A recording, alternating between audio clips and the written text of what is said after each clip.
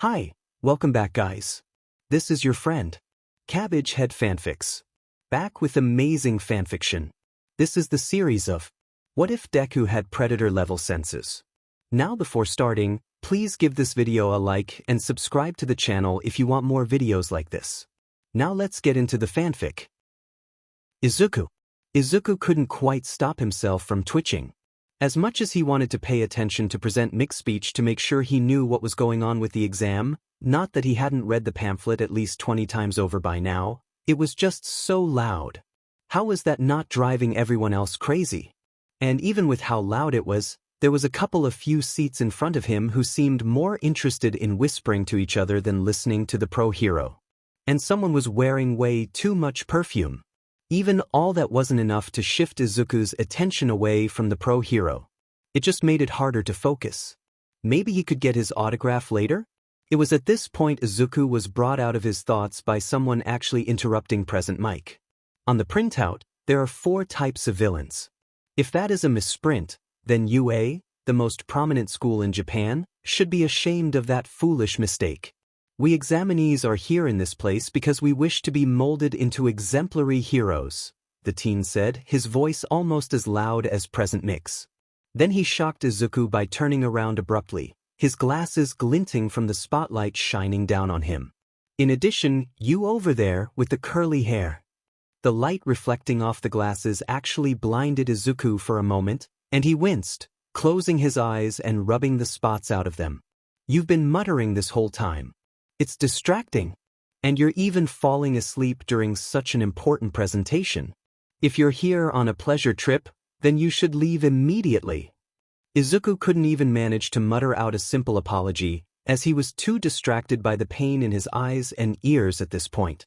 Fortunately, present Mike spoke up at that point and calmed things down before proceeding to explain the last type of obstacle they could encounter. Not that Izuku could hear much of what he said, with his ears ringing and his eyes burning. Shortly after that, everyone was directed to go to various buses that took them to their battle centers. By the time they got there, at least Izuku could see and hear again without being in constant pain. Battle Center B was literally a mock city that towered over him, far bigger than he thought it would be. He stood in front of the large doors leading into the city with several other students. This was it, his chance to finally become a hero. He just had to pass this one exam, and he'd be on his way to making his dream a reality. He took a moment to look at the other potential students in the area. He didn't really see anyone he recognized at first. Then he spotted that girl that had saved him from face-planting on the way in. Just as he was about to head toward her to thank her for her help, he froze. Just behind her, next to the door, there was another girl. She had dark red, neck-length hair that was mostly straight, but it would probably be wavier if it was longer as it spread out near the ends, becoming messier. She looked like she was just a bit shorter than Izuku himself, if you stopped measuring height at the top of her head at least. Sticking up out of her hair was a pair of cat ears, with the fur matching her hair color, almost blending in. They also kept twitching in all directions. She was wearing a simple shirt and skirt combo, with a red cat-like tail sticking out from just above her skirt. Before he could really take in any other details about her, she just casually took her shirt off. Izuku could barely believe what he was seeing as she continued to undress right there, where everyone could see her. He even closed and rubbed his eyes to make sure he wasn't seeing things, but when he looked again, she was fully naked, though, perhaps fortunately for Izuku's sanity, she was facing away from him. Okay, start. The shout drew Izuku's attention away from the naked cat girl to present Mike, shouting from atop a nearby tower. What's wrong? There are no countdowns in real fights.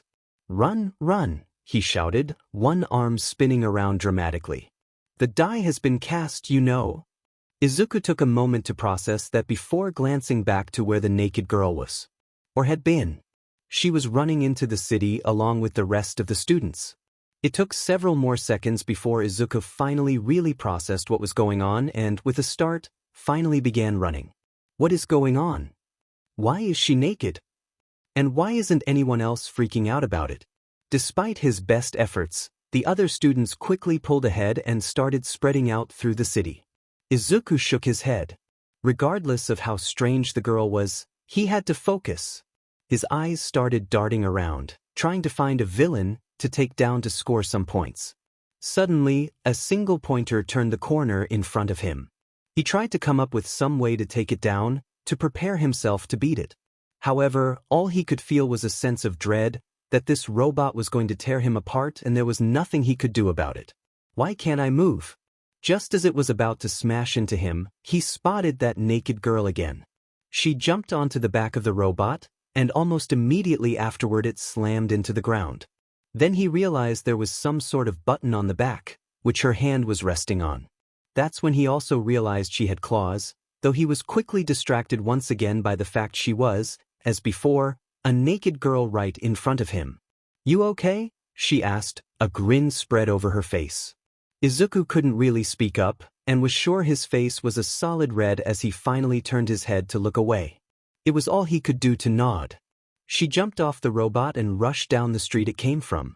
Curious about why she ran off suddenly, he turned the corner, and saw her quickly and efficiently jumping, running, and flipping her way between several robots that were attacking a group of students that clearly were struggling, most of them 2-pointers, with a single 3-pointer among them as well. 6 minutes left. Present Mike suddenly announced, and Izuku finally snapped out of his shock and ran toward the fight. He had no idea how to use One for All yet, but he had to try to help. Not to mention it would also get him some of those points he desperately needed. Having seen where the girl was smashing buttons on the back of the robots and how they immediately fell down, Izuku realized they must be some sort of weak point. On these 2-pointers, the buttons were at the base of the neck, which also put it right in the area the tail lasers could. This didn't seem to be causing the girl many problems though, as she flipped over and between the head and tail, slapping button after button. Izuku glanced at one of the robots she had deactivated while it had been trying to zap a student and noticed that this one many of the robots she had attacked, he realized had cracks spiraling away from the neck button where she had slapped it. Was she strong too, on top of her agility and speed? What a useful quirk. Finally catching up, Izuku carefully approached from the side of one of the 2-pointers as it focused on another student, watching for his chance. Finally seeing it, he pushed against the damaged remains of one of the other robots, causing the tail to flop in the way of the chasing 2-pointer, making it trip. As soon as it started to fall, he quickly rushed toward it, climbing the side and slapping the button as quick as he could.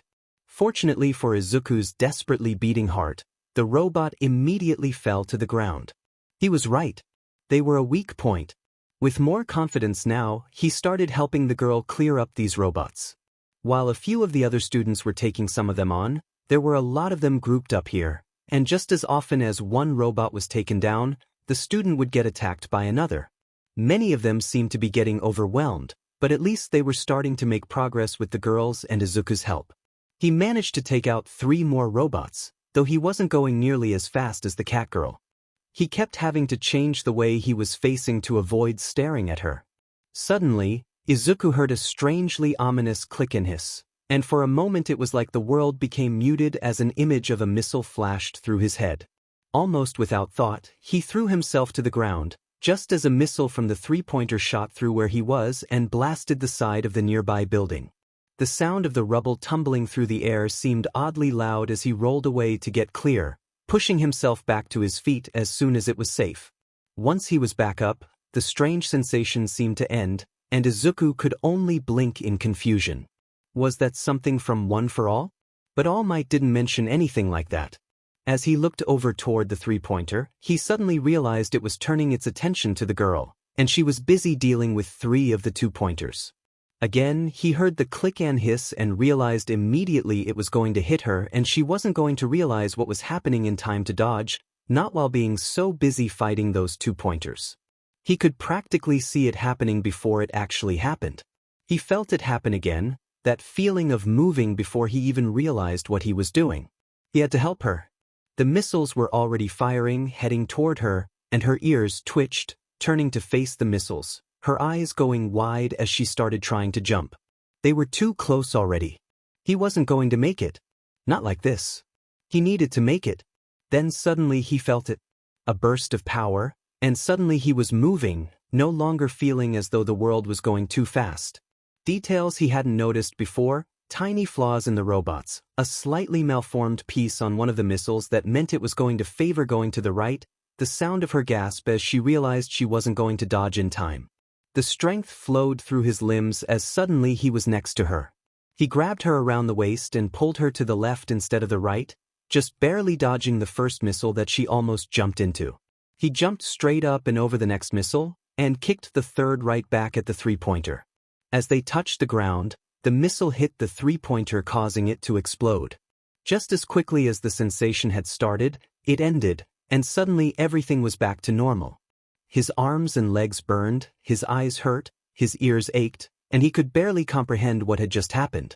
It was several seconds before she seemed to realize what had happened, and as he felt her move, he realized he was holding a naked girl.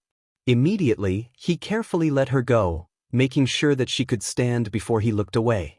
Why you okay? He knew his face had instantly turned the brightest red it had ever been in his life. He could practically feel his face burning off. Despite not looking at her, he realized as she stepped away he could almost feel her blushing, so hot was the heat coming off of her face. Yeah, thanks. There was a brief awkward pause, as Izuku started looking around for the next robot, only to realize all the ones in the area were finally down. I'm Hagakure Toru. It took Izuku a moment to really process her words, still trying to figure out what happened and embarrassed by being so close to a girl, never mind that she was also naked. I'm Midoriya Izuku. Nice to me, he half turned to her out of habit before forcing his face away again. Before anything else could be said, the entire street shook. Suddenly, further down the street, an enormous new robot appeared, towering above the already giant buildings. Immediately after appearing, it started destroying the buildings to either side as it tried to charge down the street. Almost immediately, students started screaming and running away from the robot. Izuku didn't pay attention to them. Nearby the robot, he had spotted the girl who had saved him from face-planting before the exam. He also immediately saw the building above her as it broke apart, the pieces showering down around her. Before he could even try to move, she had been caught under a large pile of rubble. No, we have to help her. Izuku immediately started moving toward the giant robot. Hagakure joined him in rushing to the girl's aid. She was running on all fours, and he realized she was faster than he was right now, though he tried not to look at her. A quick glance was enough to figure out she was running at close to 40 mph and quickly accelerating. I'll get her. See if you can distract the robot, she called over her shoulder, charging to the trapped girl. Izuku nodded, turning his focus to the giant. There was no time to hesitate. He recalled All Might's words from earlier that morning, recalled that desperate feeling that he had had when he needed to save Hagakure. He tried to push his power as much as he could. He needed it all. Then he jumped. Immediately, he knew this was different from before. The air rushed past him as he flew through the air, the robot practically frozen in comparison. He clenched his fist, feeling the power flow into it. As he drew it back, he concentrated everything he had into this one strike. There would be no time for a second try. Smash! With that thought, he threw his fist into the robot, realizing his right arm was glowing red and his shirt had been partially destroyed. Then the robot was flying backward, its face crushed, a shock wave spreading from the point of impact. It started exploding as it fell. As he began to fall, he realized his arm was horribly bruised. He could feel his bones had shattered from the impact, and almost immediately after realized his legs had also been destroyed. His body couldn't handle the power of One for All. Just like All Might warned him. As he began to fall, he saw that Hagakure had managed to lift that rubble off of the other girl and move her to safety. She would hopefully be fine now, but he realized he couldn't land like this. His concern for the girl broke off as pain lanced through his body. He gasped. It felt like his legs had turned to liquid fire, and his arm was filled with sharp flashes of heat. He gritted his teeth and closed his eyes. He didn't know how he was going to get out of this one. He had nothing to break his fall, no legs, one arm, and he was in unbelievable pain. Just as he was about to hit the ground, he felt his weight suddenly disappear, and he stopped mid-air. It took him a moment to realize that the girl they had rescued had once again rescued him. Breathing a sigh of relief, he barely grunted when he felt a pair of arms wrapped around him and the feeling of gravity returning.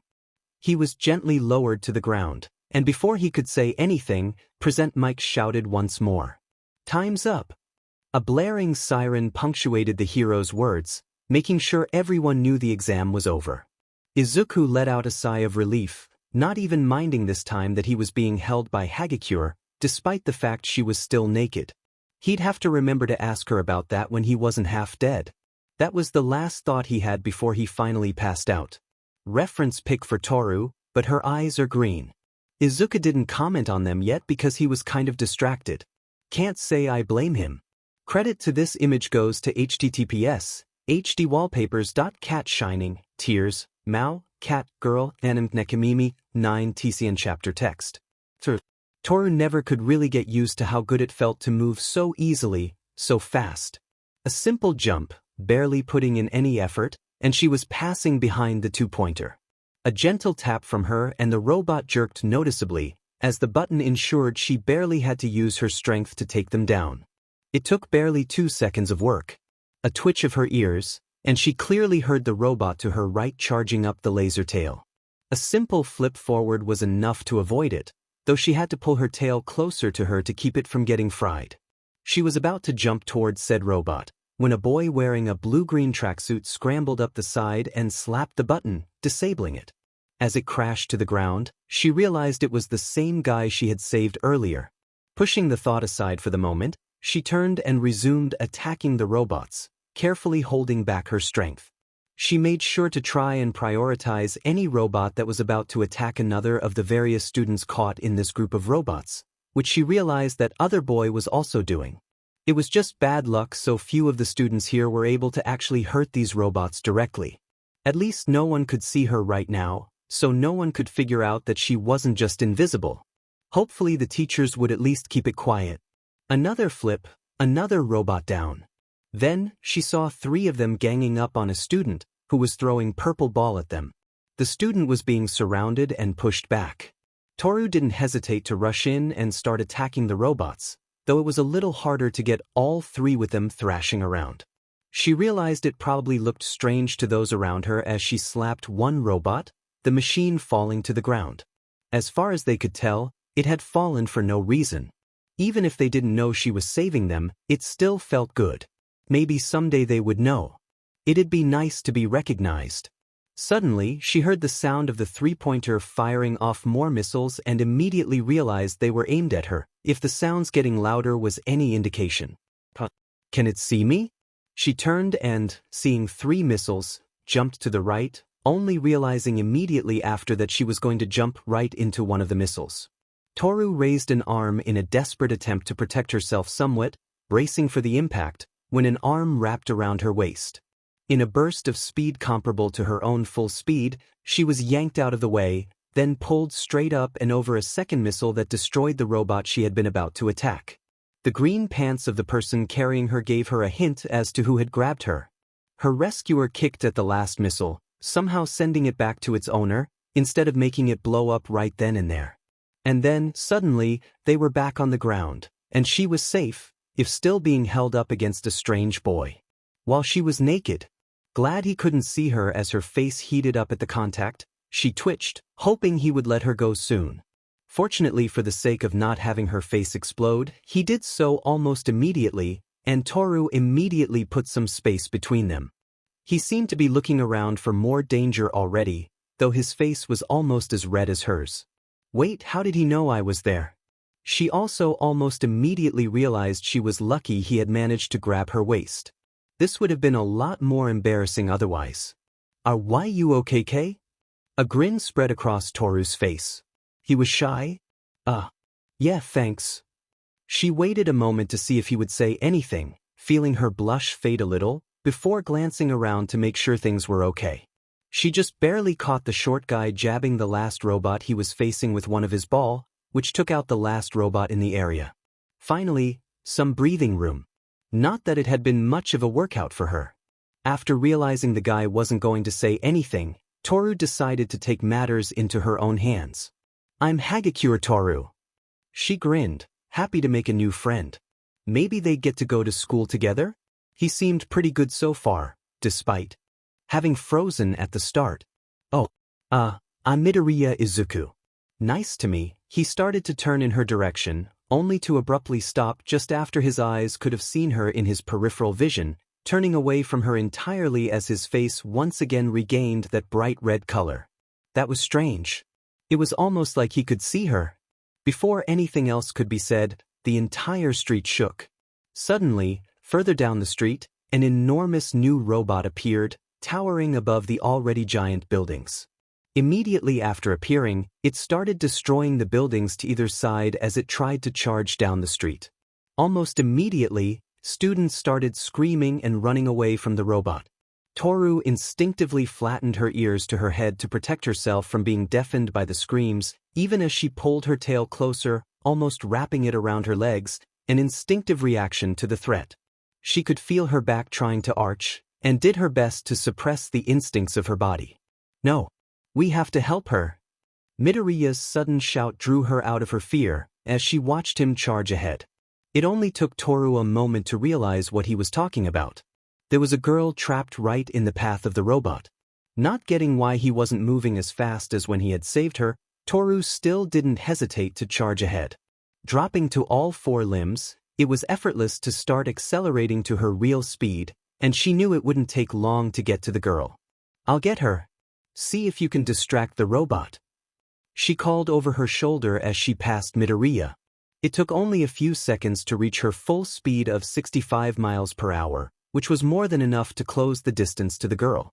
The rubble wasn't heavy to her, easy to move out of the way. She quickly bent down to check on the poor girl, only to realize she had gotten lucky. No real injuries. Quickly bending down, she picked up the girl in a bridal carry, ready to run out of there, when an incredibly loud bang rang out, followed by explosions. Looking up, she realized Midoriya hadn't just distracted the robot. He had punched it and broke the thing completely. The entire head was crushed, and explosions were spreading all along the rest of the body. One punch from him was enough to take it out. And he had jumped from where they had started. Was he actually faster than her? She was snapped out of her thoughts when the girl spoke up.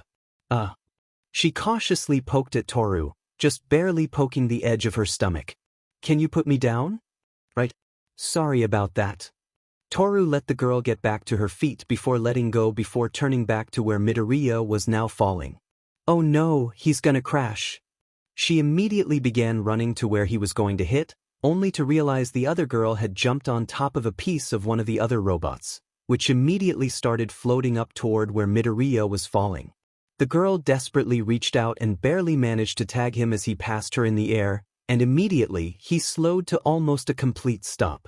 It made it effortless for Toru to get under him and grab him to stop him the rest of the way. I got him. Toru called out, and immediately the other girl pressed her fingers of both hands together. Release. She was clearly straining, and as soon as both the robot part she was using as a platform and Midoriya regained their normal weight, she was heaving over the edge. Poor girl had overused her quirk to help save Midoriya. Time's up. Present Mix shout reminded her that this was actually an exam, not a real battle. She had actually gotten so caught up in things that she had forgotten for a moment. Then she noticed Midoriya's arm and legs. It took everything she had to not immediately start freaking out. They were horribly bruised and broken. She carefully put him down and started looking around, desperate for something to help him. Fortunately, before she could really panic, she spotted an old woman walking up to the group. She walked straight up to Midoriya, a frown on her face. Who was she supposed to be? One of the other examinees spoke up, a smile and a wink on his face as he pointed toward the lady. That mademoiselle is the backbone of Yue. Oh dear. You were hurt this much by your own quirk. She knelt down next to Midoriya, carefully nudging him. He didn't respond. Her frown deepened, causing Toru to start freaking out again.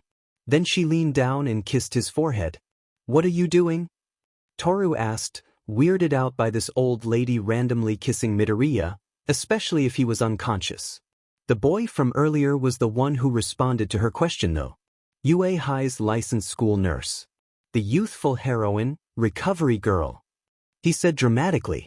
The wounds on Midoriya's body began to glow green, and the bruises began fading, broken limbs pulling themselves back into proper position. Her quirk is the super activation of healing ability. Yue can only go through with such a reckless entrance exam because of her. As he finished speaking, all of Midoriya's injuries were gone.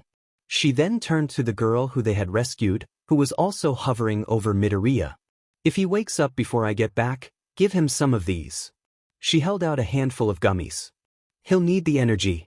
If he's not awake by then, I'll take him to the hospital wing and keep him there until he wakes up. The girl's face took on a look of determination as she accepted them. Let's finish this quickly. Is anyone else injured? Recovery Girl asked as she moved away, helping others as she went.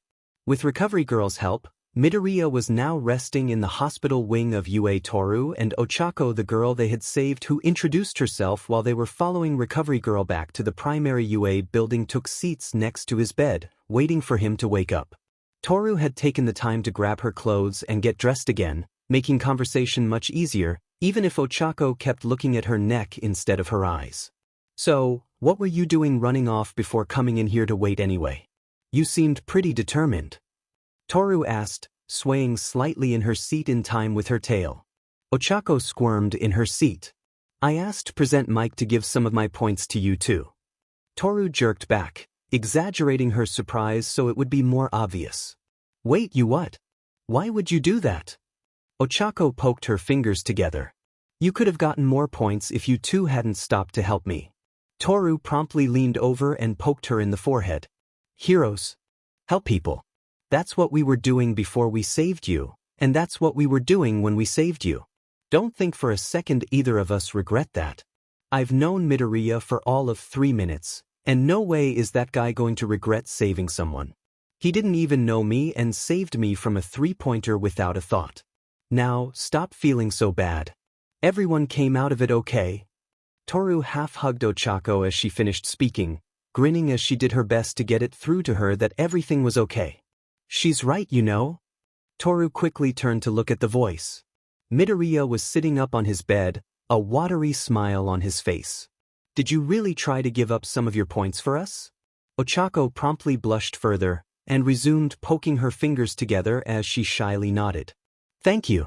You didn't need to do that, but thank you. Ochako shook her head. You both deserve them. You used up your time saving me instead of getting more points. Toru tightened the hug she still had Ochako in. Like I said, that's what heroes do. She then leaned back and turned to Midoriya. After a moment, she gave an exaggerated bow. And I'm sorry for asking you to distract the 0-pointer like that. I wouldn't have done that if I knew it would hurt you so much. Midoriya responded by shaking his head wildly. No. You don't need to apologize for that. I got hurt because I don't know how to control my quirk all that well. I'm sorry I couldn't help you more. Toru blinked at his reaction. Not that he could see that, she reminded herself. Wait, what? How would that know? That doesn't mean it's your fault. After a moment of thinking, she pointed at Midoriya, mostly so her sleeve pointed dramatically at him to get her point across. If it can't be my fault and it can't be your fault, then it's neither of our faults. So there. Midoriya stared at her finger for a moment, before looking at Toru with a confused expression on his face. How does that even make any sense? Ochako began giggling. You two make a cute couple, did ya know? And just like that, Toru felt her face implode. By the looks of Midoriya, he was probably feeling the same, though he actually fell back and seemed to pass out. After vehemently denying any such relationship and dealing with Ochako playfully ribbing her, Toru finally had to leave and go home.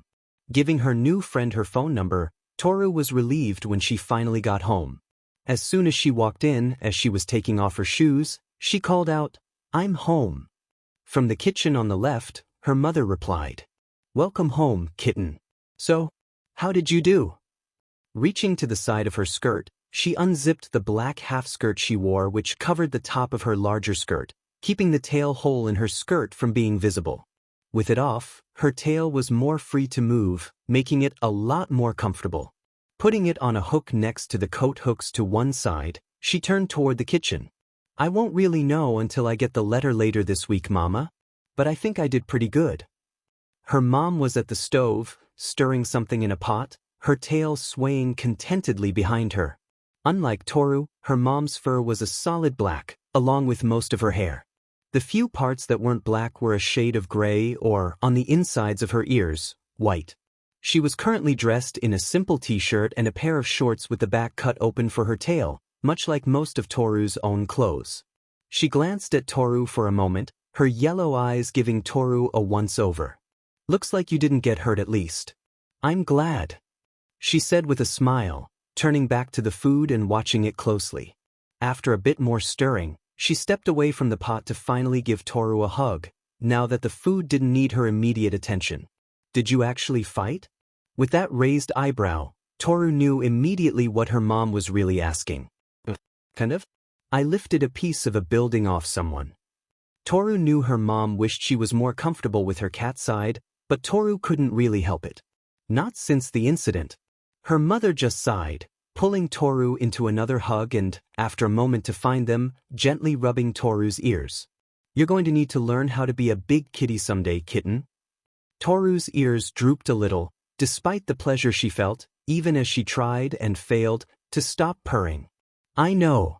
Laying a gentle kiss on her daughter's head, Toru's mom went back to the stove, stirring some more.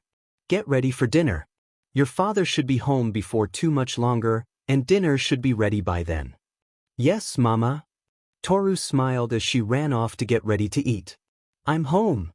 Toru's ears perked up as soon as she heard her dad. "Welcome home, Daddy," she called enthusiastically, her tail waving in contentment now that her whole family was here. As soon as he walked into the kitchen, he went straight to her and opened his arms for a hug. Of course, since he was invisible like his daughter, this simply meant the sleeves of his t-shirt spread open, making it obvious what he was doing to those used to an invisible person. Toru wasted no time jumping into the hug. "And how did the exam go?" Toru couldn't help but roll her eyes at how predictable her parents could be sometimes. "We won't know till the letter gets here." She pecked his cheek with a kiss before running back to the table to sit down. Her dad walked over to her mom and, while she couldn't see half of it, she could easily hear the brief kiss they shared, before her dad sat at the table. "Well, I'm sure you'll pass it easily. You didn't do all that practicing for nothing." Toru gave an exaggerated nod, more a very quick bow than anything. "I think I did pretty well. There were a lot of really skilled people there though, and I made 2 new friends." "Oh." The raised eyebrow her mother gave her made her remember this might not have been the best idea. "Well, 1 definite friend and 1 maybe friend." Her dad turned the top half of his body toward her at that. "Maybe friend?" Toru was glad her parents couldn't actually see her face. "Well, the other friend was hurt during the exam and I couldn't speak to them before I had to go, so I couldn't give them my phone number. But the other girl was just fine, so I gave it to her at least." Perfectly fine. Nothing in there could prove that the other friend was a boy. Her mother narrowed her eyes at Toru. "And what are their names?" Toru had to think fast. "Ochako and Izumi." She silently winced. "Sorry, Midoriya. Better this than having to tell." I made friends with a boy, at least for the moment." Toru's dad spoke up then. "I'm glad you made some new friends. Which one was hurt? Do you know if she's all right now?" Toru bowed again. "Izumi was fully healed before we left. They were just sleeping because of Recovery Girl healing them." At that point, the discussion devolved into a more detailed description of what Toru did during the exam, which she happily shared, complete with exaggerated movements. The week-long wait for the results of the exam was torture. Toru probably spent more time napping in random places around the house, just to try and pass the time faster than was healthy, but for once, she just let her cat side out. Being caught in a box by her dad was a little embarrassing. By the end of the week, the scratch pad she had gotten from her mom was more or less destroyed. She had received it to help keep her claws healthier, while also dealing with some of the more annoying instincts that came from her cat side, and it had not survived all the nervous energy she had. Toru took it upon herself to get the mail every day that week, much to the amusement of both her parents. As such, when the letter finally arrived, she promptly ran into the house on all fours with the letter clutched in her mouth, leaving the rest of the mail by the door, so she could read it in her room.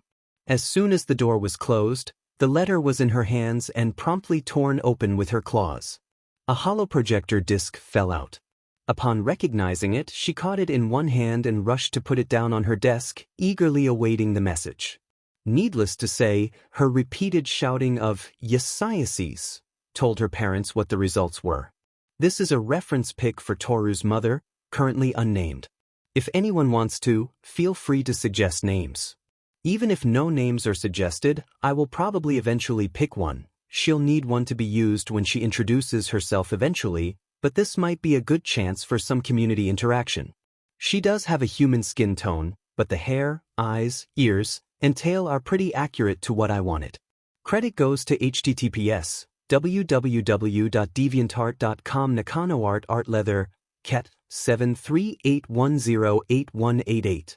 And this one is just to show the kind of half-skirt I mention in the FIC.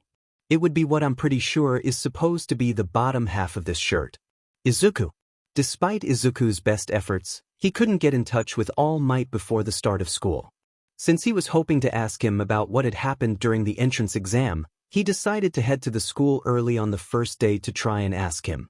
Sadly, despite showing up early, he couldn't find All Might, no matter where he looked. Deciding to try again after classes, he went looking for the room for 1A. He got lucky, realizing his search for All Might brought him pretty close to it, so he ended up sitting down with almost half an hour to spare. Having not expected so much extra free time, he reached into his backpack and pulled out a book on sensory quirks he had purchased yesterday. While he hadn't been told one for all had a sensory effect, clearly there was something. Izuku thought that maybe reading about similar quirks would help him. He pulled out his reading glasses from his backpack. Trying to read things up close without them always gave him too much of a headache. Slowly, other students began to trickle in, usually alone or in pairs. He shared greetings with the few that said hello, but mostly focused on trying to learn more about what was up with his senses. As such, he was surprised when his reading was interrupted by a more familiar voice. "Midoriya, you made it." Looking up, Izuku spotted Hagakure fortunately dressed this time walking up to him, a grin on her face. Thank goodness. Just seeing her smile at him like that made him feel a little warm inside. Someone actually cared. He couldn't help but feel embarrassed though, scratching the back of his head as he smiled back, taking off his reading glasses with his other hand as he looked at her. His mind decided to betray him at that moment, reminding him of just how much of her he saw during the exam. He broke eye contact almost as soon as he made it, his face turning solid red as he looked away. "Gee, glad to see why you made it too." He did his best to push aside the image in his head and focus on the present instead. "What was your final score?" he asked. It seemed Hagakure's default expression was a grin, as when he managed to face her again, it seemed to have grown larger. 76. Got a nice, solid third place, Mr. First Place. She poked him in the shoulder. Did you not pay attention when they showed the scoreboard in your acceptance letter? Izuku blinked, thinking back to the letter. I was kind of distracted by how happy I was that I got in at all. I only really noticed my score and placement. You earned it. 91 points is nothing to sneeze at. You roasted that exam. Hagakure said, flailing her arms around, her tail twitching a lot, though she seemed to be trying to keep it as close to herself as she could. Izuku couldn't help the smile that spread across his face. Thanks.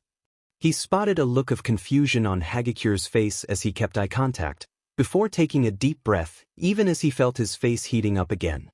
He had to ask, or that image would never leave him alone. Probably. During the exam, why we?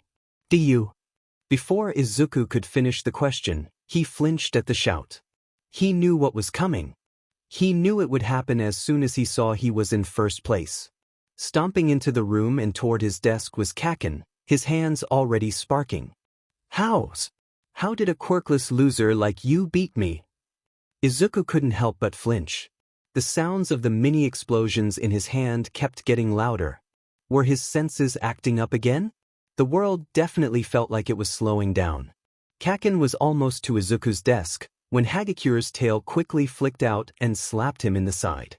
There wasn't much force behind it. Izuku could tell she held back possibly a lot. It was kind of hard to tell how strong she really was, but Kaken was still sent stumbling several feet to the side, almost pushed to the ground.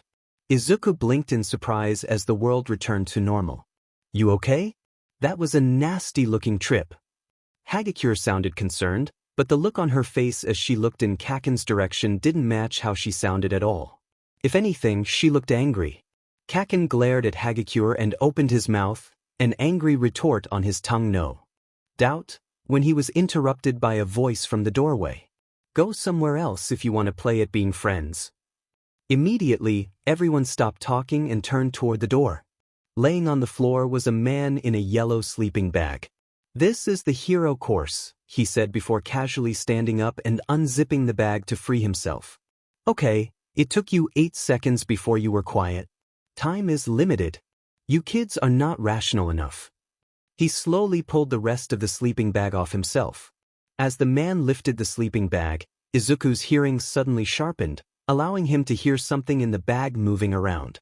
Izuku frowned, annoyed at how his senses clearly had a mind of their own right now.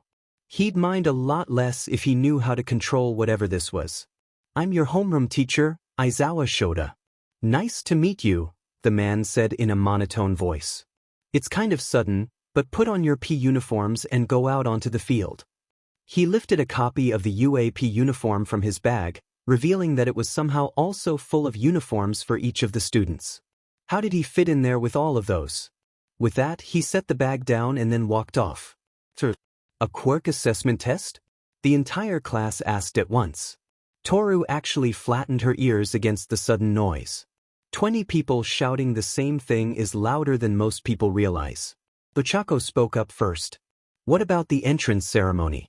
The orientation?" Mr. Aizawa was facing away from the class, staring out at the field. "If you're going to become a hero, you don't have time for such leisurely events. UA's selling point is how unrestricted its school traditions are." He turned to face the class, his tone never varying. "That's also how the teachers run their classes. You kids have been doing these since junior high, too, right? Physical fitness tests where you weren't allowed to use your quirks. The country still uses averages taken from results from students not using their quirks. It's not rational."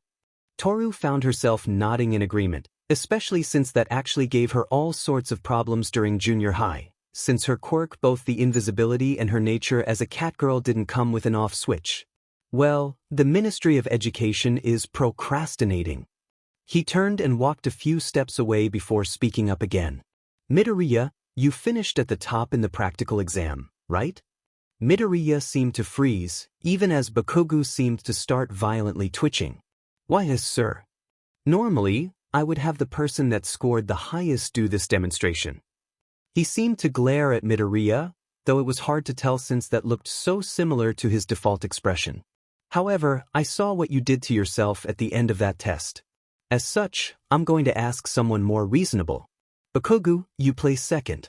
In junior high, what was your best result for the softball throw?" Toru felt herself getting angry at the teacher for treating Midoriya like that, though, given that he actually seemed more relieved at not being put on the spot, she decided to let it go. 67 meters. Mr. Aizawa held out a softball. "Then try doing it with your quirk."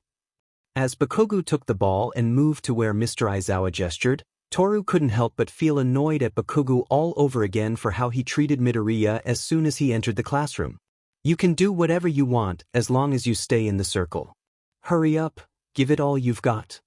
Bakugou took a pitcher's stance. Toru silently hoped he'd somehow trip and hit his face. As he began to throw the ball, he shouted, "Die!" Immediately, a massive explosion erupted from his hand, sending the ball flying and leaving a trail of fire and smoke through the sky. "Know your own maximum first." Aizawa glanced at a device in his hand as the ball hit the ground in the distance before turning around and revealing the number displayed on it, 705. That is the most rational way to form the foundation of a hero. Immediately, the students began gossiping about the result. It was pretty cool to see just how much better a person could be when using their quirk versus without it, but the fact that it was Bakugou left a sour taste in Toru's mouth. Then Mr. Aizawa dropped the bomb. "It looks fun, huh?" The tone of voice caused the class to go instantly silent and sent a chill running down Toru's spine. "You have 3 years to become a hero. Will you have an attitude like that the whole time? An evil grin spread over Mr. Aizawa's face. Alright, whoever comes in last place will be judged to have no potential and punished with expulsion. Toru knew she herself probably wouldn't have much of a problem. She had more trouble performing these kinds of tests at a normal level to begin with. She had seen what happened to Midoriya though. If he had trouble using his quirk. She silently moved to stand next to him, noticing he was shaking.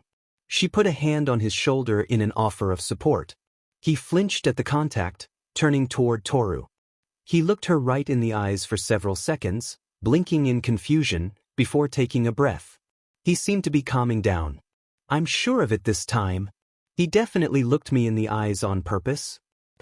No one ever seemed to be able to do that. Mr. Aizawa continued speaking, but Toru was paying more attention to Midoriya for the moment. You can do this. You saved me after all, Toru whispered, trying to encourage him. I don't know how I did that though, he whispered back, though he at least seemed to be calming down a bit. Try to remember what it felt like when you did it then. Focus everything on how it felt while you're going through the tests. It's all you can do at this point. He took another deep breath, but his eyes seemed to gain some level of resolve. He smiled at her. Thanks. Oh, and before I forget, we need to talk after class. It's important. His face was turning red a bit, and he broke eye contact. No doubt he was doing that on purpose. Somehow. Toru nodded in agreement as she stepped away. Everyone else had already started getting ready for the test.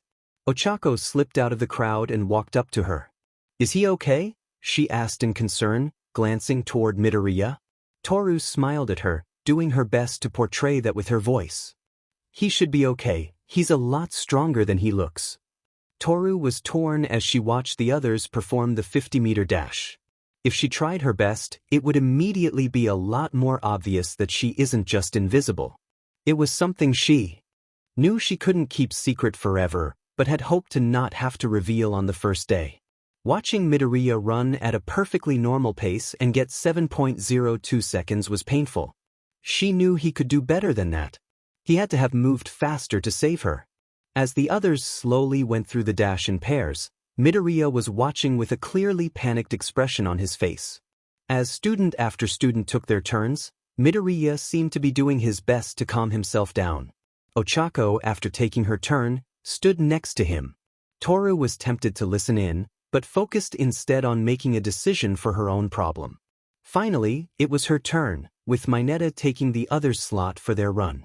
Hesitantly, she set herself against the starting blocks, her posture as awkward as it always was when she was on all fours and not letting her body shift to its natural four-legged posture. Hagakure! Toru blinked, then turned to the side, seeing Midoriya approaching her. Midoriya had his eyes squinted, like he was concentrating hard on something. He leaned closer to whisper to her. Show them how fast you can really be. The way he said it, Toru instantly knew what he meant. He must have realized what she was doing. As soon as he finished speaking, he relaxed his expression and went to the side, standing next to Ochako to watch her run. After a moment's hesitation, she nodded, and let her hips shift.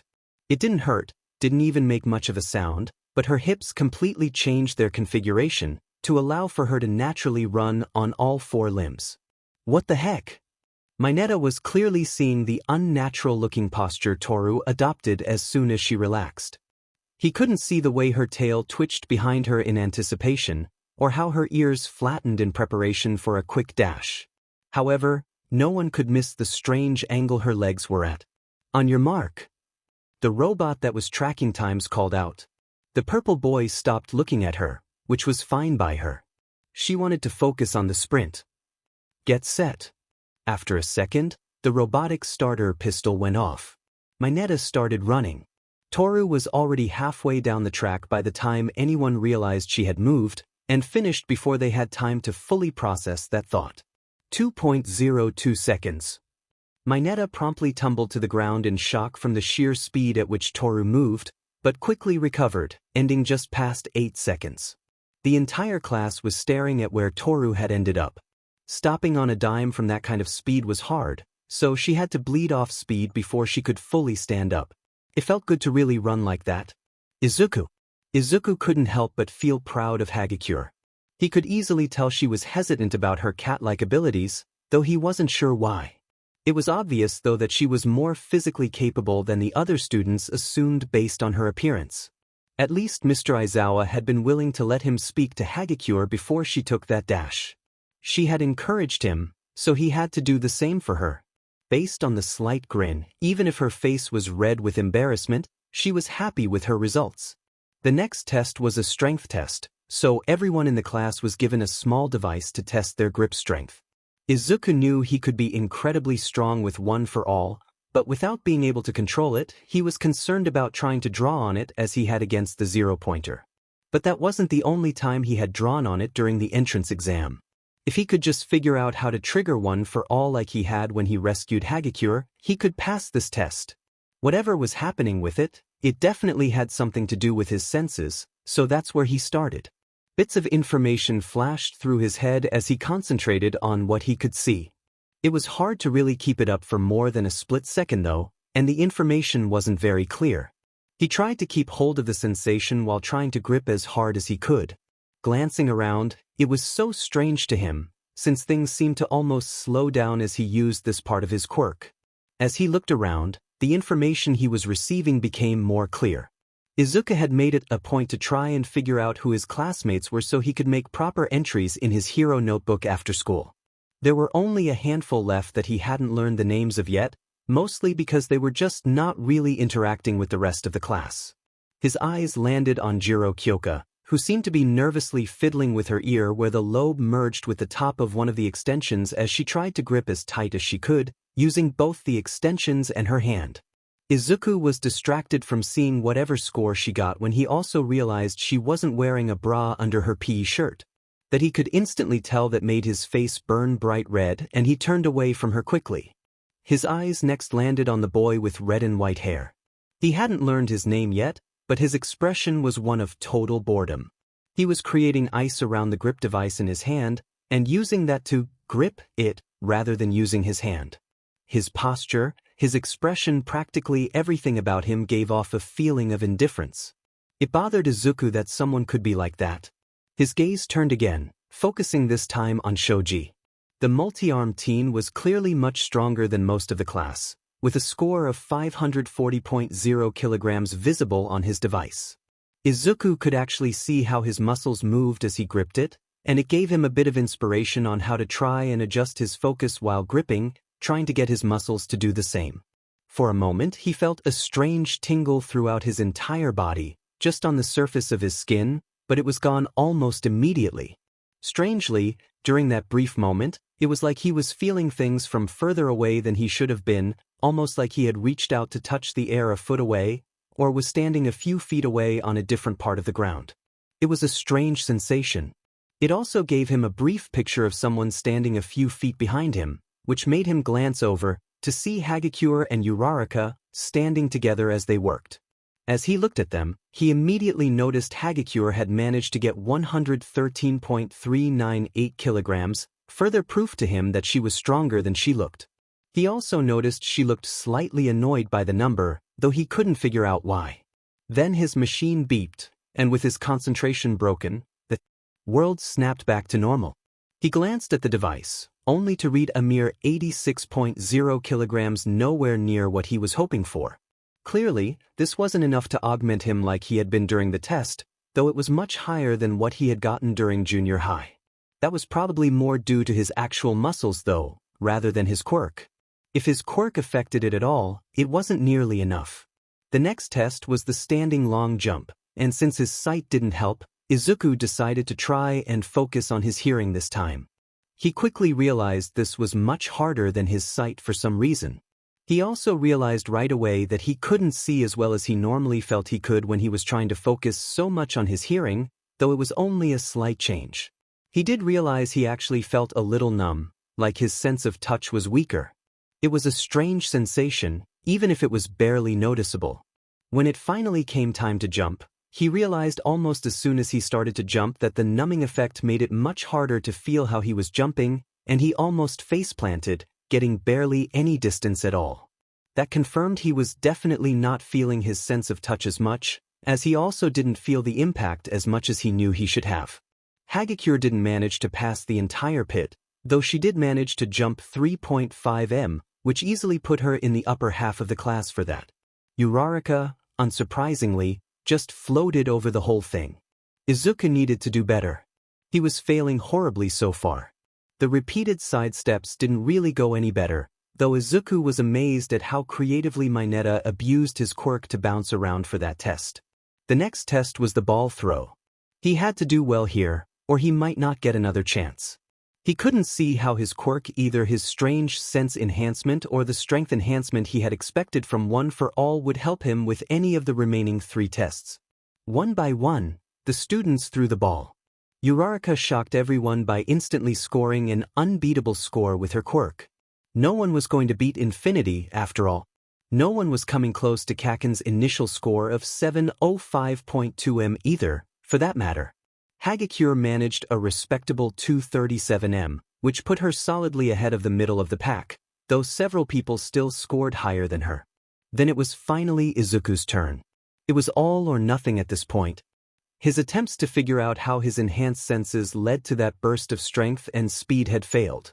All he had left was to just go 100% and take the only score he could get. As his right arm began to glow, he pulled back the baseball, and with an internal scream of smash, he let it fly, only to blink in confusion when it flew as if he had thrown without One for All at all. And his arm was just fine. The world was also rapidly fading into a blurry blob. Izuku quickly squinted his eyes, as he realized the rest of the class, standing no more than 10 meters away, had devolved into blobs of color vaguely recognizable as humanoid in shape. Mr. Aizawa, who was closer, was a slightly more detailed blob. What the heck is going on? He vaguely heard in the background as the robot commented on his throw only being 46 m, but he was far more concerned with what happened to his sight. I erased your quirk. Izuku turned in the direction of Mr. Aizawa's voice. There was a very blurry mess of something floating around his head, but Izuku couldn't make out what it was. That entrance exam definitely wasn't rational enough. Even a kid like you was accepted. Izuku couldn't help but feel confused. You erased my quirk? Several thoughts went through his head. A quirk that erased other quirks? And why did that make him nearly blind? He thought of all the quirks he knew of, and after going through the possibilities for a moment, finally made the connection. You can erase other people's quirks with your quirk just by looking at them. You're the eraser hero, eraser head. Izuku could vaguely hear the others talking in the background, but his mind was already processing what was happening rapidly. If this blindness was happening because his quirk was turned off. From what I can tell, you can't control your quirk, can you? Do you intend to become incapacitated again and have someone save you? Izuku stayed silent, as he was processing a possibility he hadn't ever considered before. If this is all you can do, then those around you will be forced to save you, making you just another helpless bystander. Izuku couldn't deny it at this point. He had always had a quirk. He just hadn't realized it. Everything was finally making sense in his head. Why One for All was making his senses act strangely wasn't because One for All was empowering his senses. It was because One for All was enhancing his own quirk, which had already been improving his senses. Mr. Aizawa. Izuku interrupted his teacher before he could go any further. He seemed to lean back a bit, as if surprised at the interruption, though Izuku wasn't sure with him being somewhat blurry. Thank you for using your quirk on me. He could hear the others muttering in confusion in the background. Huh? Mr. Aizawa asked. Izuku had to think on the spot about how to explain what had occurred to him while keeping the true secret of One for All quiet from the students listening in. But one thing he was learning that he was good at was acting under pressure. I thought that my quirk only enhanced my body a little. I never knew it could give me strength like I had against the zero-pointer. He could hear Kaken's confused voice. Huh? Enhancement? What is he talking about? He's quirkless, in the background, and someone responding quietly to him, but his focus was mostly on Mr. Aizawa. Your quirk has helped me realize my quirk was doing more than that all along, I just didn't notice it. Mr. Aizawa was quiet for a moment. What do you mean? I'm apparently nearsighted. I can barely see you, and the rest of the class is just a blob from here. I was able to see just fine before you turned off my quirk. I think my quirk is actually a general all-around enhancement, and I was using part of it my entire life. I just hadn't noticed it until now. Mr. Aizawa's confusion was apparent in his voice. How do you not notice an enhancement quirk? I think all it was really enhancing was my eyesight, since apparently I needed it to see normally. Being put in danger in the exam, and the training I did to get my body ready beforehand, must have allowed me to start using more of the quirk. Before that, it was just always on. Izuku was shaking with excitement as realization after realization shot through him. Mr. Aizawa must have turned off his quirk at that point, as suddenly the world shifted back into focus. And what makes you think this will make a difference? Izuku's face took on a look of determination. Because if it can be turned off, it can be controlled. And now that I know what it actually feels like when it changes between off and on, I know what I've been doing wrong. It was a subtle feeling, a sort of tingling in his eyes. So gentle that he never even noticed, like a buzzing in your ear, you don't notice until it's gone. He'd been struggling to try and channel one for all to his senses, thinking that was the key. Now he knew better. Concentrating on that subtle tingling, suddenly the world slowed to a crawl and stayed that way. He could see. A grin spread across his face. He flexed his arm, trying to bring up one for all again. He felt it charge up to 100%. Not what he wanted. He could see Mr. Aizawa tense up, ready to deactivate his quirk, but he released one for all as soon as it didn't work. He concentrated on his ears. That strange tingling he felt in his eyes, he wanted that at his ears. The tingling weakened at his eyes, and he could suddenly hear the sounds of some birds flying high in the air above the school, the students whispering quietly trying to figure out what he was talking about. Even the sounds of their clothes as they moved created a sort of picture around him. Still not what he wanted. The look of concentration on his face deepened as he brought the tingling sensation back up in his eyes while holding it in his ears. He tried one for all again. It flashed for just a moment, but this time he couldn't hold it to his arm, and it spread itself out around his head as well as half his torso, plus the arm he intended. He could spread it out across his body, but it was still too much at once. He gritted his teeth as he released it again, this time going with his gut and focusing on his sense of touch. He almost lost his grip on the other senses, but a bit of adjusted focus and suddenly he felt it. One for all. In a burst of green lighting, he felt the power flow, just as it had when he rescued Hagakure. This was it. He knew a lot of the power was being tied up in his senses, and he instantly realized his sense of smell was practically gone, like he had a very stuffy nose, and he could feel the movement of everyone on the field as though he was touching them. Combined with his sense of hearing, he knew exactly where they were, what they were doing, how they were standing and moving. As he started getting more comfortable with the sensation, he realized he could even get a general idea of how large they were, how much they weighed, and other little details that helped paint a picture of everything in his mind. Total spatial awareness. He let out a breath, a grin spreading over his face. Got another ball, sensei? Mr. Aizawa actually had a shocked expression on his face, though Izuku realized instantly it was so subtle most people might have missed it. The slight changes from his normal expression enough to make it obvious to Izuku. Slowly, a grin spread over his face. You're going to be a problem child, aren't you? Even as he muttered that quietly, he held out another ball. Izuku took it and moved back to the center of the white circle. I'm not sure how this is going to turn out. You all might want to brace yourselves. As he said it, he took a pitcher's stance, not trying to hold one for all itself, but simply holding his enhanced senses and letting them pull one for all out for him. He'd have to learn to directly control one for all eventually, but this would do for now. Smash! With that shout, he threw the ball. A shock wave erupted from the ball as he launched it, sending the loose dirt of the field flying and sending the ball flying far into the distance. There was no pain at all. He'd done it. He'd controlled one for all. 402.4 meters. The robot called out. Mr. Aizawa even looked impressed. You went from no control to managing to bring out enough power to not explode, but still be pretty impressive, just from me turning off your quirk once? Maybe you do have some potential. Izuku finally released his hold on the senses, and immediately the lightning faded, the world returning to what was normal for him. But the smile on his face was not going anywhere, not anytime soon. He did it. He really managed to bring out that power that he used to save her. Midoriya must have amazing talent to go from not being able to control it to using it so easily in just one event. Toru felt a sense of pride in the accomplishment, even though she had nothing to do with it. Not directly anyway. Even as she watched the green lightning fade away, she felt a thrill at the sense of power that had filled the air the moment he finally triggered it. The cat in her was definitely interested.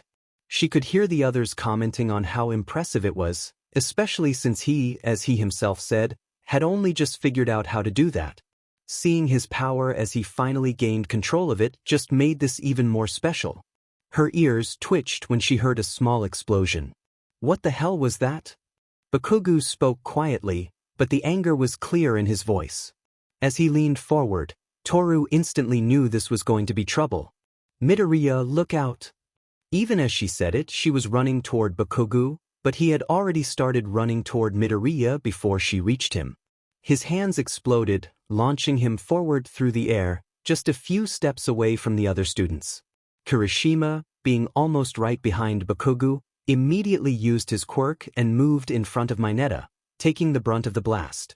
Kyoka clapped her hands over her ears as she leaned further away, though she was fortunately clear of the direct blast. Mina and Ida were both to the other side and were sent stumbling back, but fortunately were too far to be hurt directly by it. Toru herself, seeing it coming, pressed her ears flat against her head to avoid the worst of the sound. She immediately dropped to all fours, shifting her posture to chase him. Hey! Tell me what's going on, Deku, you be. While in the air, Bakugou stretched out an arm toward Midoriya, his intent clear. Toru didn't hesitate when she realized he was actually aiming to hurt Midoriya.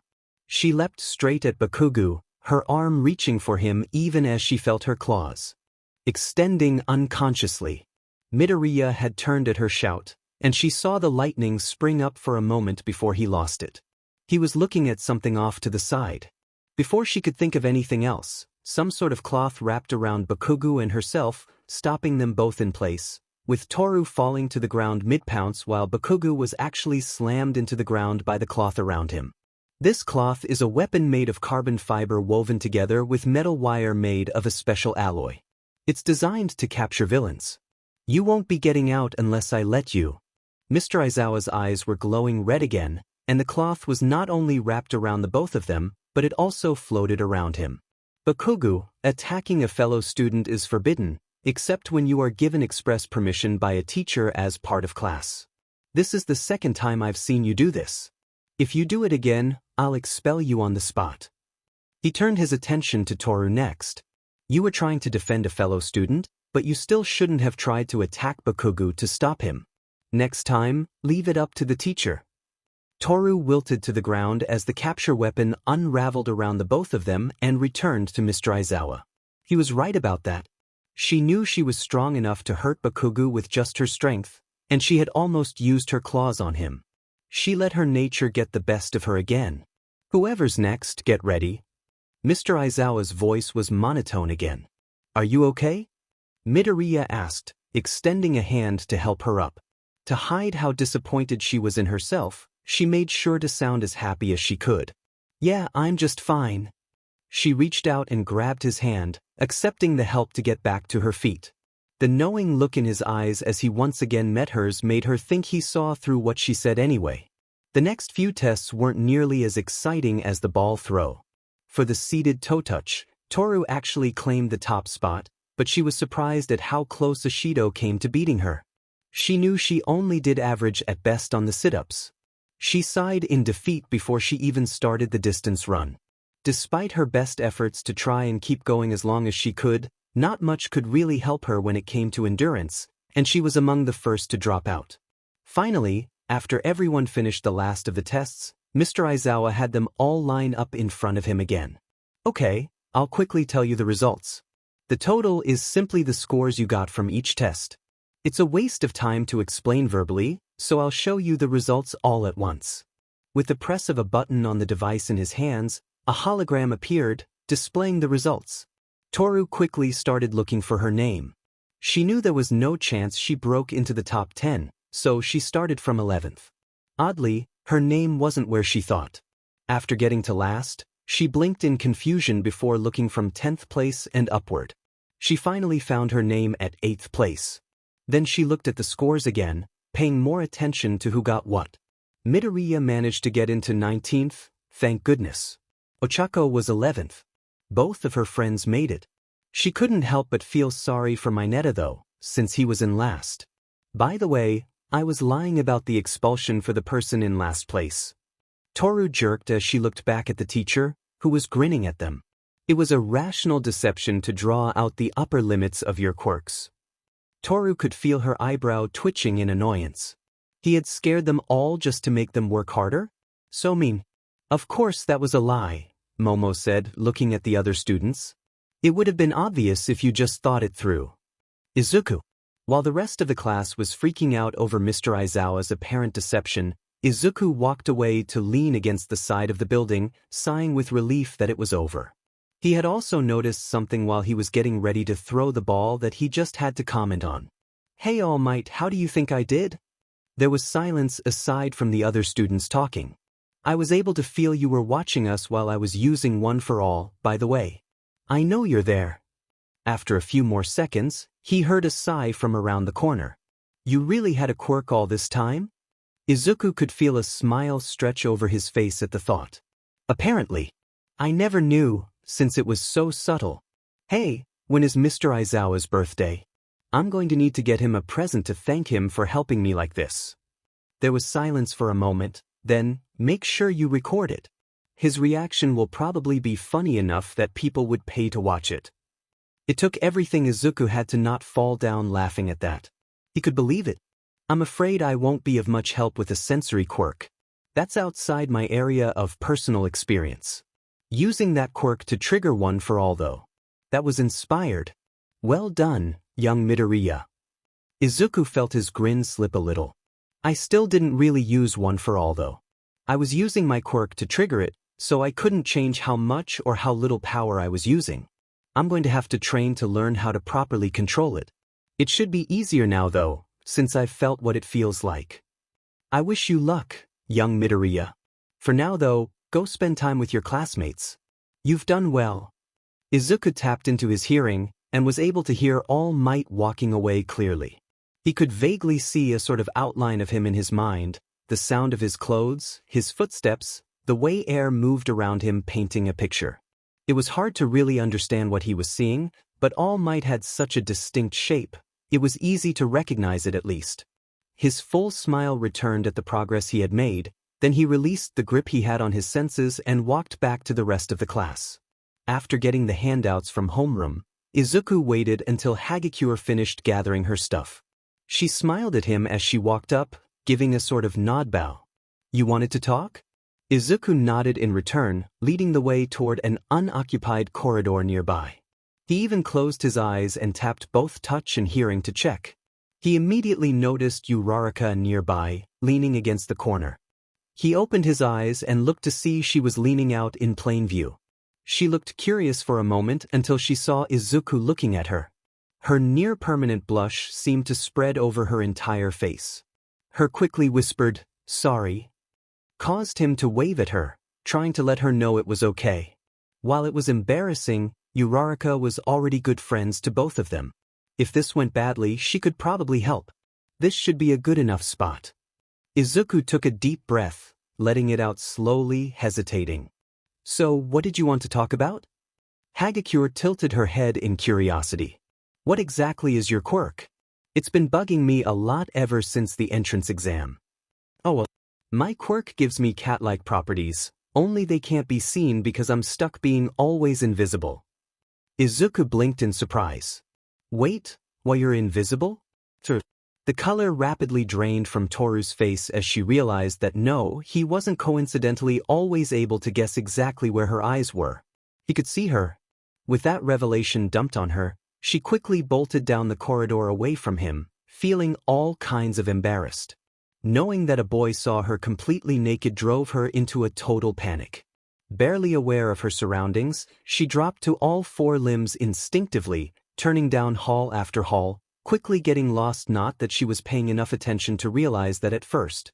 Eventually, she found the girls' locker room where just a few minutes ago she had changed back into her normal clothes. She ran in and hid on top of the lockers in the farthest corner of the room she could find. Izuku. Izuku saw her bolt, and went to go stop her only for Uraraka to step in the way. Uraraka? What are you doing? I need to. I heard, Izuku. I was originally going to ask if you two wanted to walk home together, however I think that this situation requires a girl's touch. And you are a part of the problem. She ran off because she's embarrassed. Let me handle this. The determination on Uraraka's face was almost intimidating. Uraraka, you don't need to do this. We're friends, right? Friends help out each other. And right now, Toru, and you need my help. So please let me do this.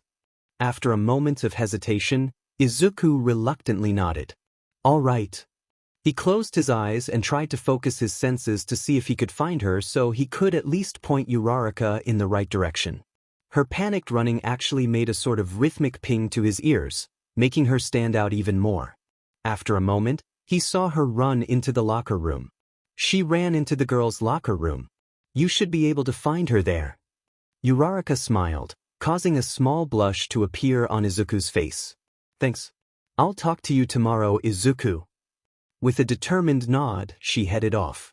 It was only after she left that Izuku realized she had called him by his first name. The blush on his face felt like it spread over his entire body.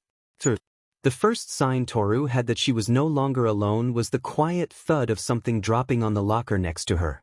When she sat up, she was surprised to realize it was Ochako. She quickly scrubbed at her face in a likely futile attempt to hide her tears. Not that Ochako could actually see them. Ochako stayed quiet for several minutes, just sitting there nearby. Toru wasn't quite sure what to make of a quiet Ochako. You know he didn't mean to hurt you, right? The question after so much quiet made Toru blink in confusion as she tried to process it. You know what we talked about? Ochako nodded her head, turning to look in Toru's direction. I was there. So. Toru had to take a moment to pull her thoughts together before quietly replying. I know. We've both only known him for a little while, but I think he's the kind of guy who'd be respectful in that kind of situation. Toru thought back to all the times they interacted during the entrance exam.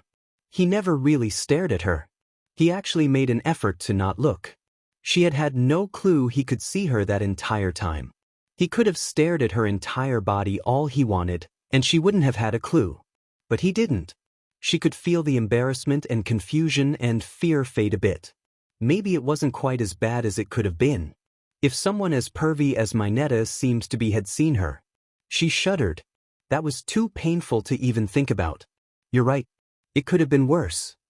Ochako nodded. That's right. And he actually feels bad that he saw you at all. He never wanted to hurt your feelings. Toru turned sharply toward Ochako. Really? Ochako's smile finally returned. Even though he knew you probably didn't want to talk to him, he was ready to do whatever it took to make it up to you. I asked him to let me talk to you instead. Midoriya really is a good guy, huh? Toru spoke so quietly, she wasn't sure if Ochako heard her at first. The brunette nodded, so she must have heard her. Ochako's face broke into a grin. At least if a guy has to be able to see you, it's probably the one guy who won't be a perv about it. And he's cute too. Toru's face burned as she nodded in agreement. I'm gonna have to talk to him. Do you think he's already gone home? Ochako thought for a moment. Maybe? I told him to head out while I talk to you. Probably best to wait for tomorrow to talk about this anyway. You'll both be a little calmer, I think. For now though, come on. The best way to cheer up is to do something fun, so let's relax. Ochako's cheerfulness was infectious. Toru could feel a smile growing, letting the stress fall away. Yeah, let's go. Izuku. Izuku was nervous. Not because today was the first full, proper day of school.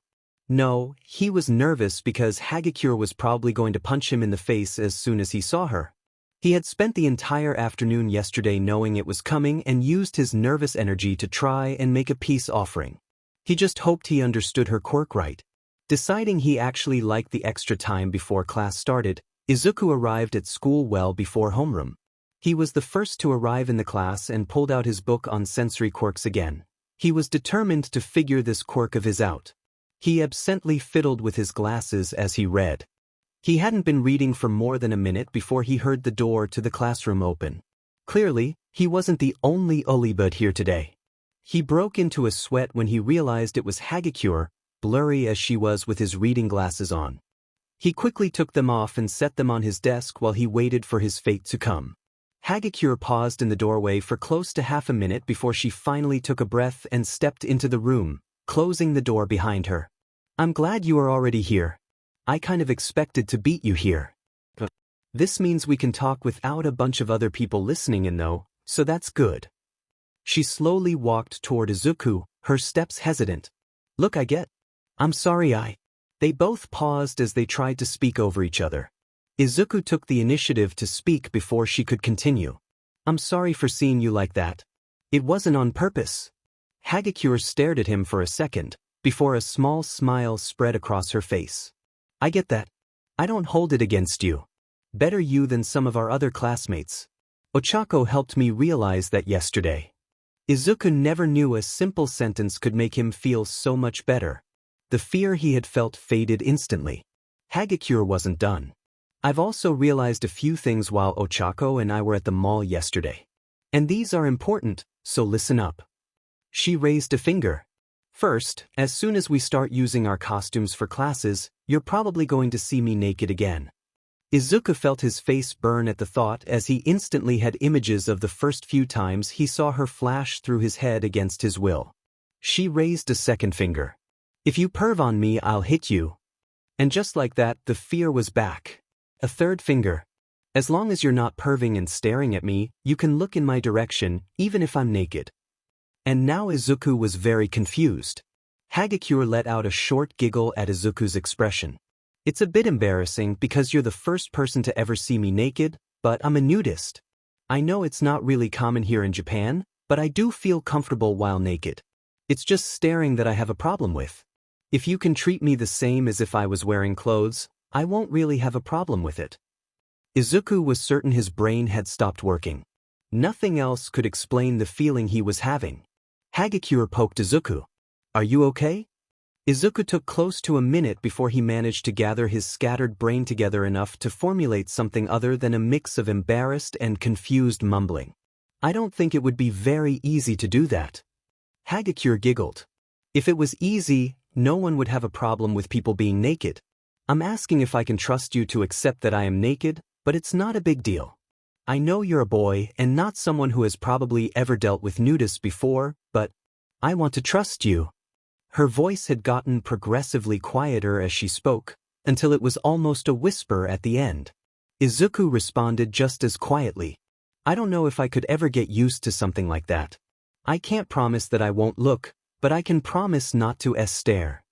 Darn it, he almost managed to say that without stuttering. He was honestly surprised his face hadn't exploded yet. He took a breath, trying to push down his embarrassment. I made you something. To make up for seeing you."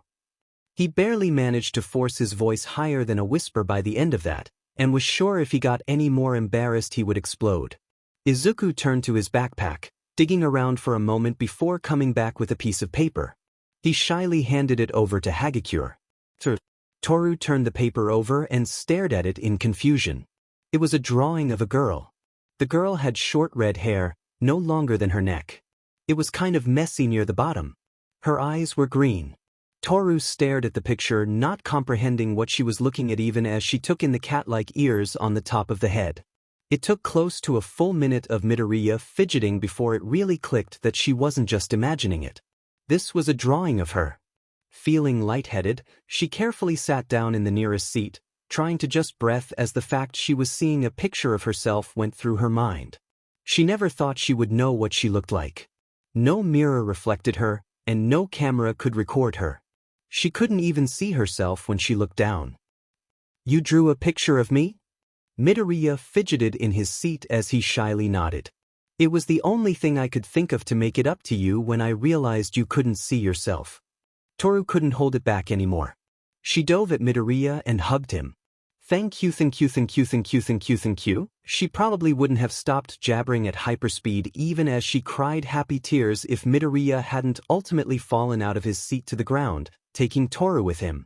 I'm sorry. But thank you. She carefully pushed herself up so she wasn't laying on top of him anymore. You have no idea how much this means to me. She was sure her grin was truly the biggest grin of her life. She sat back on her knees, gently pulling Midoriya up, his face so solid a red she wasn't sure if he would ever have a normal skin color again, but the small smile on his face told her he understood how happy he made her. Of course he understood. He could see her grin, see her tears, see her face. Please, can I call you Izuku? You can call me Toru. He seemed to calm down a bit as the small smile became just a bit bigger. Sure, Toru. You can call me Izuku. Toru wasn't quite sure if she had ever been this happy.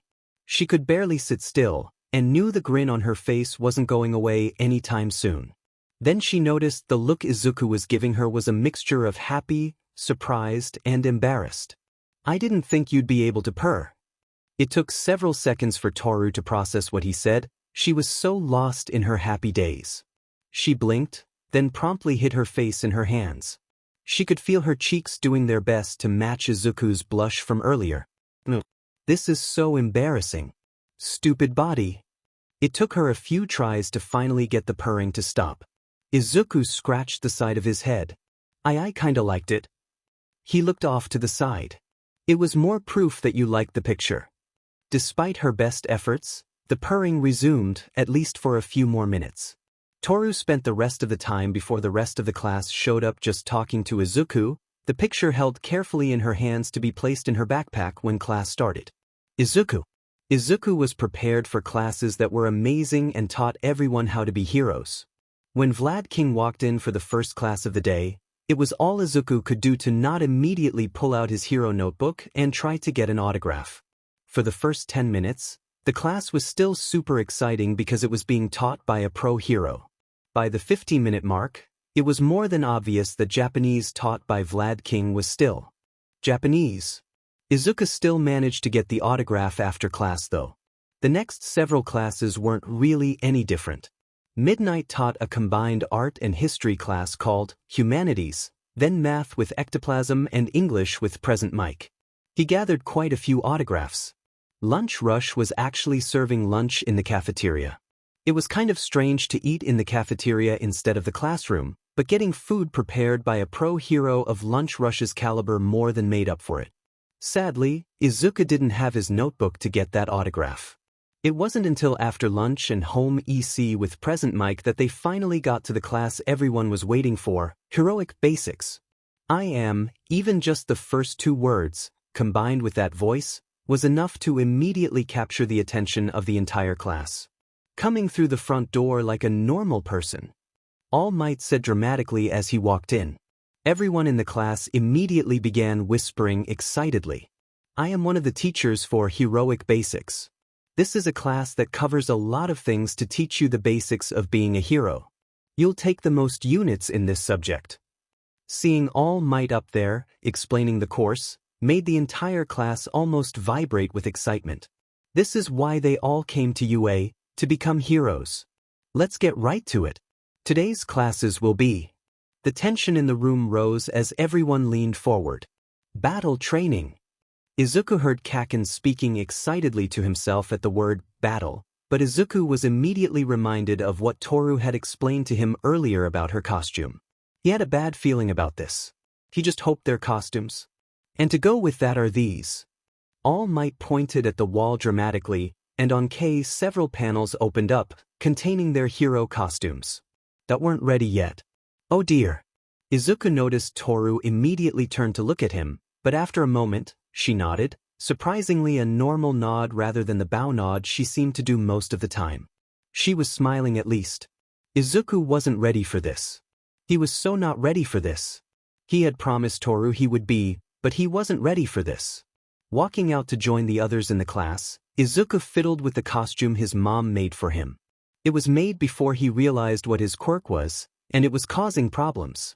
The mask actually was thick enough that it caused a drop in what he could detect through it, so he had to leave it off. This left him basically just wearing a green and white jumpsuit with a hood hanging off the back as a sort of mini-cape. He didn't want to hurt his mother's feelings, but he had to get a new costume made that took his quirk into account. He was already sure this one wouldn't work, despite how much he wanted to wear it for the sake of his mother's hard work. All Might had the class all meet at Battle Center B, the same city used for the entrance exam. They say the clothes make the pros, young ladies and gentlemen, and you are the proof. From now on you are heroes. He took a moment to look over the entire class. That's great, everyone. You all look cool. Izuku was suddenly glad he couldn't wear the hood without interfering with his quirk. All Might would have almost certainly realized he took the design from All Might's hair. Now, shall we get started, you bunch of newbies? Izuku took a moment to look around at the students in their costumes. They all looked so cool. After a moment of looking around, his eyes landed on Uraraka and Toru. His face promptly exploded. Toru was as she warned him naked, except for a pair of gloves and boots. She was also pointedly facing away from Izuku. Uraraka, on the other hand, was wearing a neat combination of space suit and skin-tight bodysuit. It was the skin-tight part that, combined with the already naked Toru, nearly caused Izuku to faint on the spot. Izuku had to take several breaths and focus to avoid passing out, and did his best to ignore how hot both of them were. Then he had to do his best to forget he had actually admitted, even if just in his head, that they were both super hot. And since he added super to hot, now he had to forget that. It was the blush on Uraraka's face, and how Toru was quietly snickering even though she was blushing too, that made him realize he was muttering to himself. He really was going to faint if this kept up. Fortunately, All Might spoke up then. Izuku realized he had missed some of what was being said while he was distracted, though fortunately he was able to follow the rest easily enough. Everyone will be divided up into random teams of 2. You will then be organized into a tournament bracket, which will be used for future combat exercises over the course of the month. It is single elimination for each team. However, just because your team gets eliminated doesn't mean they are done with the event. Those of you who get taken out in earlier rounds will still have a part to play. The details of that will be explained later, though. For now, let's organize the teams. All Might pulled out a tablet, and with a simple press of a button, a holographic tournament bracket appeared over him.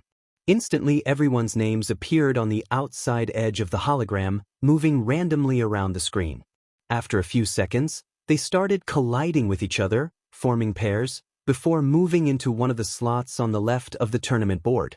6 of the 10 teams that were formed got byes instantly. The remaining 4 were slotted into the first 4 slots marked round. Izuku took a moment to find his name, then looked at his indicated partner, and promptly froze up. Toru was his partner. Izuku. The rules are simple. All Might said as he unfolded a piece of paper. Is that a script? Izuku thought to himself. The situation is that the villains have hidden a nuclear weapon somewhere in their hideout.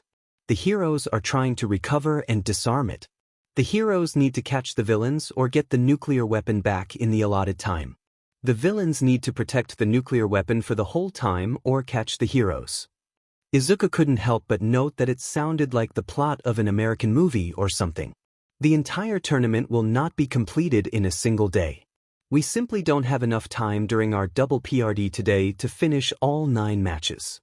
Instead of trying to rush through the matches and limit time for discussion, the tournament shall be spread over the next 2 weeks. Each Monday and Friday we shall have battle trials until the tournament is complete. Also, you may have noticed that the teams are divided into heroes and villains. Your team is determined by your position in the bracket. A team on the top of a match is the villains, while the bottom of a match is the hero team. Izuku glanced back at the bracket hologram and was relieved when he realized this meant he'd be on a hero team for the first 2 rounds. He wasn't quite sure how he'd feel to be on the villain's side. At that moment, Toru walked up to stand next to him. He could clearly see her in his peripheral vision. He did his best to keep his eyes on All Might, rather than the amount of skin he could just barely see. He succeeded for the most part. The villain team will have 5 minutes to prepare. After that, the hero team will begin their assault. With that, All Might refold the paper and put it away. It was definitely a script, then. Since the first match is Ishido and Kirishima against Azui and Tokoyami, everyone else please head to the monitor room. He gestured to one side of the gate to the battle center, toward the tower Present Mike had been standing on during the entrance exam. I shall lead the teams to the first building. Follow me, teams. With that, All Might turned and began heading down the street with both teams following as Izuku and the rest of the class headed into the tower. As they walked, Toru leaned closer to Izuku, causing his blush to grow brighter. You need to relax more. I know you're not that comfortable with it, since we didn't even get a chance to try and ease you into this, but I'm naked. Accept it and at least try to move on, she whispered. Izuku took a deep breath, bracing himself, before finally looking in Toru's direction. While he could clearly see her chest in his peripheral vision, he was rather proud of himself for managing to maintain eye contact. I'm trying. I think it'll be easier when we're actually fighting rather than here, where I have nothing else to focus on. Izuku felt his pride grow at the fact he managed to say all that to a naked girl without stuttering. Toru smiled back. You can do it. I know you'll do just fine. Izuku didn't really know much about the students in this match. Kirishima seemed to have some form of transformation quirk, but it didn't really help him much during the test. He had still placed really well though, claiming 9th, so he was physically in good shape. On the other hand, Ishido had managed to claim 10th, putting her physical capabilities at a level similar to Kirishima's. Her acid quirk seemed rather powerful, but she probably wouldn't use it directly on other students. That would almost certainly hurt them after all. Azui, he knew, was physically capable, with her quirk giving her the physical abilities of a frog, like Toru had the abilities of a cat. He wasn't sure how powerful that actually made her. She had only managed to place at 14th during Mr. Aizawa's test. Tokoyami beat all of them. Thanks to his quirk, he came in 5th in the test. The living shadow he created was physically powerful, as it helped him to do amazingly well in the grip test and ball throw. Izuku felt someone poke him in the shoulder and turned to see Toru smiling at him. You're muttering again, Izuku. Izuku flinched. Sorry. Didn't mean to. Toru giggled as she turned her attention back to the monitors showing the building the battle would take place in. I didn't say it was a bad thing. It's kind of cute. I just figured you'd appreciate someone stopping you from saying things you didn't want others to hear, like earlier. A small blush spread over her face, and a much bigger blush spread over Izuku's face. Before Izuku could decide how to react, All Might spoke up. Your time to prepare is over. Begin. Izuku turned his attention to the monitors. There were heroes in training to watch and new quirks to analyze. Azui and Tokoyami entered from the ground level, staying together, with Azui taking the high ground, as she stuck to the upper part of the wall and Tokoyami taking the other side of the hall. It wasn't even a minute into the match before Ishido began moving through the building, leaving a trail of acid behind her as she used it to skate around far faster than she could run. She was clearly skilled as she took the turns down halls pretty well. Izuku also immediately realized a big mistake she was making. As she headed down several floors, Tokoyami and Azui continued to carefully, but quickly, check room after room, being methodical in their search. With Azui's mobility, she was often checking several rooms for everyone that Tokoyami searched. Tokoyami was also sending out his quirk, Dark Shadow, to check rooms at the same time, effectively letting him check 2 rooms at once. They were maybe halfway done checking the first floor when Ishido found Azui. She hesitated only a moment before charging at Azui, a piece of capture tape in her hands. Azui spotted her with time to spare and quickly started jumping around to avoid her. However, she made no move to attack her. That was when Dark Shadow suddenly appeared around the corner, forcing Ishido back. She reflexively threw acid at it, but the acid did absolutely nothing. While Izuku couldn't hear what she said, her expression made it plain she realized she was in trouble. As Dark Shadow tried to grab her, she quickly started skating away. Ishido ran around a few corners, but Izuku realized right away she had made another mistake. She had lost track of Azui and ran right into her as she leapt from the ceiling on top of Ishido. Before the capture tape could be used though, Ishido managed to twist enough to force Azui back, all without using her acid. With Tokoyami coming from one side and Azui on the other, Ashido was pinned down. At least, she was until she threw acid straight at the ceiling, making a hole large enough to fit through. She jumped against the wall and pushed herself off to make it through the hole she had made. Azui made to follow, but Tokoyami must have said something, because she stopped. Ashido quickly made her way back to Kirishima, while the hero team began following the trail of acid she had left along the ground back toward the bomb, as Izuku had been sure they would. As they made their way toward the stairs, Tokoyami reabsorbed Dark Shadow. They're pretty strong. I don't think Mina and Kirishima are gonna beat them in a fight. Toru speaking up caused Izuku to jump. He had gotten so into the fight he actually forgot anyone else was there for a moment. The villains still have a chance if they set up traps, but it all depends on what Kirishima's quirk actually does, I guess. Ashido's quirk seems to be almost useless against the hero team. Izuku carefully studied the monitors as Ashido quickly used her acid to return to Kirishima, probably hoping they could work together to stop the heroes. They didn't set up any traps. Izuku leaned back, as he was pretty sure he knew how this was going to go now. It took a few minutes before the heroes arrived at the villain's base, but they immediately split right outside, with Tokoyami going into a room just down the hall and in sight of the villain's bomb room. Dark Shadow reappeared and began destroying many of the room's lights. Perhaps his quirk got stronger in darkness? He didn't destroy all of them, so there must be more to it than just that.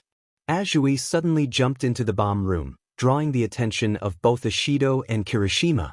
She began leaping around like a frog. She was very agile, but Kirishima stayed close to the bomb and transformed. His skin became rocky and jagged, like actual skin-colored rock was forming over parts of his body. His quirk must make him more durable, because he seemed to shrug off any hits Azui landed as she tried to get past him, only for her to be forced back by Ashido. After only a minute of this, Azui suddenly jumped back into the hallway, and Izuku knew it was over. Ashido followed her through the doorway, clearly intent on capturing her and ending it. Tokoyami's Dark Shadow leapt from the other doorway and dragged Ashido into the darkened room before she realized there was danger. She had maybe a second to realize what was happening before the capture tape was around her hands, and she was left in the darkened room as Tokoyami moved to join Azui. From there it was easy for Tokoyami and Azui to work together and get to the bomb. The match lasted less than 10 seconds at that point. Hero team wins. All Might called out, "Good job everyone. Come back to the monitor room." Toru was an interesting mix of excited and nervous. After a brief discussion following the battle about how well everyone did, All Might had led Toru and Izuku here, a different building than the previous one. Bakugou and Jiro were already inside, getting ready. Izuku was pacing nervously. Surprisingly, her NDTY didn't seem to be the problem so much as Bakugou being on the enemy team, if his muttering was any clue. She finally couldn't take any more and interrupted him. "Do you have a plan?" Izuku's sudden spin in her direction made her take a step back. "Izuku, are you okay?" He genuinely looked almost scared. It was an expression that looked unnatural on him. "I've never beaten Kaken before. He's so strong." Izuku looked like he was on the verge of a panic attack. Toru did the only thing she could think of at the moment. She grabbed Izuku's head and made him look her in the eyes. "Hey, you seem to be forgetting you're not alone here. And you're a lot stronger than you were before. Remember the ball toss? Your quirk is even stronger than you thought. You said that yourself." While that seemed to at least calm him down somewhat, he was still clearly freaking out. She had to distract him somehow. The only idea she came up with wasn't something she really thought was the best choice, but at least it would probably work. Reaching into her ear, she made absolutely sure the communicator was off before she spoke. "Can you do me a favor after school?" Izuku blinked in confusion, his fear being pushed back further. "What do you mean?" "Well, you managed to draw my face. That's awesome, thank you for that. There's a lot more of me I still haven't seen though. Think you'd be up for a full-body drawing?" Even knowing she was mostly just trying to get his mind off of the fear, she couldn't fully stop the blush. Not that she was lying either, as she did want to really know what she looked like. "I'll even pose for you so you can make sure you get it all right." Izuku's eyes darted down enough it was obvious he was looking at Toru's chest just for a second before they darted back up. WWWWWA. His brain clearly stopped working properly at the thought of Toru's BRS. That was a nice confidence boost, at least. I'm serious. You're the only one that can see me, so even though I know what I look like with clothes on, I don't really know what I look like. It also can help you get used to the fact you can see me, so hopefully you'll be less weirded out in the future. Does he have to look so cute when he's flustered? Yes, sure. I see him do that. Yes.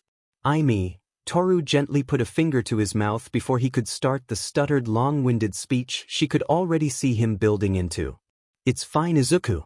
I trust you. I'm giving you permission to look. Now, we need to focus on the fight ahead. Do you have a plan?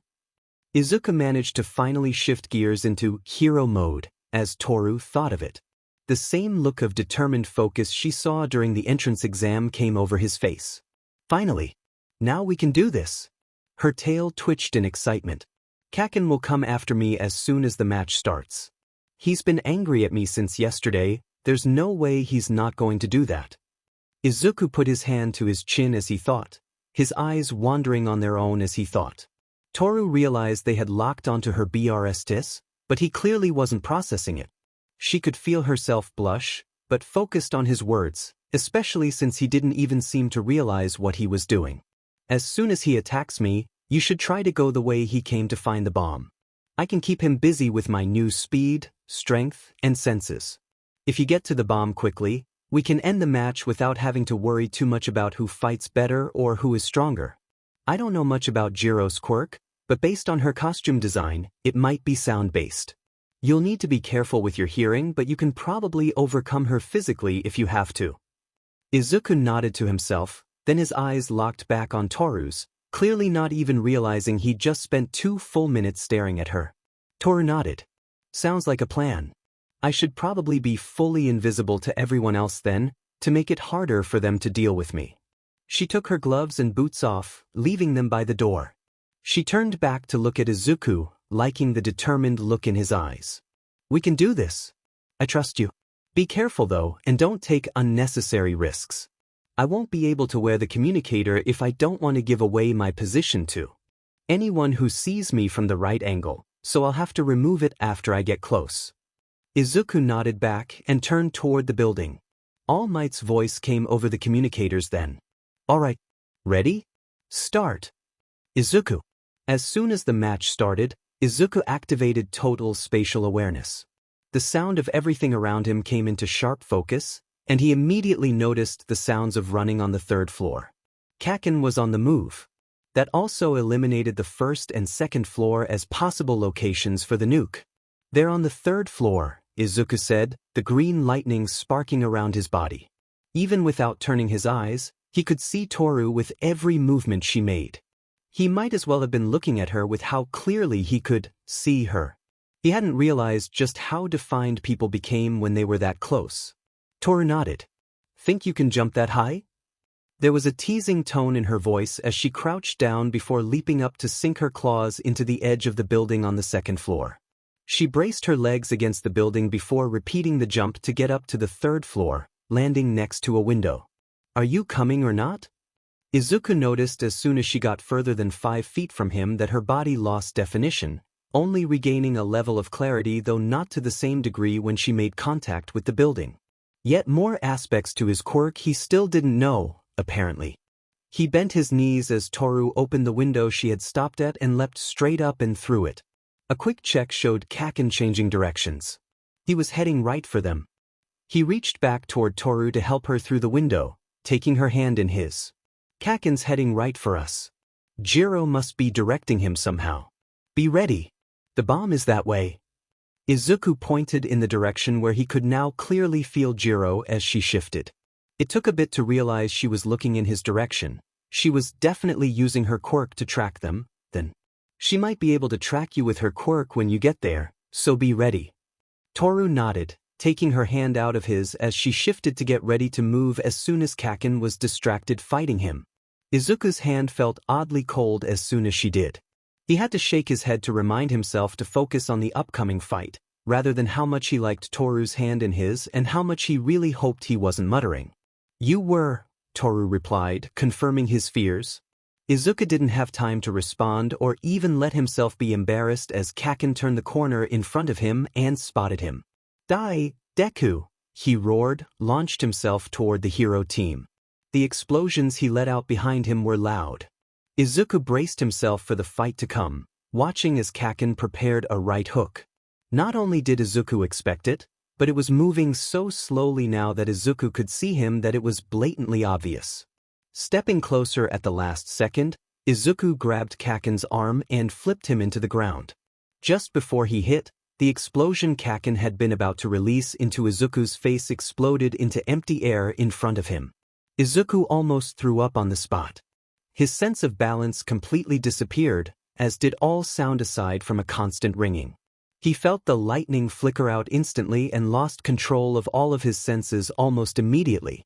He was barely aware of the world around him moving suddenly.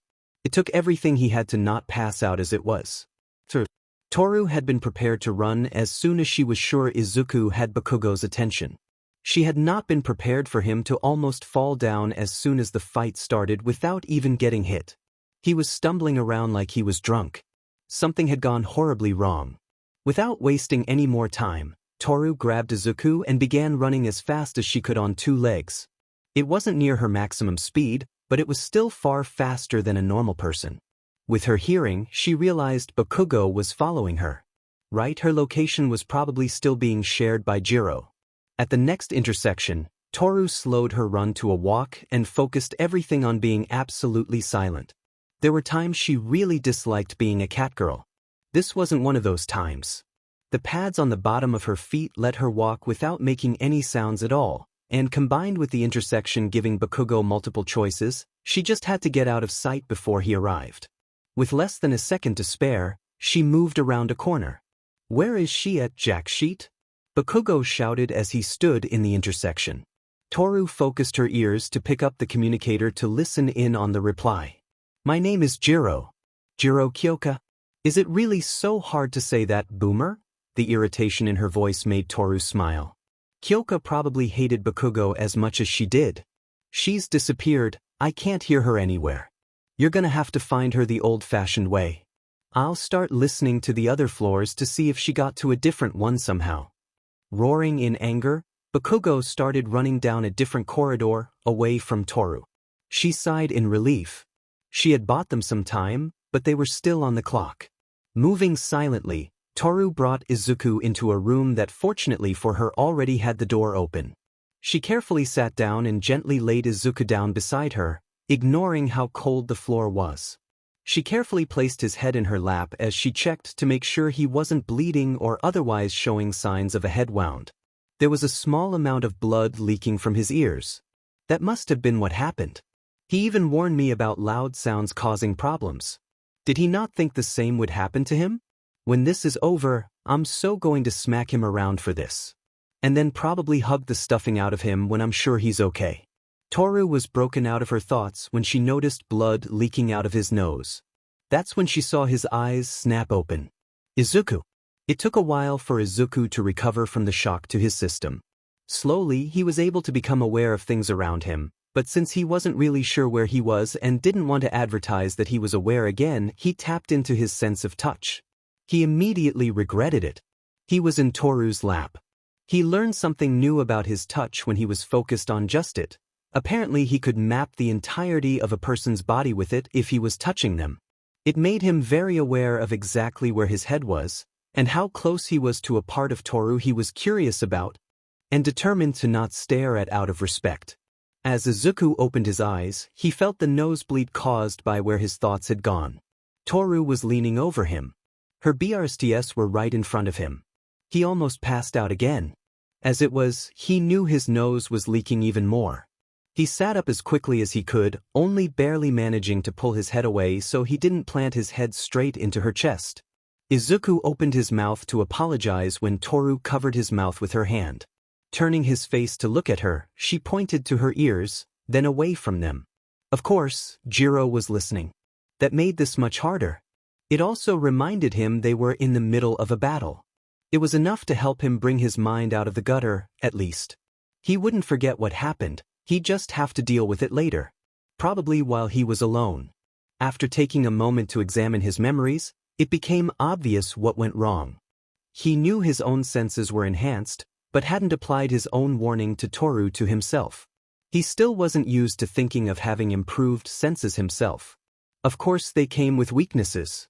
This was very bad. To draw out one for all, he needed total spatial awareness.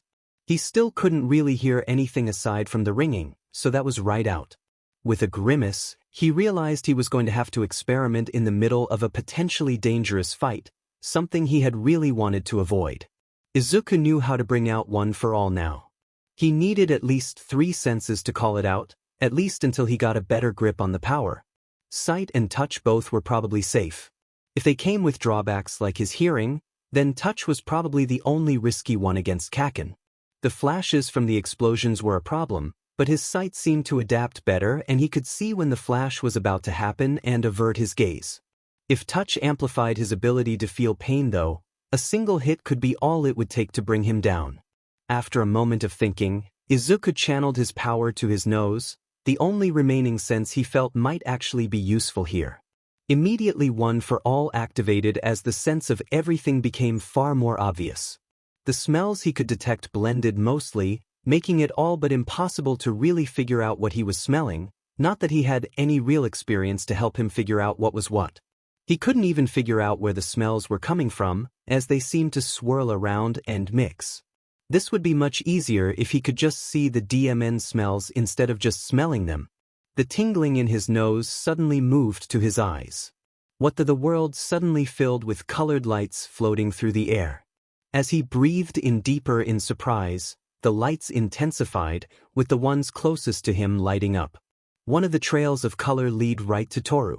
Focusing on that light, Izuku suddenly gained a much better idea of what he was seeing. He was seeing smells. While he didn't have the enhanced sense of smell from before, he had smelt something he was now realizing was distinctly Toru while he was in her lap. This light was the sense he was smelling. He was merging the information from his nose and eyes together. He'd have to think of something to call this later. Now with a better idea of what was happening, he carefully stood up. He nodded to Toru. "I'll be fine now. I know what I did wrong before. I can deal with it this time." At least, that's what he tried to say. He still couldn't really hear, so Izuku wasn't really sure if it came through clearly. Toru's relief that he was okay was obvious on her face. Walking out of the room, Izuku tried to work out what smell was the nitroglycerin on Kaken's hands. Looking around, he realized there was a lot of one particular smell. It was somewhat sweet, or at least that's the closest he could describe it. That had to be it. Confident now that he knew what to do, he took a deeper breath to make sure he had the scent, then started running, following the smell. Izuku had to trust Toru to do her part. He had to get Kaken to leave her alone. After just a few turns he found Kaken facing away from him. Kaken was turning as fast as he could in Izuku's direction. It wasn't fast enough. Izuku landed a solid punch to Kaken's gut as he turned, sending him tumbling down the hall. There was no time to spare. As Izuku ran at him, Kaken recovered and tried to hit Izuku with an explosion from his left hand, aimed high. Izuku was moving as soon as the hand started rising, sliding along the ground in a sweep that sent Kaken to the floor, though he used the explosion he was going to use to flip into the air and launch a kick. Izuku was forced to leap back to avoid it. As both boys recovered their feet, Kaken said something, but he couldn't hear anything still. Izuku gestured to his ears and shrugged. "I can't hear a thing right now," Izuku tried to say. He wasn't sure if what he was saying made any sense. Izuku realized the smell of nitroglycerin was especially strong coming from the gauntlets on Kaken's arms. They were storing it up. He couldn't give him a chance to use that. Toru knew Kyoka had to know she was coming. She wasn't even trying to be sneaky anymore. Now that she knew how slow she'd have to move to sneak up on the girl, she was running on all fours, leaping off walls to take the corners faster. She kept going in the direction Izuku said the bomb was hidden, keeping her ears on a swivel for any clues. 3 minutes remaining. All Might called over the communicators and speakers in the building. That's when her ears caught it. "Boomer, you idiot. You let Toru get to me. You had one job. Toru slowed down. Approaching the room, Kyoka's voice came from carefully. She removed the communicator from her ear just to be safe, setting it next to the door as she peeked in. Kyoka was right in front of the bomb, as far from the door as it was possible to be. As Toru watched, she plugged both of her earphone jacks into her boots. Toru quickly pulled her head back and flattened her ears. The booming sound of Kyoka's speakers was still painful. She could feel the pulse of sound as it blasted through the opening. Even with her ears as flat as she could make them, it hurt. There was only one way into the room, and that's where all the sound was focused. With less than 3 minutes left, she didn't have time for some elaborate plan. Subtlety wasn't going to cut it here. Toru was forced to run away from the room, ducking into the next one over to get away from the sound. The walls of this building were covered in metal plates. What was under them, though?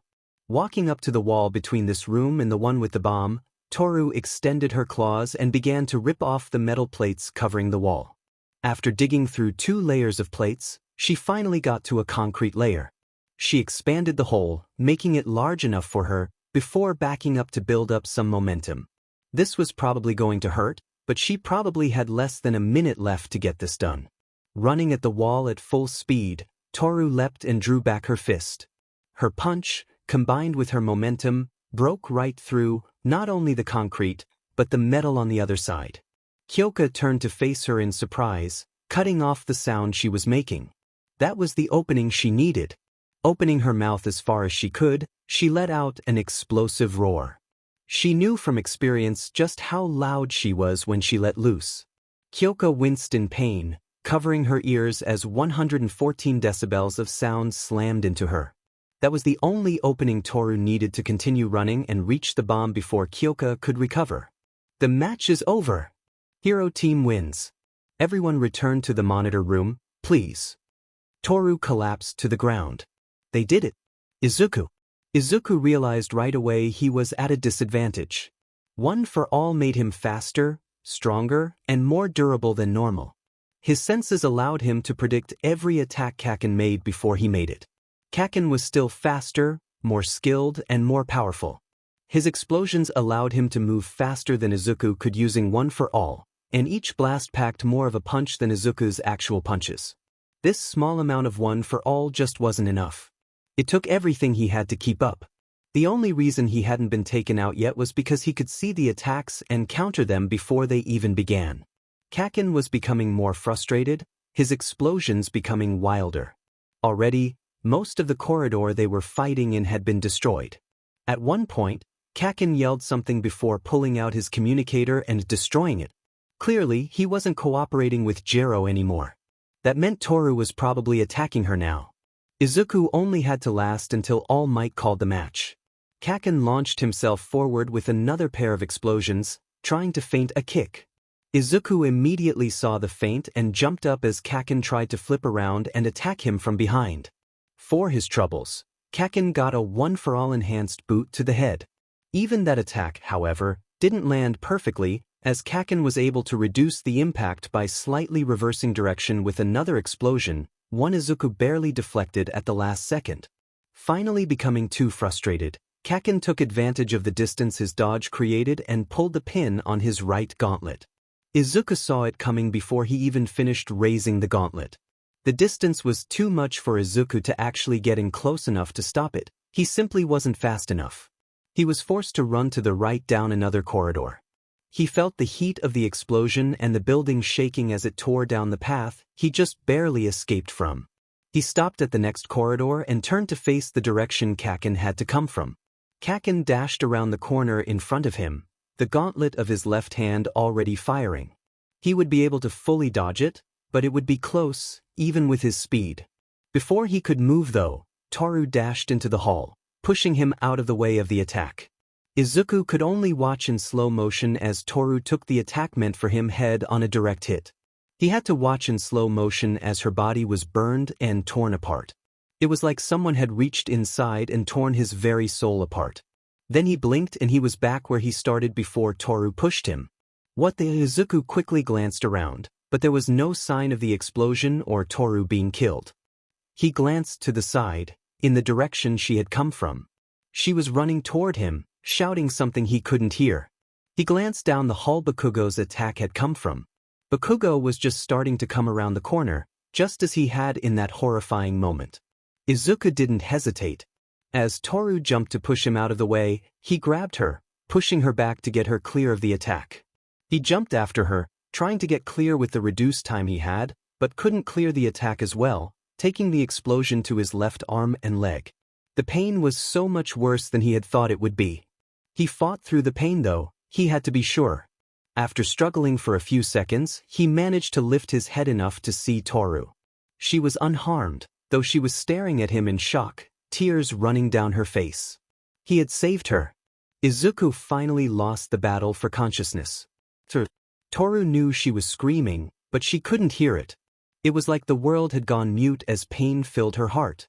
Izuku fell to the ground right in front of her, his left arm and leg horribly burned and visibly broken. She ran to him, desperate to make sure he was alive. He looked at her and even smiled for a moment, then mercifully passed out. Bending down, she pulled him into her arms, lifting him as she ran toward the nearest path she could think of to get him to help. That meant running past Bakugo to get to the hole he made in the building. Toru leapt past the blonde, extending her claws in her right leg as she passed and lashing out at him. Aside from making sure she had managed to slash his face with her claws and send him flying from the force of the blow, she didn't give him a second thought. She arrived at the hole just as All Might leapt up. Get him to the monitor room. Recovery girl is there already. All Might was unusually serious. Toru leapt straight out of the hole, barely even pausing. Toru raced through the streets faster than she had ever run on two legs before. She was desperate to not waste any time.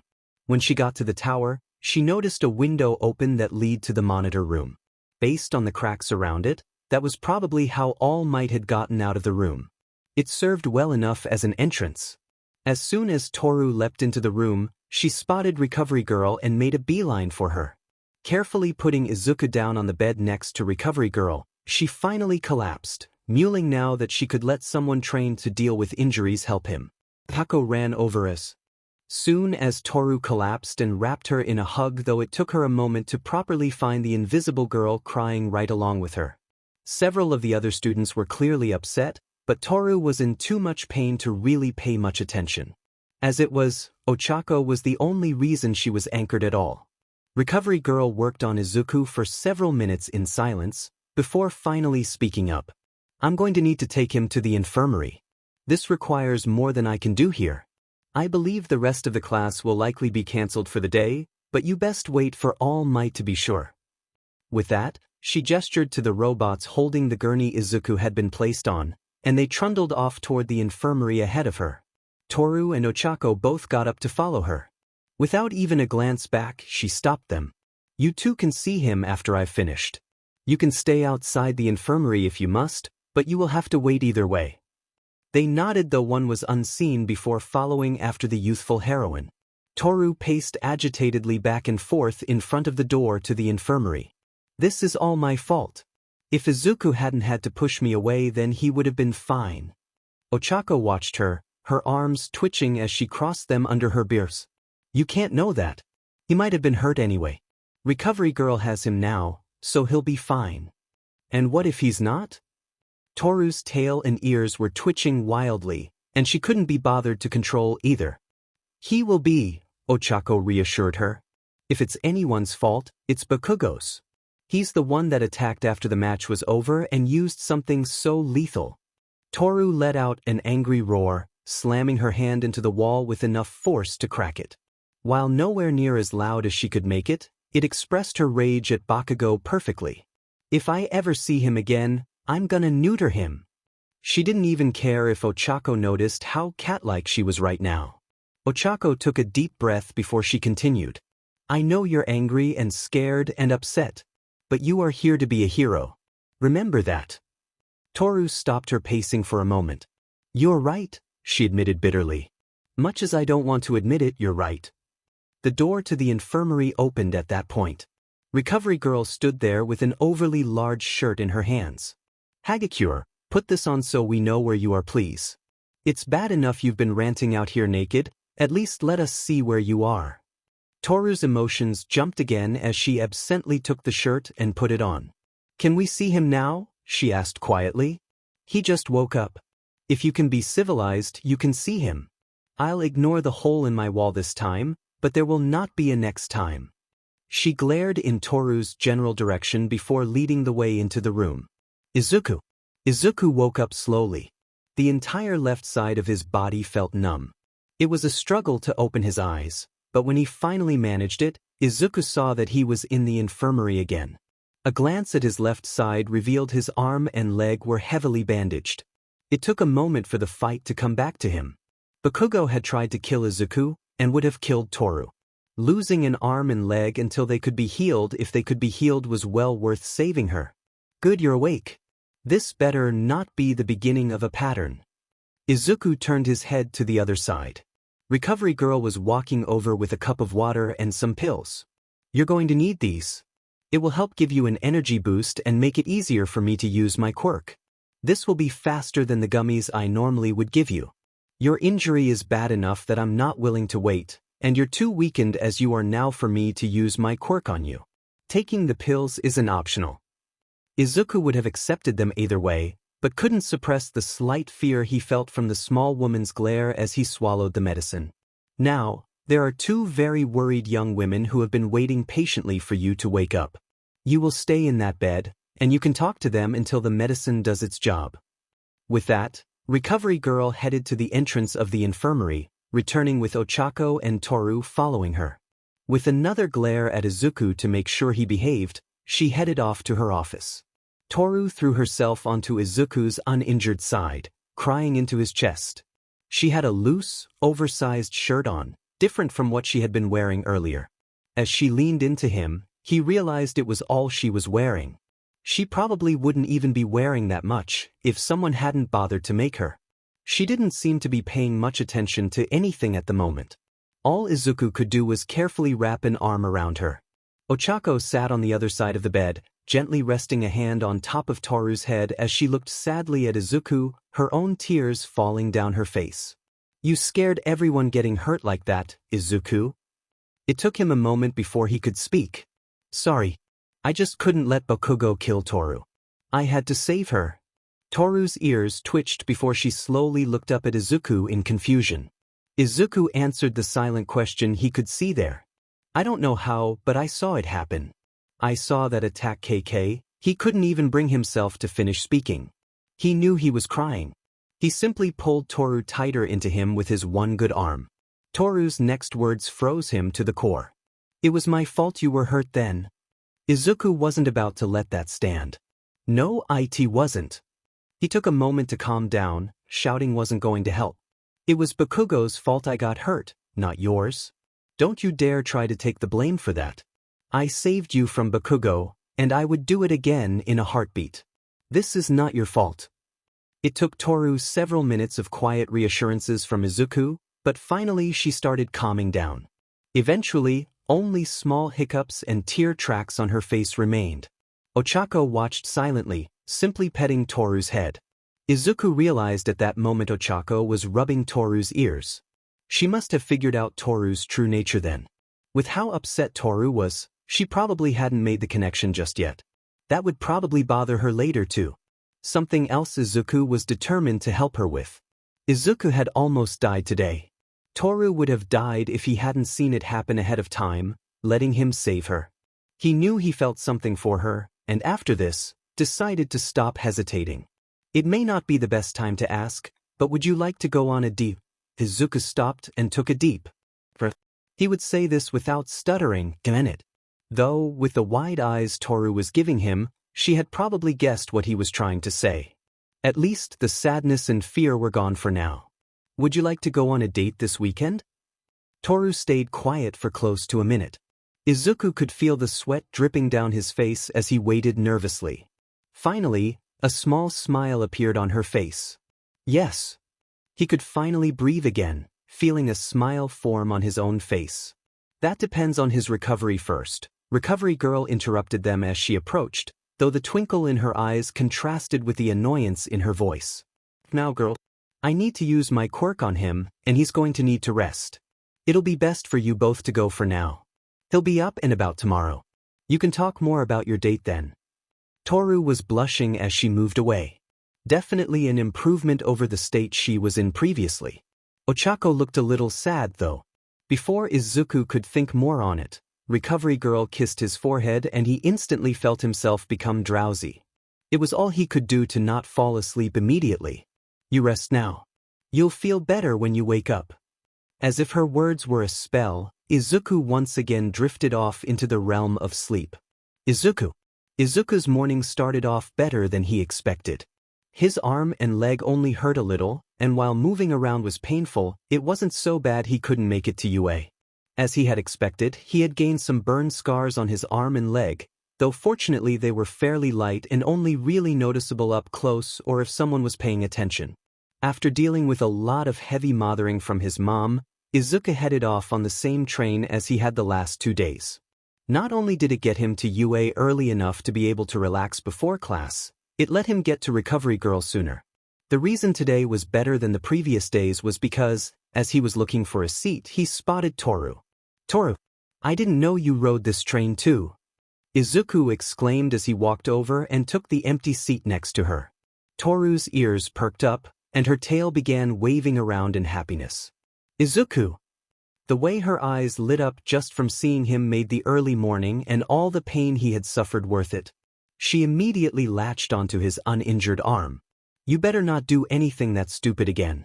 You're not allowed to hurt yourself like that. She snuggled closer to his arm, leaning her head against his shoulder. Izuku froze for a moment at the sudden contact with a girl. It took him several seconds before he could process what had happened. They were going on a date that weekend, so that technically made them boyfriend and girlfriend, right? Izuku took only a moment to decide on what he wanted to do, but his face turned a solid red and he hesitated. See, can I put my arm? Toru lifted her head and looked at Izuku in confusion for a moment before a grin spread over her face. You're my boyfriend now. That means boyfriend privileges. If you do something I don't want you to do, I'll tell you. I appreciate you asking first, though. With that, she promptly took the arm she had been holding and wrapped it around her shoulders, leaning her head back down as she got comfortable. Izuku had to take several deep breaths to not pass out at that point, but he managed it.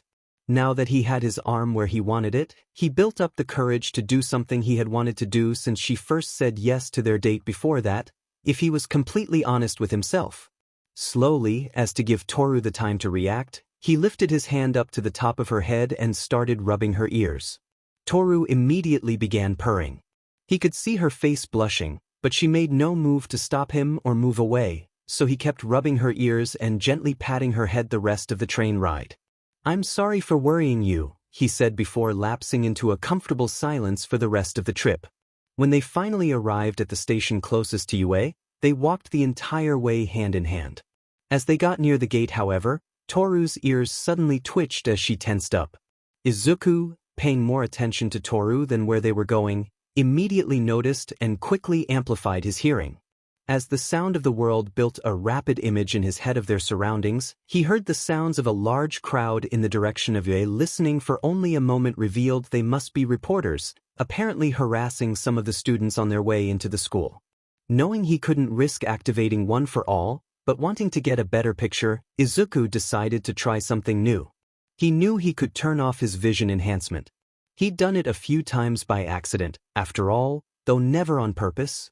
Carefully pulling his power out of his eyes, he moved it into his touch. The world became blurry as he expected, but the information he gained from combining hearing and touch painted more detail in the surroundings than his eyes could see anyway, at least for those things that he couldn't directly see. The crowd in front of UA was large, completely blocking the way in. There was no way to avoid them if they went to the gate. He really didn't want to deal with a crowd like that while he was injured, and especially not after such a good morning so far.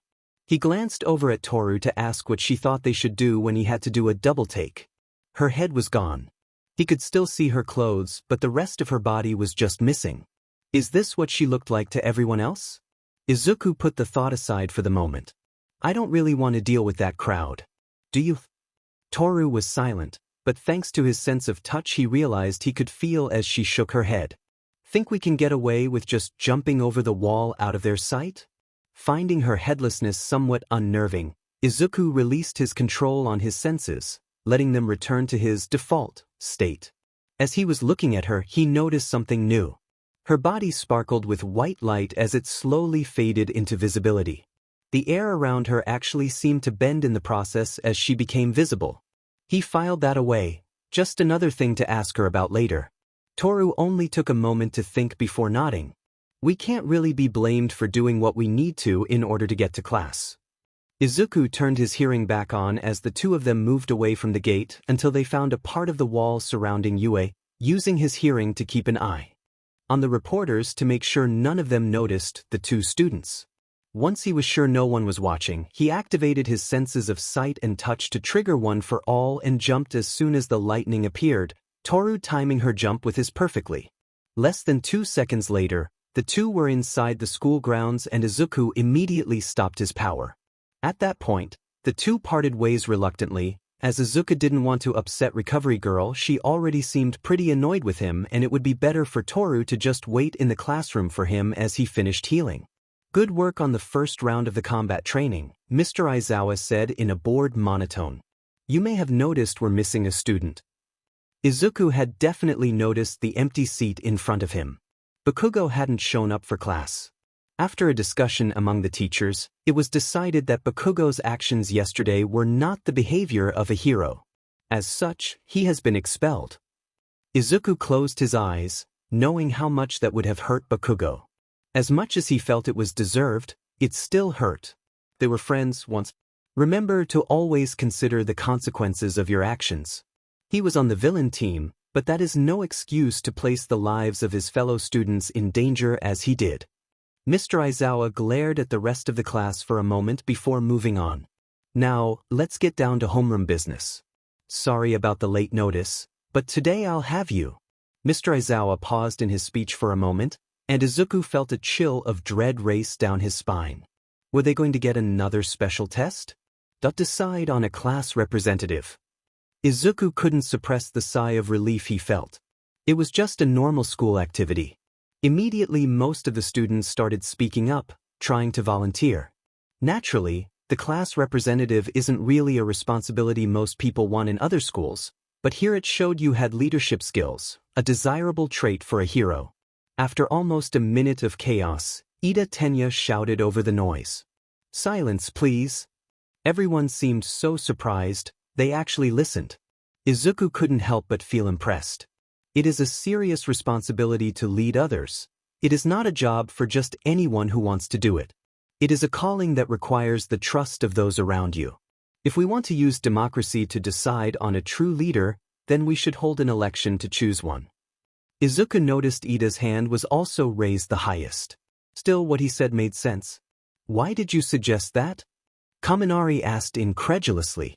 Azui put a finger to the side of her face as she thought for a moment. We've only known each other for a few days, how do we know who we can trust? Kirishima nodded in agreement. Besides, everyone will just vote for themselves. Ida interrupted him. Don't you think that is precisely why whoever receives multiple votes here could truly be considered the most suitable person? What do you think, Mr. Aizawa? As Izuku turned his attention back to the teacher, he had apparently wrapped himself up in his sleeping bag again. I don't care as long as you decide before homeroom is over. With that, their teacher laid down to sleep. Since the teacher was sleeping, Ida took it upon himself to pass out papers for everyone to write their votes on. Izuku had to admit that just the fact he had done so much to smooth out the process made him feel like Ida would probably be the best candidate. Izuku wrote his name down on the paper before folding it and handing it back when the papers were collected. After a moment to tally the results, Ida wrote them on the board. Izuku's brain promptly shut down when he saw that he had 4 votes. He was vaguely aware that Toru was the vice president as the only other person with more than 1 vote, but he was struggling to accept that he was the one voted for by 4 people. In an attempt to calm his mind, he tried to figure out who voted for him. Toru, obviously, had to be one. Maybe Ochako too? That still left 2 he had no clue about. Mr. Aizawa finally stood up. Then, the class rep is Midoriya, and the deputy class rep will be Hagakure. Izuku knew he was shaking. He tried to stop it, but he couldn't help but imagine the many ways this could go horribly wrong. Toru seemed to also be twitching in her seat. She probably wasn't used to getting this much attention either. Finished with barely a minute of homeroom left. After a lesson of English with present Mike, Izuku turned his attention to Toru as soon as the teacher walked out of the room for the break between classes. Taking advantage of the empty seat created by Bakugo's removal, she moved into the now unoccupied seat, facing Izuku. "So, class rep huh? You'll do a good job with that, I think," Toru said happily. Izuku noticed her tail twitching as she talked. Her face was filled with nervous tension. She wasn't in the habit of hiding her expression, just the sound of her voice. Izuku was sure he looked just as nervous. "We're both worried about this, Toru. You don't have to hide it from me." Toru began to blush, an embarrassed look on her face. "I honestly forget sometimes that you can actually see me," she muttered quietly. She took a moment to take a deep breath. "You can do this, though. We'll both just have to work together and do our best." A grin spread over her face as she slyly looked to the side behind Izuku. "And Ochako can help us." The quiet squeak Izuku heard behind him confirmed that Ochako was indeed there, listening in. "Sorry, I didn't want to interrupt you too." She sounded a bit strange, so Izuku turned around to look. He couldn't quite figure out what she was feeling. It looked like she was torn between being happy and something he didn't really recognize. "You're our friend, Ochako. You're always welcome." Izuku reached out a hand to pull her closer, making her stand between the two desks. Toru took her other hand. "Yeah, no matter what, you'll always be welcome, Ochako." Ochako's face turned a solid red, but she turned to Izuku, a determined look on her face despite her embarrassment. "Are you okay now?" She glanced at his arm and the light burned scars on it. Izuku nodded. "As well as I will be. Doesn't hurt, at least." Before they could continue any further, Ectoplasm walked in for math, ending the discussion as everyone returned to their desks. Izuku found himself in a weird situation. When lunch finally started, Izuku had gone to the cafeteria with his girlfriend, intending to spend a relaxing meal just talking with her and whoever sat nearby. His plans were derailed before they began. As they were walking to a table to sit together, Toru kept glancing over at Ochako. Izuku could tell something was wrong with her, but Toru must have seen more than he did. "I'm gonna sit with Ochako. We'll talk after lunch, I promise." She kissed his cheek before walking away and sitting next to Ochako, who seemed surprised. Izuku was more surprised by the kiss, and felt his face explode into a blush before rushing to sit down as he ate. He participated in the conversation, but his mind was mostly on the kiss rather than the fact Ito was related to Ingenium. Izuku was brought out of his semi-distracted thoughts of kissing Toru by the alarm going off. "There has been a Level 3 security breach. All students please evacuate the building in an orderly fashion," a recorded voice said as the alarm continued to go off. The students immediately began to panic. Before Izuku could stand up, he was knocked off his seat by the panicking students. Knowing how dangerous this was, he prepared to activate total spatial awareness, but stopped as he realized all the noise would probably overwhelm him. So many people also meant a lot of different scents. The food didn't help either, that would also put him in danger of being overwhelmed. Deciding to hold off on risky quirk use, Izuku did his best to fight his way to his feet without one for all. It took him a moment, but he was able to do it. Even without his quirk, he was still in decent shape. That's when Izuku saw something that demanded he act. "You're jealous, aren't you?" Ochako waved her hands wildly, shaking her head. No. I'm just happy for you, really." Toru knew she couldn't see the deadpan stare, so she decided to verbalize her opinion on that blatant lie. "I dunno, Ochako. You seem kinda off about all this." As Ochako spent a few seconds scrambling for something to use as an excuse, Toru decided to help ease the panic. "It's fine that you're jealous. I get it, I really do. Izuku is cute and an amazing guy." Toru gently reached out and took Ochako's hands in her own. "If you could answer these questions I have really quick, it'd be great." Toru couldn't quite keep the nervousness out of her voice. She knew what she was about to suggest was far from normal. Maybe she was being greedy, but it wasn't going to hurt anyone. You'll tell the truth, won't you? It took a few seconds before Ochako finally nodded hesitantly. So, say you could date Izuku without hurting me. Would you? Ochako's face was so beyond red it was amusing. It took almost a full minute of silence between the two before she finally answered quietly. Yes. Toru squeezed her hands reassuringly as she smiled. Okay. Making progress.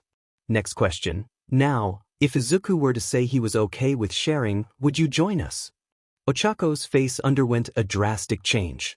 From a slightly embarrassed mess to a rambling, embarrassed mess.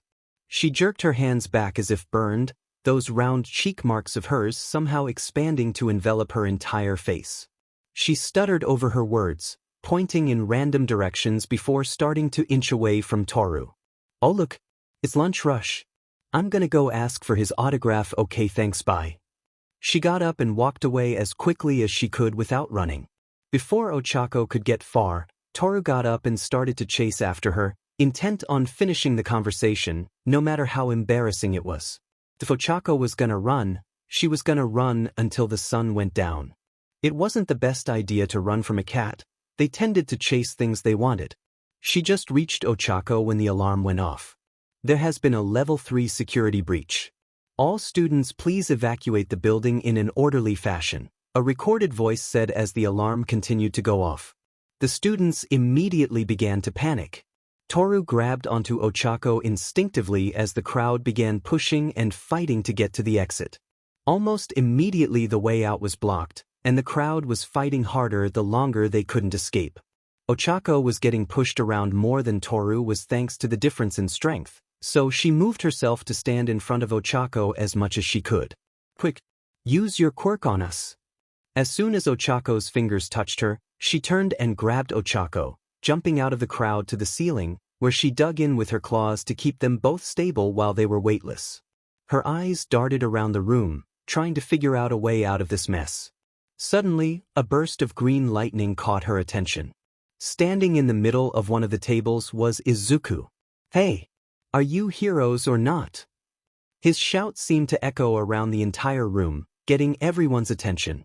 Calm down. It's just the media. Toru realized he was looking right up at her, concern on his face. He must have seen what happened when they escaped the crowd. It took all her willpower to not jump down and kiss him right then and there. He stepped up in a big way. A glance at Ochako showed the same look in her eyes. As the crowd became calmer and began leaving in a more organized fashion, Toru spoke up.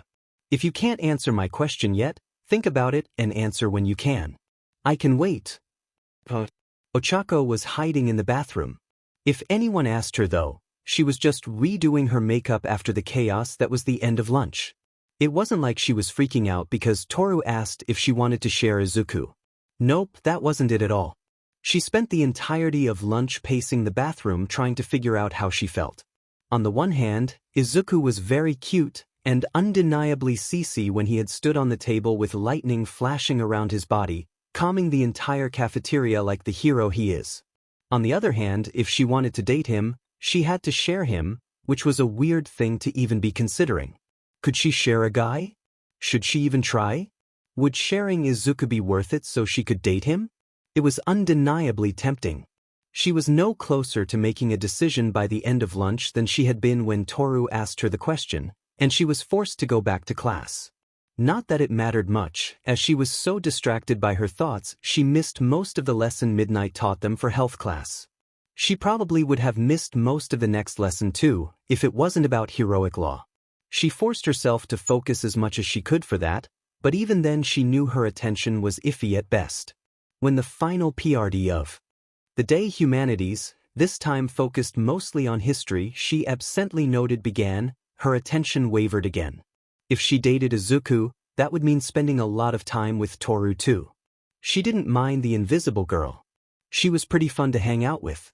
Ochako was pretty sure she didn't like girls like that though, which might make things awkward.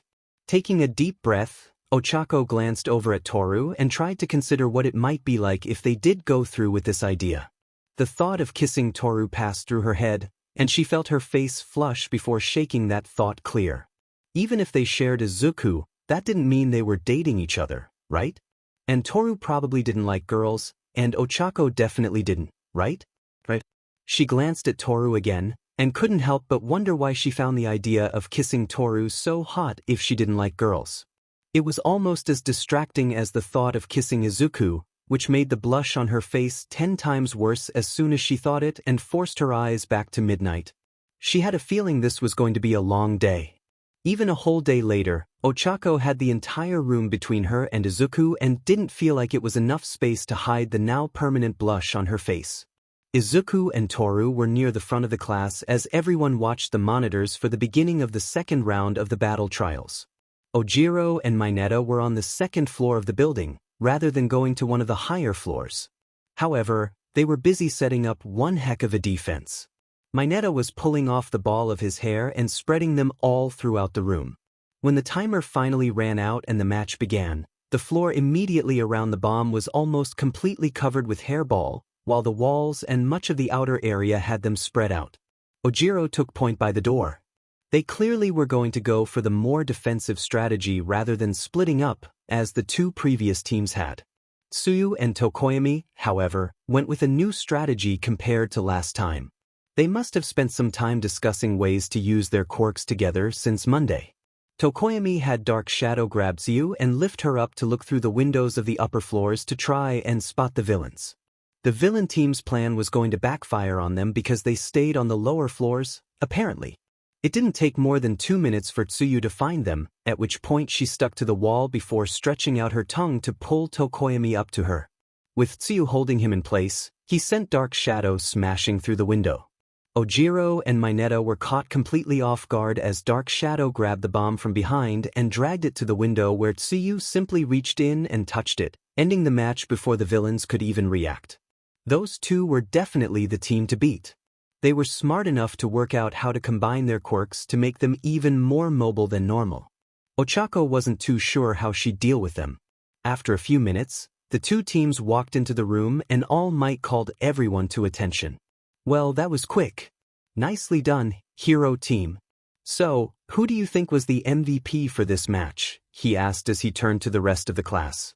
Naturally, Momo spoke up immediately. Tokoyami. His shadow allowed the heroes to quickly and easily capture the bomb. Though, I admit to being curious which of the two thought up that plan of using their quirks on each other to move like that. Tsuyu was surprisingly the one who raised her hand. When I saw how easily Dark Shadow captured Mina in the first round, I figured he could lift me without a problem, and I knew I could lift Tokoyami with my tongue. It was pretty easy to come up with the plan from there. Tokoyami nodded in agreement. Izuku interjected at that point, his chin in his hands. His thoughtful expression was so adorable Ochako almost missed what he said. In that case, it could be argued that Azui is the MVP, or maybe that they are equally MVP? All Might nodded in agreement. Yes, this sounds like an unusual situation. It may be best to say that both young Azui and young Tokoyami are equal MVPs for this match. Congratulations!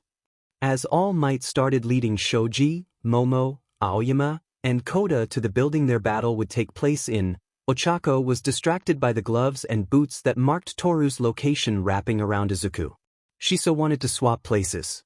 It took her a moment to realize she wasn't entirely sure which of the two she wanted to swap places with. Why do emotions have to be so confusing? Ochako then blushed as she realized Toru was actually naked, as Izuku's muttering reminded her. She couldn't hear everything they were talking about, but Toru stayed wrapped around Izuku as they turned their attention back to the monitors. Ochako fell back into her internal debate on if she should accept Toru's offer or not, distracting her so much she didn't even realize she missed the entire battle until All Might called for Izuku and Toru to join him for the next one. From what she could gather from the conversations around her, it sounded like Momo and Shoji won the battle without much trouble. Another team to be careful of. With the objects of her affection being led out of the room, she drew her attention back to the monitors. She wasn't going to miss this match, at least. Izuku. Hey Toru, do you know how your invisibility works? Izuku asked as he waited for the round to start. Toru tilted her head as he glanced at her. What do you mean? Well, are you just transparent somehow? Izuku looked back toward the building as he considered what he had seen the previous day when he had turned his quirk off in his eyes. I'm not actually sure. I never really thought about it. Why? Izuku drew his power out of his eyes before turning to face her. It was strange to only see a floating pair of gloves and boots instead of the naked girl he knew was wearing them. He carefully began to channel the power back into his eyes, slowly causing the strange light to appear around her body as before. When I look at you without my quirk, you're as invisible to me as you are to everyone else, apparently. But when I slowly turn it back on, it's like light is bending. I'm not really sure what it means, but I think your quirk isn't just transparency or something like that. There's something more to it. As Toru's naked body began to become visible again, Izuku looked away. He didn't want to get distracted. We'll have to look into that more when we're not about to fight. There's two strategies I think they might use.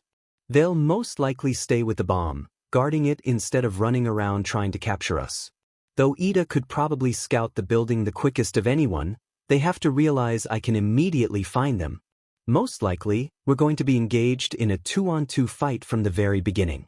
You might be able to sneak in to get to the bomb, but if that doesn't work, you'll need to take on Ida. I'm not fast enough to fight him, but you were able to outsprint him before, so you'll be our best bet there.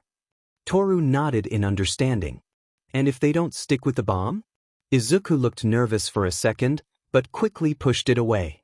Then Ida might come after me, since he can actually find me. I don't think I can beat him as I am right now. I'll need your help to even keep up with him. In either case, I think our best bet is to stick together for this one until we're at the bomb room. Toru smiled at Izuku. Hey, we'll do fine. Maybe if we win, I'll give you a kiss. Izuku turned toward the building with a determined gaze. He was going to win no matter what now. Battle, start. All Might called out over the comms. Toru quickly dropped her gloves and boots as Izuku began activating his senses. Ida's engines weren't that loud, so he could use his hearing safely. He didn't have any way to generate bright lights, so his eyes were perfectly safe. He was too fast. There was no way Izuku could avoid getting hit. After a moment's hesitation, Izuku activated his sense of smell and combined it with his sight. After looking things up on the internet, he had decided to call this synesthesia, since this allowed him to emulate people who had actual synesthesia. One for all lit up around him as he focused his hearing on the building. While nowhere near as loud as Bakugo's explosions, the sound of Ida's engines was clear to Izuku, allowing the sonar-like effect to reveal Ida's exact location on the 5th floor. Izuku couldn't jump that high in a straight shot. They're on the 5th floor. I'm gonna need to use the alleyway to jump between the buildings to get that high up. Izuku put his words into action as he began running around to the side and down the alleyway. Toru kept pace easily on all fours, and once they arrived in the alley, she started climbing up the building as she headed straight for the top. Izuku jumped up and tried to kick off the walls to climb up after her. He managed 2 kicks before he slammed face first into the wall of the building instead. Ow! He barely managed to grab onto the nearby window, thus avoiding falling, but crashing into the building hurt. Izuku! Toru fell down 2 stories to grab him with her tail, slamming her arms into the wall to hold herself there. Are you okay? Izuku shook his head for a moment. Yeah, just thought that'd be easier. I'll need to practice that if I can't jump higher. Toru shook her head. Please stop hurting yourself. I really will have to give you a lecture at this rate. Izuku sheepishly scratched his head. Sorry. He held on as Toru proved how strong she was by effortlessly lifting them both up the building while holding him in her tail. Izuku swore he'd practice when he had a chance to get the hang of that jumping trick, if only so Toru didn't have to worry. As soon as they reached the 5th floor, Toru pulled open a window and leapt through, letting Izuku out of the grip of her tail. Izuku could hear the sounds of Ida's engines as he raced around the floor. He wasn't guarding the room. This was exactly what Izuku was afraid of. Ochako couldn't stop herself from feeling nervous as she watched Izuku head into the alley by himself. She knew Toru had to be there, but since she was invisible, she had no idea where. When he started jumping from building to building, Ochako was impressed. When he face-planted into the wall, she narrowed her eyes in a deadpan expression. That was considerably less impressive. She almost screamed when he started to fall before grabbing the window. Then he started floating, so obviously Toru was there helping him as she climbed the building, carrying him in an arm. Toru was really strong. Ochako couldn't help but feel worried though, when Ida began systematically searching the entire floor. The tight corners kept him from going any faster than he had during the test on Sunday, but he was still covering ground quickly. It wouldn't take him more than a minute or two to find Izuku and Toru. Izuku. Izuku could hear Ida coming down the corridor toward them. He opened his mouth to warn Toru, but her ears twitching told him she heard it too. When Ida finally turned the corner, he immediately shot straight for Izuku. He was definitely faster than Izuku right now, and he could see the kick coming in slow motion. He wanted to jump out of the way, but immediately realized he wouldn't be fast enough. The gap in their speed was just too much. The best he could do was start to block, and even that was not going to be enough to fully stop it. As he moved his arms to block the attack, he saw Ida adjusting his aim and had to adjust as well. In just the 2 seconds it took Ida to cross the distance, they must have made subtle adjustments to their respective actions a dozen times. Ida managed to land a solid blow through part of Izuku's guard. As he went flying back, he couldn't help but wish he was faster as he slammed his head into the wall, dazing him. As Ida charged at Izuku, Toru instinctively tried to pounce on him. She couldn't get enough room to really accelerate in this hall and had to rely on the speed she could get from just 2 legs if she was going to make it in time. She didn't make it though, and as she crashed into Ida, she had to watch Izuku go flying down the hall. Ida crashed into the wall from the impact and immediately pushed away, rushing to the far end of the corridor, away from Izuku. She prepared to chase after him, but he reached into the pouch on his waist. She watched warily as he pulled out a packet of some sort. Toru braced herself as he opened it and began running down the corridor. She stepped to the side, just in case, and he stopped near the far side, right by Izuku. She had to stop him from getting a capture tape on him. As she began running on all fours to close the distance faster, she felt something sticking to her hands and feet. Looking down, she realized she just ran right into a trap. Ida had spread flour on the floor. She glanced up just in time to see Ida charging right for her, and jumped back to her feet as she raised her hands to block the attack. His kick landed solidly, pushing her back several feet, but she was able to shrug it off and come back in with a swift kick, trying to trip him. He easily dodged it though, her foot showing up as floating flour. He had completely countered her invisibility. She was just glad he hadn't dumped the flour on top of her. She had accepted that Izuku could see her, but he was her boyfriend now. No way was she giving Ida a free show too. Not to mention the rest of their class. As her foot came back to the ground after her kick, she pushed off with her other foot and spun around as Ida tried to come in immediately after her previous attack, hoping to take her out quickly. He noticed the second kick too late to dodge back. Toru was going to hit him. She was going to hurt him. She threw herself to the side instead, her kick missing as she tried to get behind Ida so she could restrain him. He spun around, captured tape in his hands as he tried to wrap it around Toru's outstretched hands. She opened her mouth and let out a roar, the sound causing Ida to jump back in shock and giving Toru a moment to try and come up with a way to capture him without hurting him. Her claws, her fists, her feet, even her tail might accidentally hurt him. She felt the old fear starting to come back. She wouldn't hurt someone, not again. She still regretted what she did to Bakugou, that had filled her sleep with nightmares, and she still felt like he deserved it despite the regret. Ida definitely didn't deserve to be hurt. She couldn't stop him. As Ida came in again, Toru began blocking and dodging an even more complex series of kicks intermixed with a few attempts to grab her with the capture tape. She was being forced to take full advantage of the flexibility her cat body gave her just to dodge. He was so fast. He only had a vague idea where her body was from the position of her feet and hands, plus the streaks she was leaving in the floor, but his eyes never left them, tracking her as they fought back and forth, even as she never made an attack against him. Finally, after almost a minute of fighting, she was running out of energy. She couldn't keep it up. Her body was heating up, the burning growing more intense as she tried to fight through it.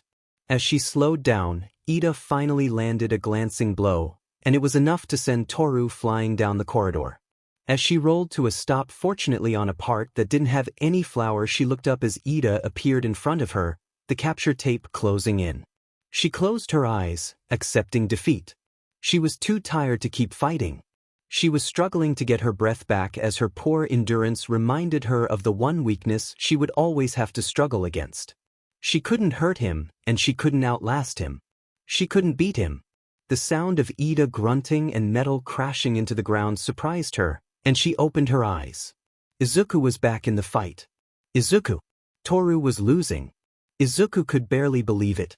She had seemed so amazing so far, like she couldn't be beaten. And she was losing. Izuku was in pain, but it wasn't so bad he couldn't think. He was winded, but it wasn't so bad he couldn't fight. He refused to just let Toru fight alone, not when she was fighting so hard. Not when he could help her. But he wasn't fast enough. He needed more. The two were focused on fighting each other, so Izuku took the time it gave him to focus on himself for a moment. He needed a way to bring out even more speed. He could draw on one for all as he had against the zero-pointer, but that had destroyed him. He would never get anywhere like that. He reached for one for all, drawing its power out. He felt it flood his entire body. If he so much as twitched, it would destroy him. As the red veins covered his entire body, he knew it was far too much. He needed a way to control this. He had to, or Toru was going to be hurt. Even if this was just a friendly battle, he refused to let Toru get hurt. With one for all already out, he fully activated his eyes. With his eyes focused, he felt one for all pulse toward his eyes. The world came into sharp clarity, letting him watch the fight in slow motion. Toru was holding back her strength again, just as she had against the robots in the entrance exam. She was going to lose like that. He didn't have time to get this wrong. Izuku focused one for all to his ears. Again, the world became loud, and was filled with the strange, sonar-like images of everything around him. The power wasn't even being dented like this. There was so much. Next he tried focusing one for all to his nose, and immediately combined it with synesthesia to turn the world into a colorful mass of smells, the flower almost forming a cloud of smell.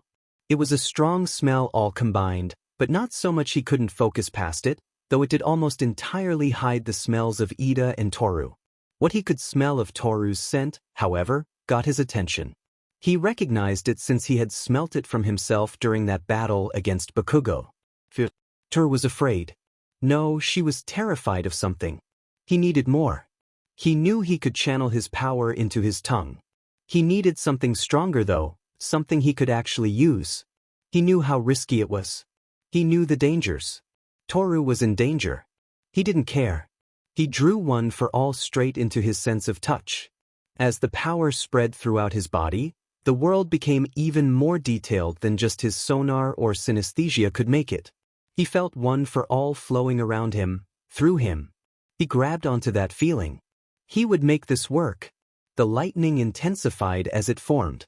He drew back the power, demanding it cooperate. Toru hit the wall. The lightning quieted as it finally obeyed him, settling to a level where the pain stopped. He charged as Ida leaned down to slap the capture tape on her and kicked him across the corridor.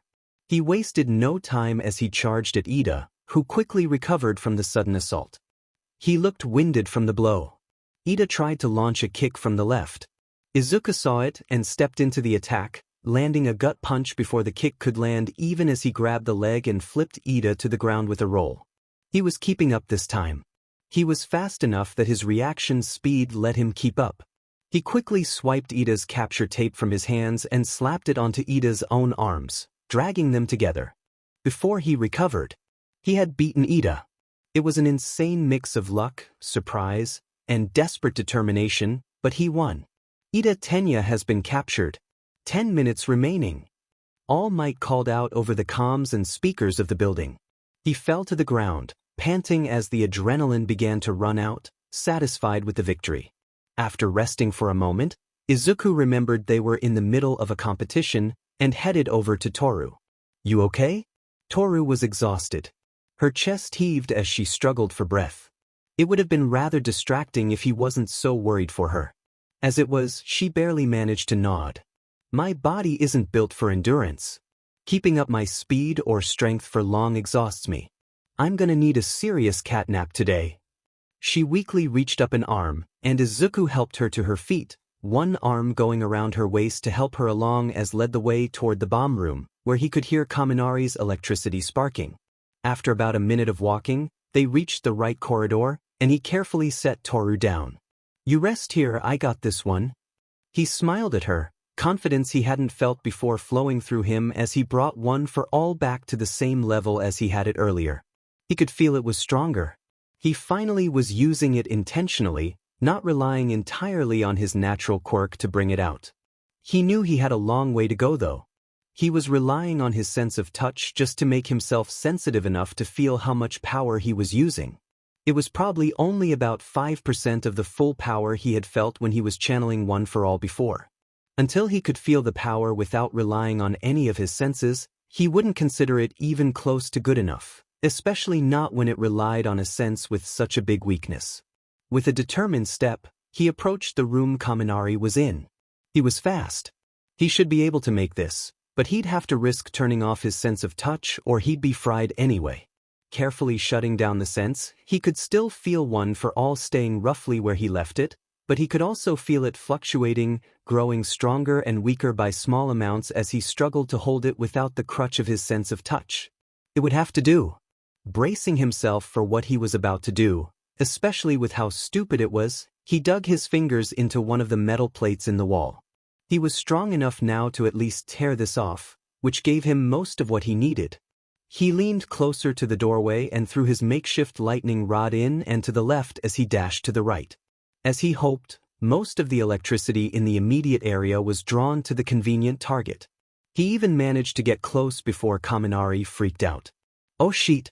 Indiscriminate discharge 1,300,000 volts. Lightning began to flood the room, but before it could go far, Izuku got desperate and channeled One for All to his middle finger and, overlapping his thumb on top of it, flicked it at Kaminari.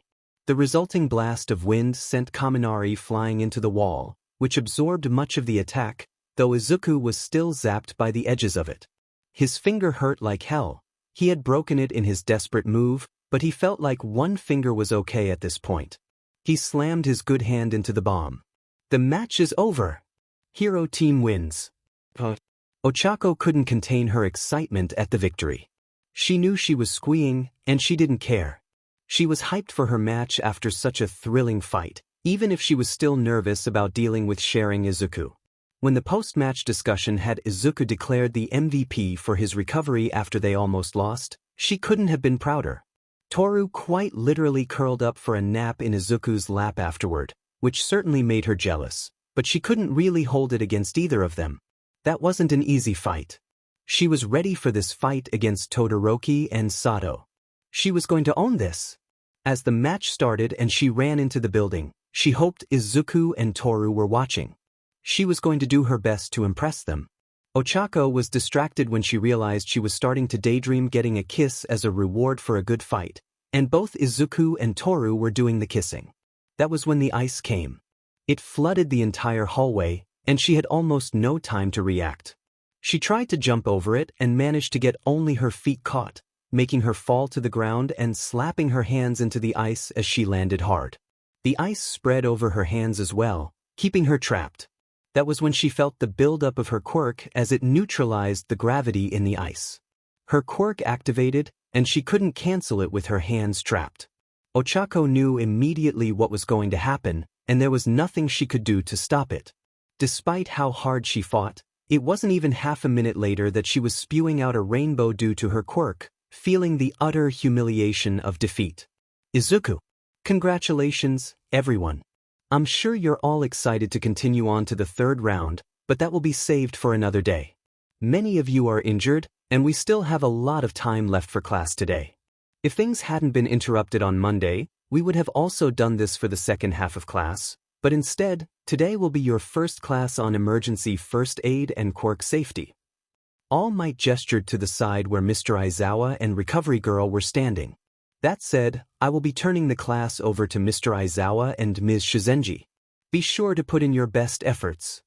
With that, All Might turned and moved out of the room with a somewhat hurried pace. Izuku realized he was coming up on the 2-hour mark soon, which meant he was probably starting to feel the strain of maintaining that form. Izuku turned to look at the far side of the room, where Ochako was leaning against the wall, curled up in a ball, ignoring everything around her. Izuku had to squeeze his hand into a fist to release some of the anger he felt at what Todoroki had done to her. While it probably hadn't been on purpose, it was still humiliating for Ochako, obviously. Mr. Aizawa stepped forward, getting everyone's attention. This portion of Heroic Basics is pretty simple. The focus is on learning how to use your quirks safely, both for yourself and those around you. Because there's a risk of being injured, this class is usually also paired with learning basic first aid. Any injuries that can be treated by you will be your responsibility. Anything beyond, that will be taken care of by Recovery Girl, he said as he gestured to her. That said, we already have some injuries from the battle trial, and many of you will be learning this for the first time. For the next 15 minutes, everyone will be paired with a partner. He cut himself off as he glanced over at Toru, who was now curled up next to Ochako, clearly asleep. Or at least those of you who are awake. He seemed uncertain how to deal with the fact that Toru was sleeping. Izuku had explained what happened after they got back to Mr. Aizawa and All Might, since Toru would obviously need to recover from how badly she had drained herself. That was the only thing that was really wrong with her right now. Her other injuries were minor at best, a light bruise being the worst of her injuries.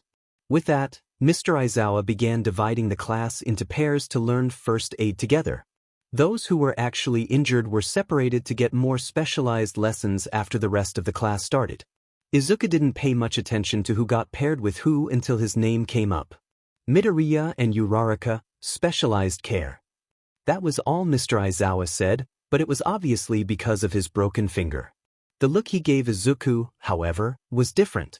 Izuku didn't get it at first, but then he noticed the glance Mr. Aizawa made between himself and Ochako. He must have figured out the two were friends and wanted Izuku to help Ochako. Not like he needed an excuse to do that, but it also gave him a more important opportunity. Ochako had begun absently petting Toru's ears while the students were being paired off, and even being paired with Izuku didn't seem to lift her spirits at all. If anything, she seemed even more reluctant. He had his work cut out for him. Izuku was unsure of what to say to make her feel better. He spent the time Recovery Girl was walking Ochako through how to make a splint for a finger and ensure it was done right, thinking of what he could say. Even he could tell she was putting the bare minimum energy into it, which was just unnatural for Ochako. Watching her as she carefully taped the splint together, he finally had some idea what he wanted to say. Todoroki is one of the strongest in the class, you know. Ochako froze when he started talking before finishing the work on the splint, seemingly ignoring him. Izuku knew her better than that, though. She was upset, but Ochako was still his friend. You had no real idea what he was capable of. It's okay to lose against something like that. Ochako finished the splint, but kept her hands holding his as she looked in his eyes, confusion clear on her face. She still didn't speak and hadn't made a single noise since her match, so he continued. I'm not sure anyone in the class could have beaten that, not without having seen it first. I can think of a few strategies I might be able to use to deal with it now, but if I had been in the middle of that, I would definitely have been caught too. She looked down, a blush filling her face. Finally she spoke, her voice unnaturally quiet for her. Losing hurt. But it wasn't so much the losing as what happened when I fell that upset me. Everyone saw. Izuku interrupted her. It's okay. Izuku gathered his courage. She needed someone to help her. He gently pulled her into a hug, which she didn't resist. If anything, she gripped him tighter. He could feel her shaking. It's going to all be okay, Ochako. He gently rubbed her back, doing his best to reassure her. He thought back to the rougher days he had had in the past. His mother did much the same for him, so he could do this for Ochako.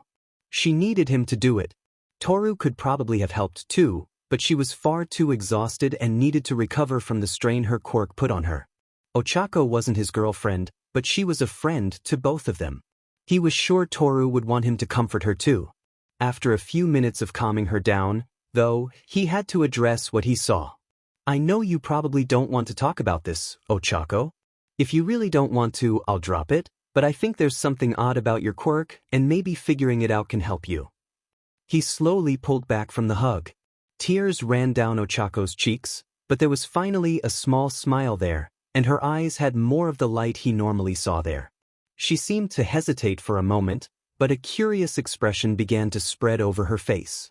What do you mean something odd? Izuku knew this was going to be uncomfortable, so he did his best to avoid upsetting Ochako.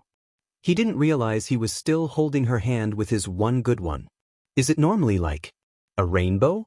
With lights floating off from it? Even when you're not overusing your quirk? Ochako glanced down, but shook her head after a moment. Only when I overuse it. He thought for a moment.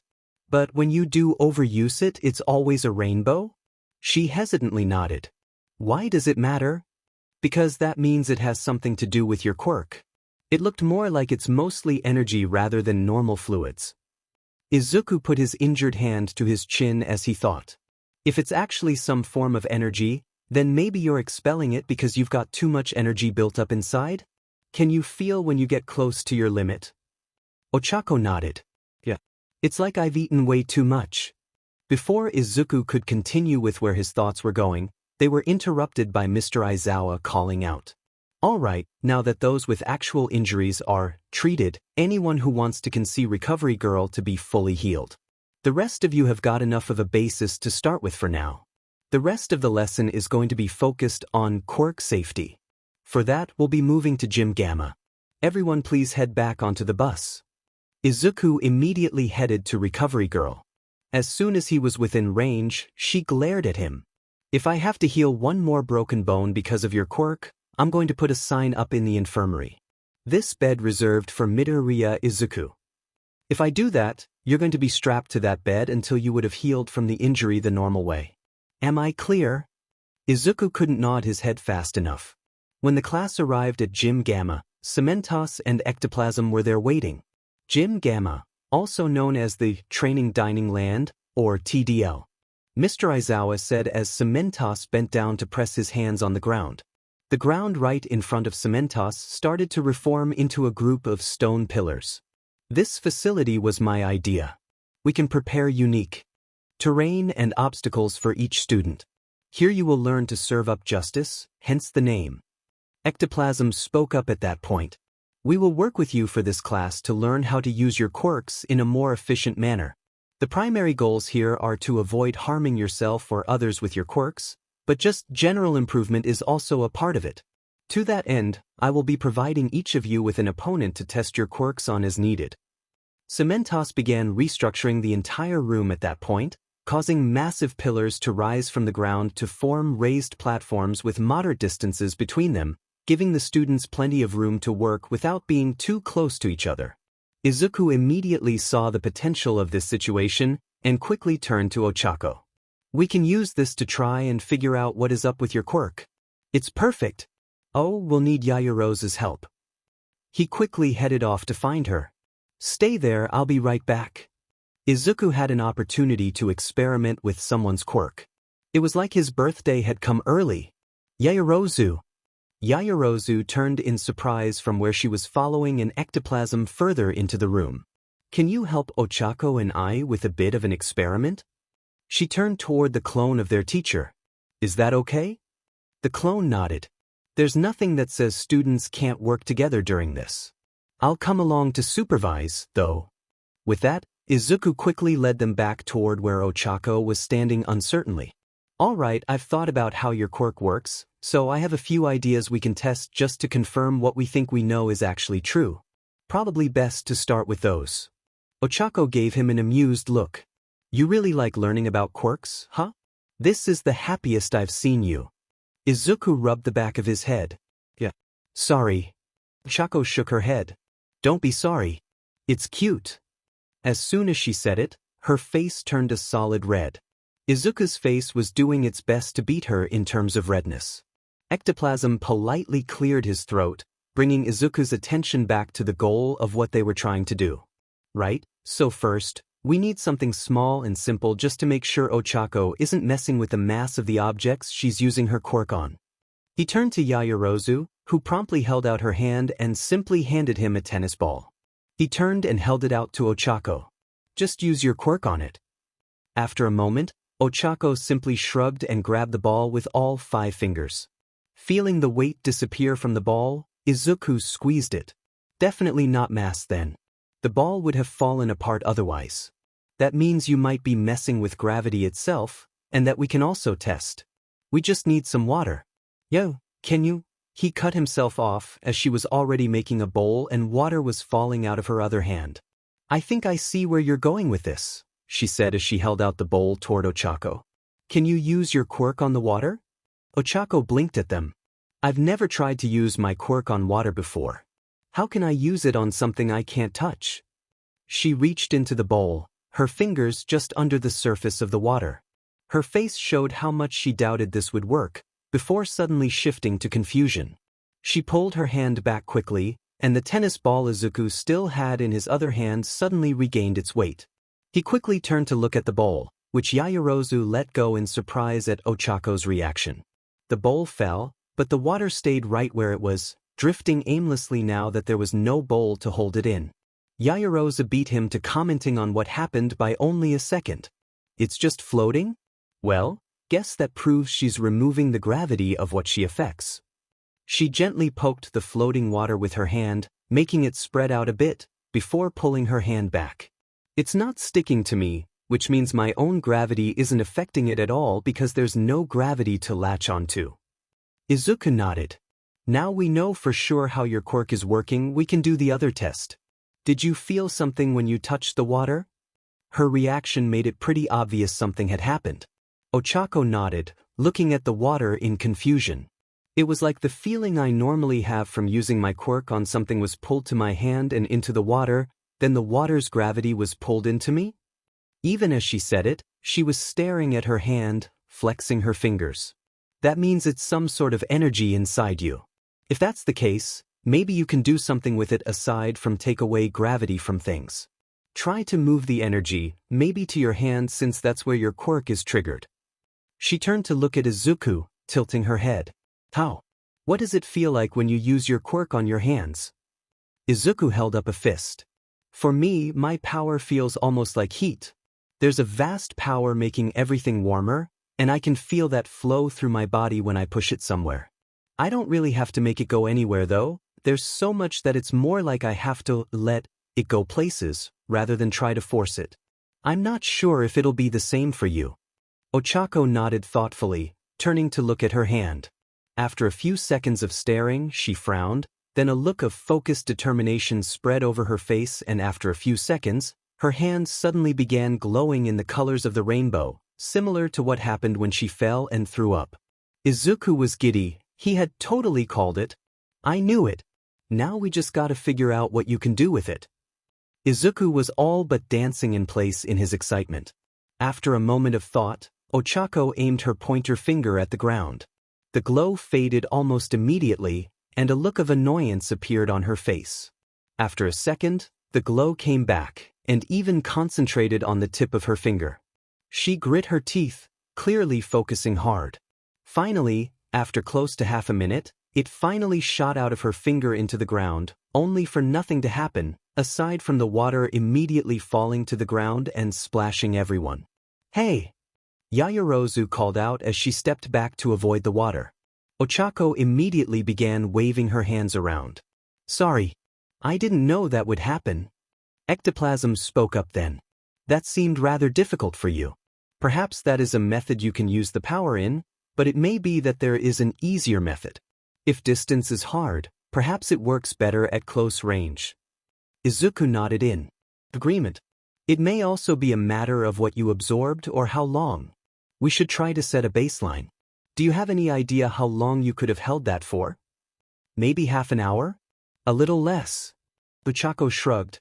I've never really tried to figure out how long I could use my power on something so light, but it feels about right.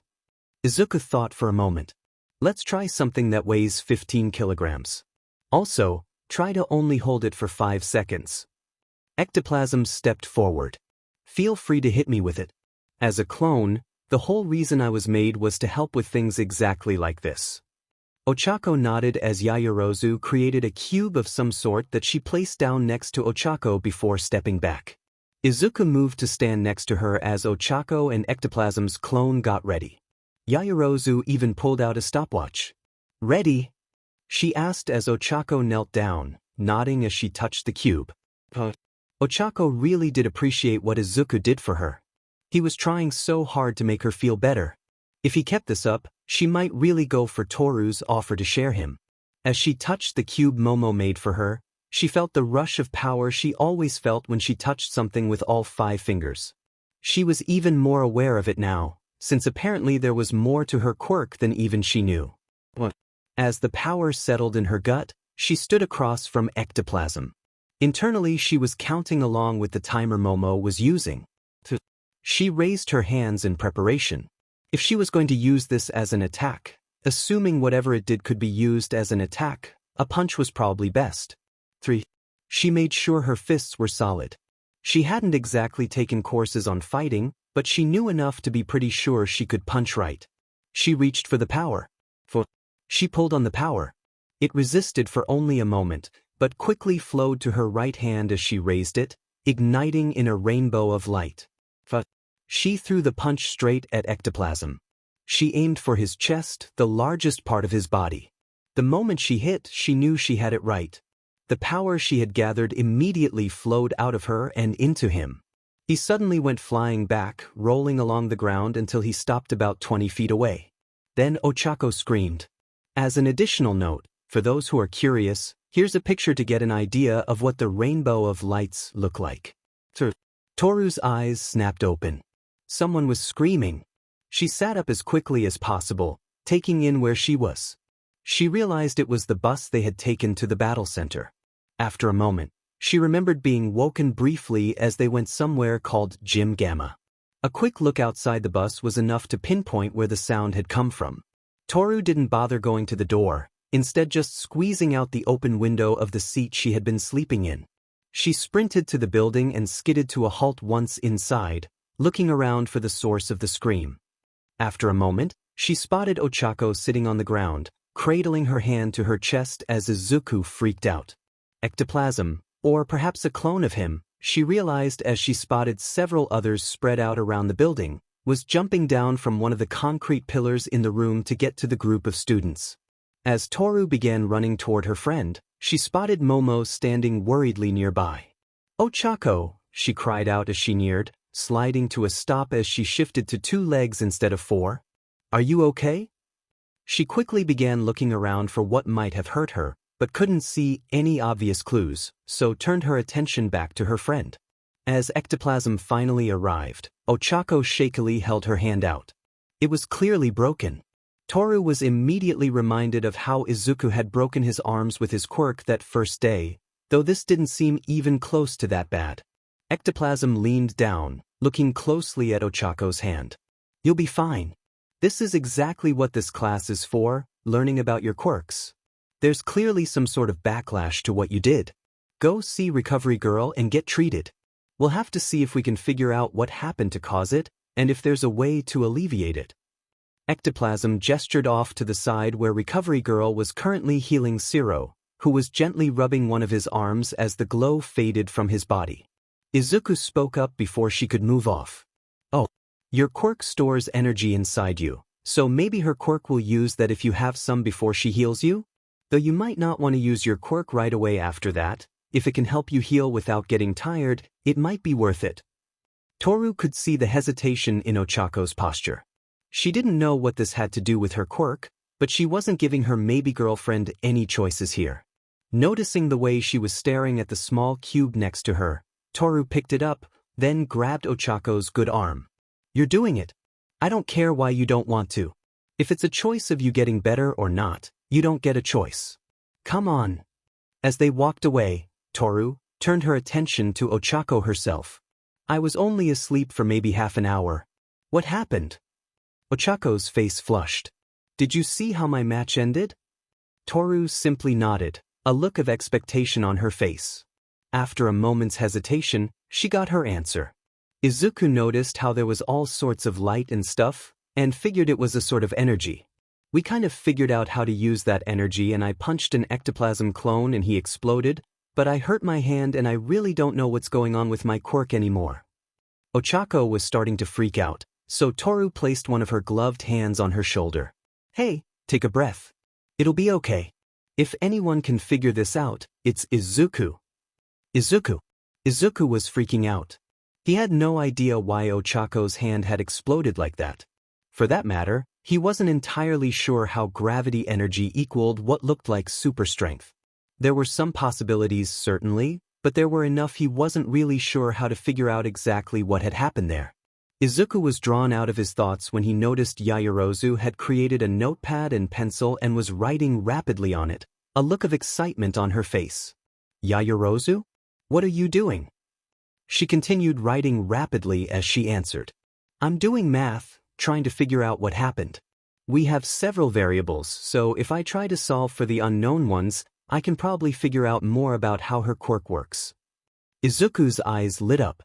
It wasn't good enough at the math needed to really work all of that out, but if she could do it, that would help tremendously. He glanced back over at Recovery Girl and watched as, after a brief discussion with her, Ochako was healed.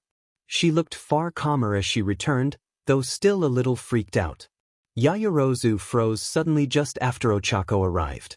Ochako? Do you know how long you could have held that amount of energy for? Her tone betrayed her nervousness. Was there something wrong with Ochako? Ochako put her finger to her chin as she thought. Maybe a minute and a half? Or around there anyway. Not sure if it'd be closer to 2 minutes. I've never really tried to get that close when it comes to figuring out how long I can hold stuff for. Yaoyorozu wrote down something else on the pad she held, before shaking her head and letting out a shuddering breath. That's what I was afraid of. Izuku turned his full attention to Yaoyorozu.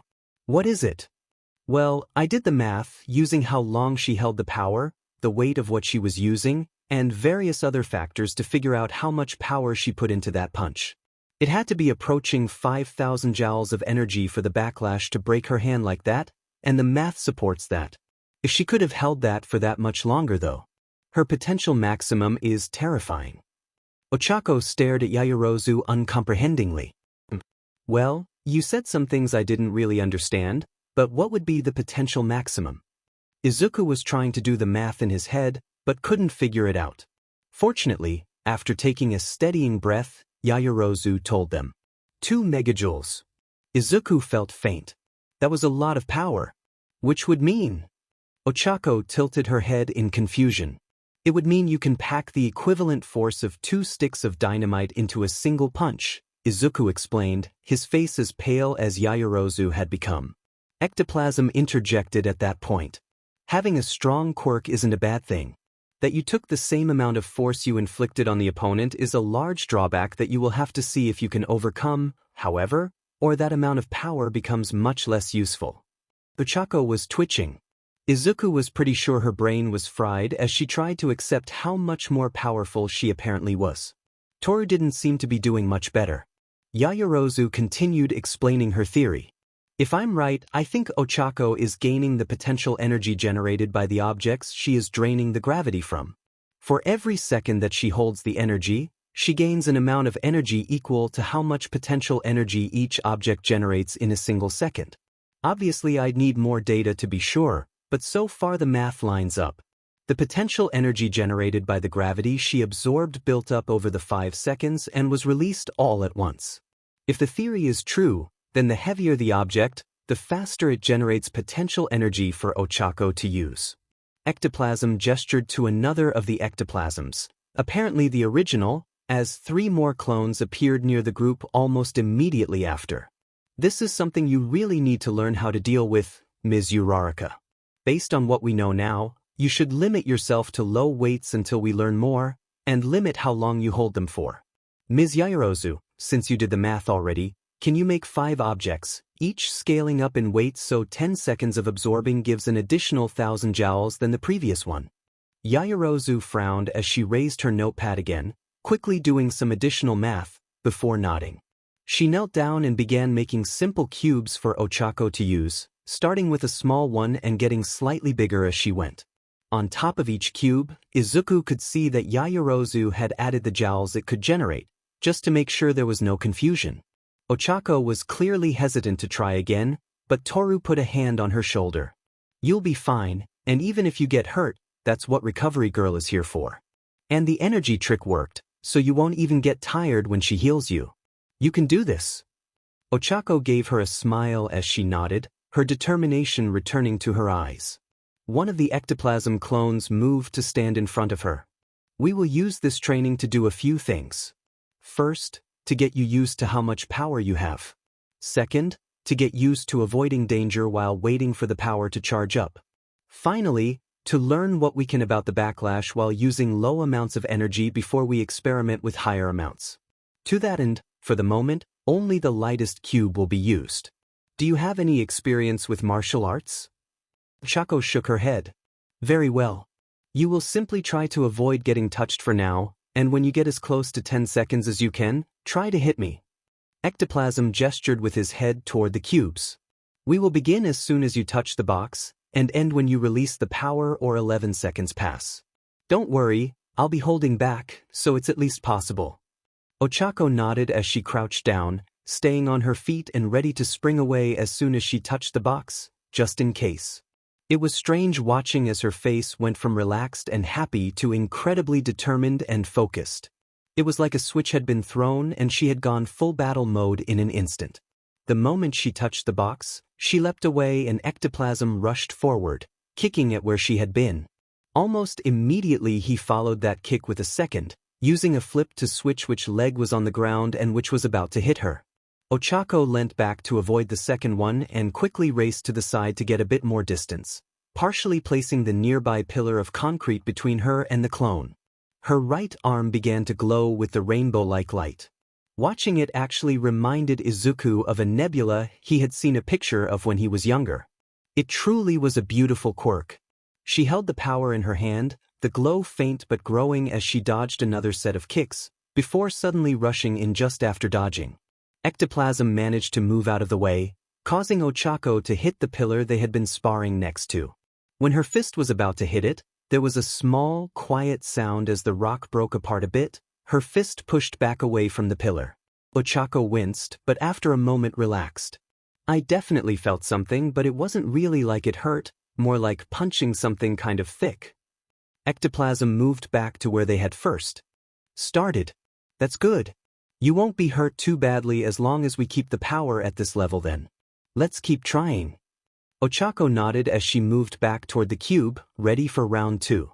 As she began dodging, almost immediately the rainbow appeared around her hand, dimmer than before, but growing in brightness as time passed. Clearly, she was experimenting to try and figure out what she could about her quirk in the process of sparring. Finally, as the brightness of the light around her hand was closing in on what it had been for the first punch, Ochako dashed in for a second attempt. This time, Ectoplasm dodged again, but launched a kick at her chest. There was no way she had time to dodge it, and Izuku tensed up for a moment. That was when things got interesting. The light suddenly moved out of Ochako's hand and raced for her stomach where the attack was about to land. The light coalesced around her stomach as the attack landed. There was a dull buzzing sound, and Ectoplasm's kick stopped close to an inch away from Ochako's stomach, forcing him to quickly adjust his balance. The light also disappeared. Based on the surprised looks on both of their faces, that wasn't what either of them had been expecting. Ectoplasm stood upright as he spoke up. "Did you feel that at all?" Ochako shook her head. "Not really, aside from the energy moving in front of the attack. It was maybe a push, but definitely a lot weaker than what it should have been." Yaoyorozu rubbed her chin. "Maybe it used the energy to cancel out the energy of the attack? If there wasn't enough to fully cancel it out, then whatever was left would still get through." Ectoplasm looked thoughtful for a moment. "I want you to try and do that on purpose when you attack. Only use half the energy for the attack, save the other half for absorption." With a nod of determination and a vague idea of where Ectoplasm was going with the idea, Ochako once again knelt down and gathered the gravity of the cube. Reading that first attack was getting easier, and Ochako quickly moved the energy into her hand in preparation for the attack. It was easier if she was already gathering it, rather than trying to gather it at the last second. This time, she had to split her focus a bit as she stopped adding energy to her hand at the 5-second mark. She felt the energy trying to push together with the rest, but she held it back. Ducking under another kick, she finally saw her opportunity and lunged forward, lashing out with a punch. Ectoplasm began to dodge, but finally, Ochako managed to get close enough to land a blow. Immediately as she felt the power rushing out of her hand, she felt the remaining power rushing up into her hand. It was definitely only half the power of her blow against the pillar, as Ectoplasm only stumbled back a bit, but as the backlash of the attack hit the remaining half of the energy, it disappeared. She felt nothing at all. It worked. I didn't feel any pain or discomfort that time. Ochako had to stop herself from jumping up and down. This was really working. Toru seemed to be doing enough jumping for the both of them, and Izuku's smile was bright enough to light up the entire building. Good. That makes it much safer to practice this part of your quirk. We'll try the next cube now.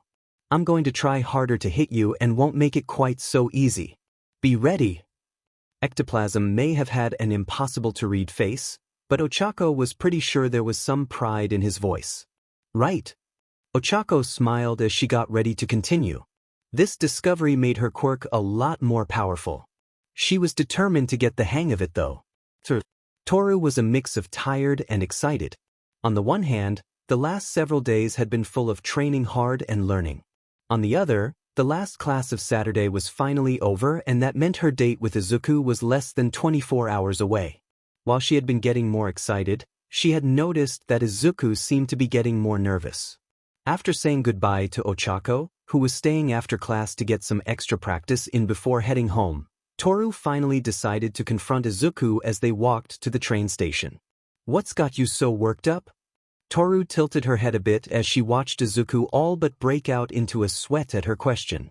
She narrowed her eyes. Are you stressing about the date? Izuku waved his arms around. No, everything's fine. Toru just gave him a flat look. After a moment his posture slumped down. Okay, so maybe I am. I want to make sure it's good it'll be our first date. Shaking her head, Toru put a hand on Izuku's shoulder. We'll be together. That's almost more important than whatever we do. It's okay to keep it simple. Izuku looked unsure of himself. That just wouldn't do. What kind of things have you come up with so far? After a moment of walking in silence, his face slowly getting redder, Izuku finally muttered, watching a movie together before having dinner. Toru resisted rolling her eyes at the cliché. That's fine. I certainly don't mind doing that. We'll need to see what movies are playing though. Izuku perked up a bit at the reassurance. Did you ever watch any of the MCU movies? Toru's head tilted in confusion. MCU. The Marvel Cinematic Universe. It's from the pre-Quirk era and was the first series of interconnected movies that broke the older format of singles or trilogies that dominated the earlier years of cinema.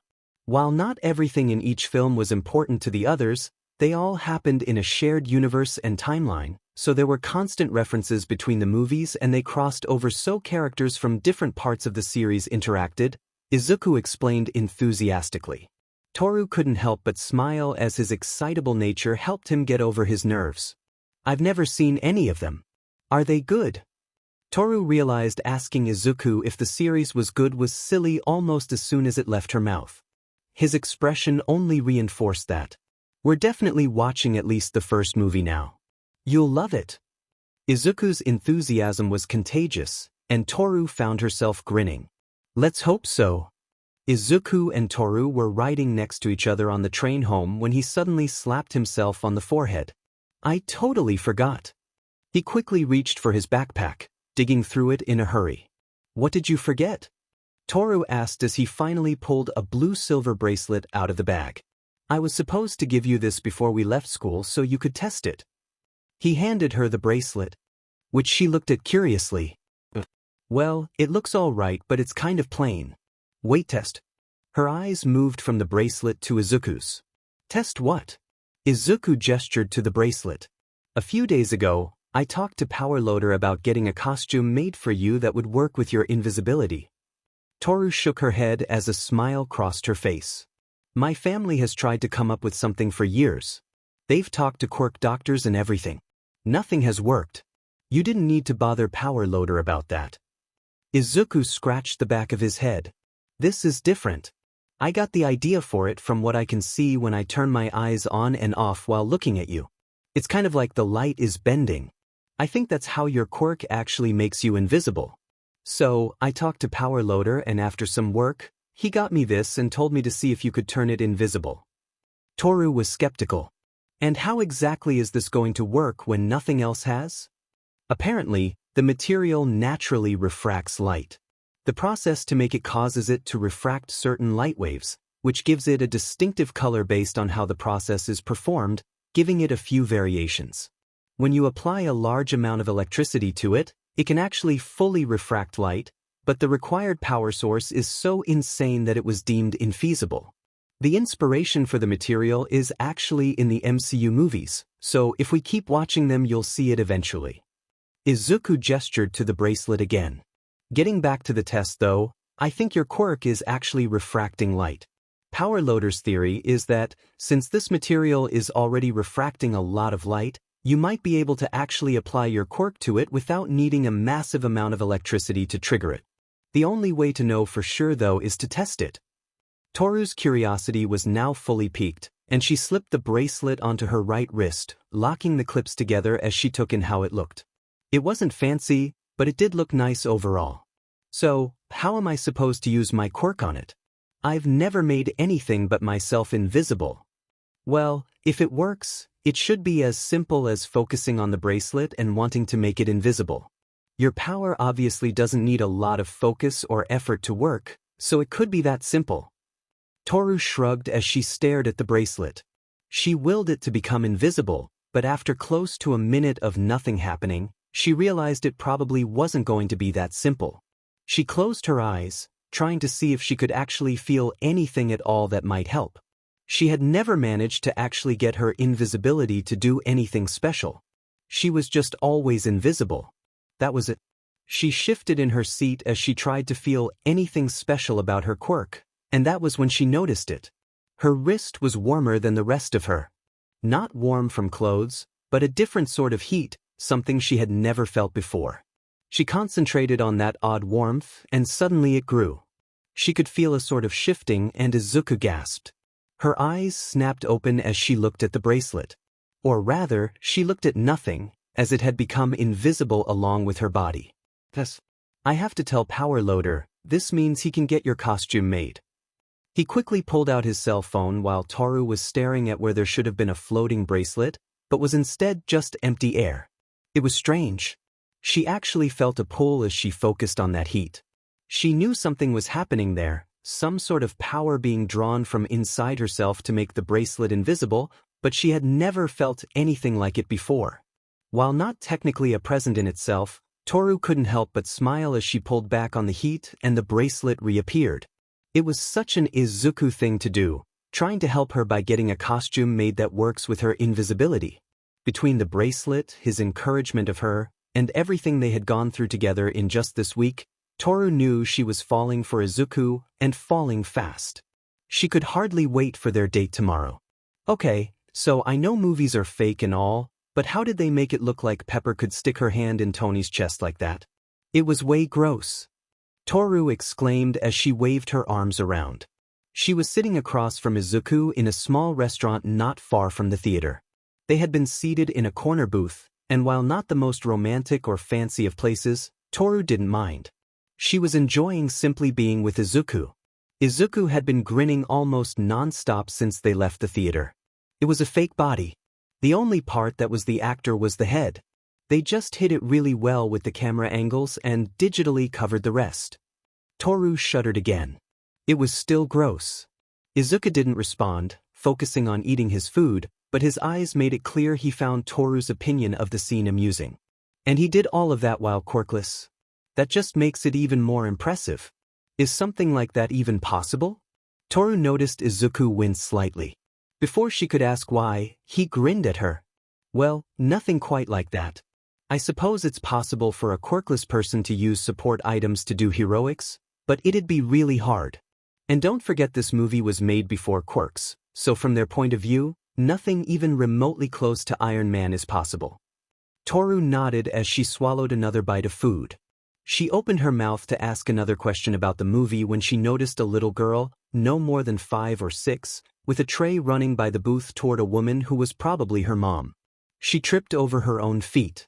Toru didn't even think about it. She dived out of the booth to catch her before she slammed headfirst into the ground. It was relatively easy with her reflexes. The girl was practically standing still to her. Of course, since she was carrying a tray when she tripped, said tray ended up all over her, but at least the kid was safe. Satsuki, are you okay? Toru heard from several booths down as the girl's mother got up and hurried over. Toru gently set the girl back on her feet as she stood up, brushing some of the food off even as she made sure everything was okay. She seems okay, Toru called out to the mother as she stepped back to let the mother check for herself. After collecting herself, the girl Satsuki apparently looked over to Toru. Thank you. Ribbit, she called, and Toru almost glomped the poor girl with the adorable lisp. Then she processed the way she spoke and actually took a closer look at her. The girl had green hair in a pair of loops like pigtails, but it was a very distinctive shade. Combined with the croaking, Toru was almost certain. You're welcome. Are you by any chance related to Azuitsuyu? Toru asked, her curiosity getting the better of her. Satsuki lit up immediately.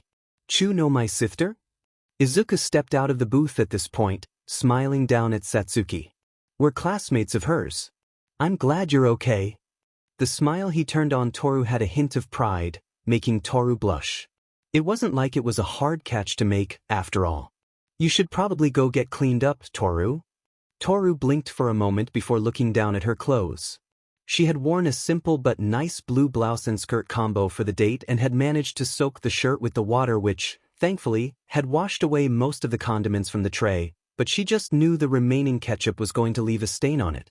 She vaguely heard Izuku talking to Satsuki and her mother as she quickly turned and all but ran into the bathroom. At least Izuku was the only one who could see how massive her blush was. As she pulled off her shirt and tried to clean off the ketchup, she shivered from the cool air. One of the few benefits from being invisible, even if someone else came in, they couldn't see her.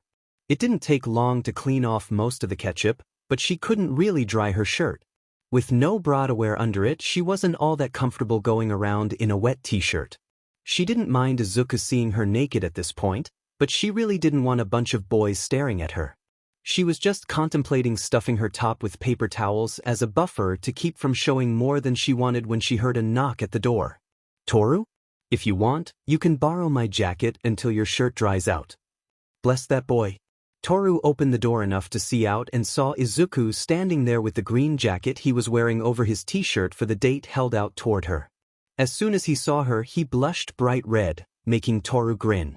Even after seeing her completely naked, he reacted every time he saw her. It made her feel really good, and his reactions were hilarious. Thanks.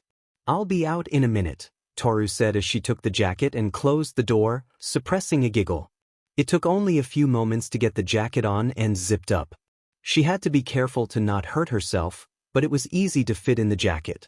It helped that Izuku was almost half a foot taller than her. She was just glad her skirt hadn't gotten anything on it. When she left the bathroom, Izuku was back at the booth and Satsuki and her mother had apparently reordered their food.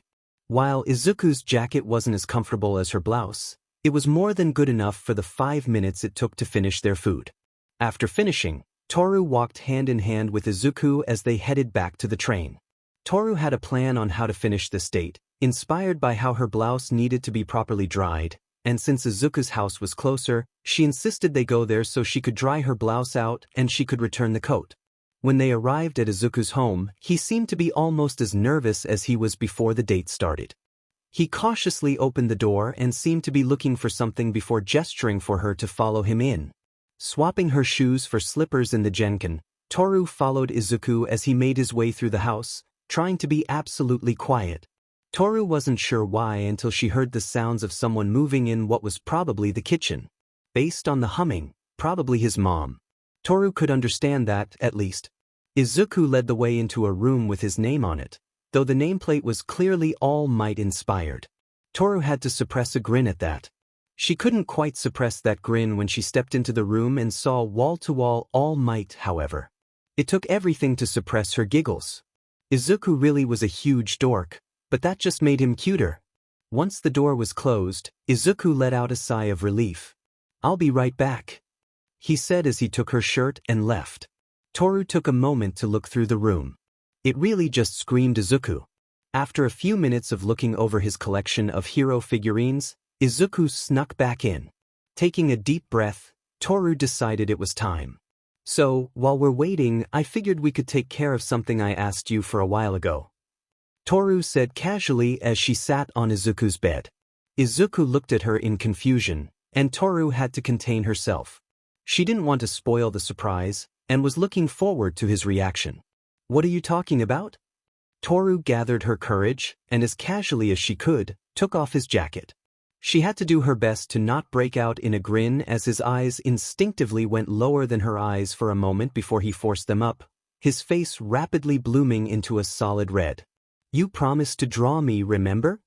She knew the moment Izuku realized what she was talking about as his face went from just plain red to what must have been a new shade of red invented by Izuku as he broke out into a nervous sweat and stopped making any sort of sense.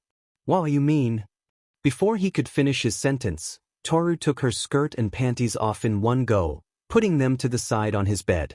She knew her face was almost as red as his, but she was enjoying his reaction, and she did want him to draw her. "I meant what I said when I asked before. I want to know what I look like." Izuku had turned to face away from her. He had seen her naked a few times before, but for some reason this seemed to be a bit much for him.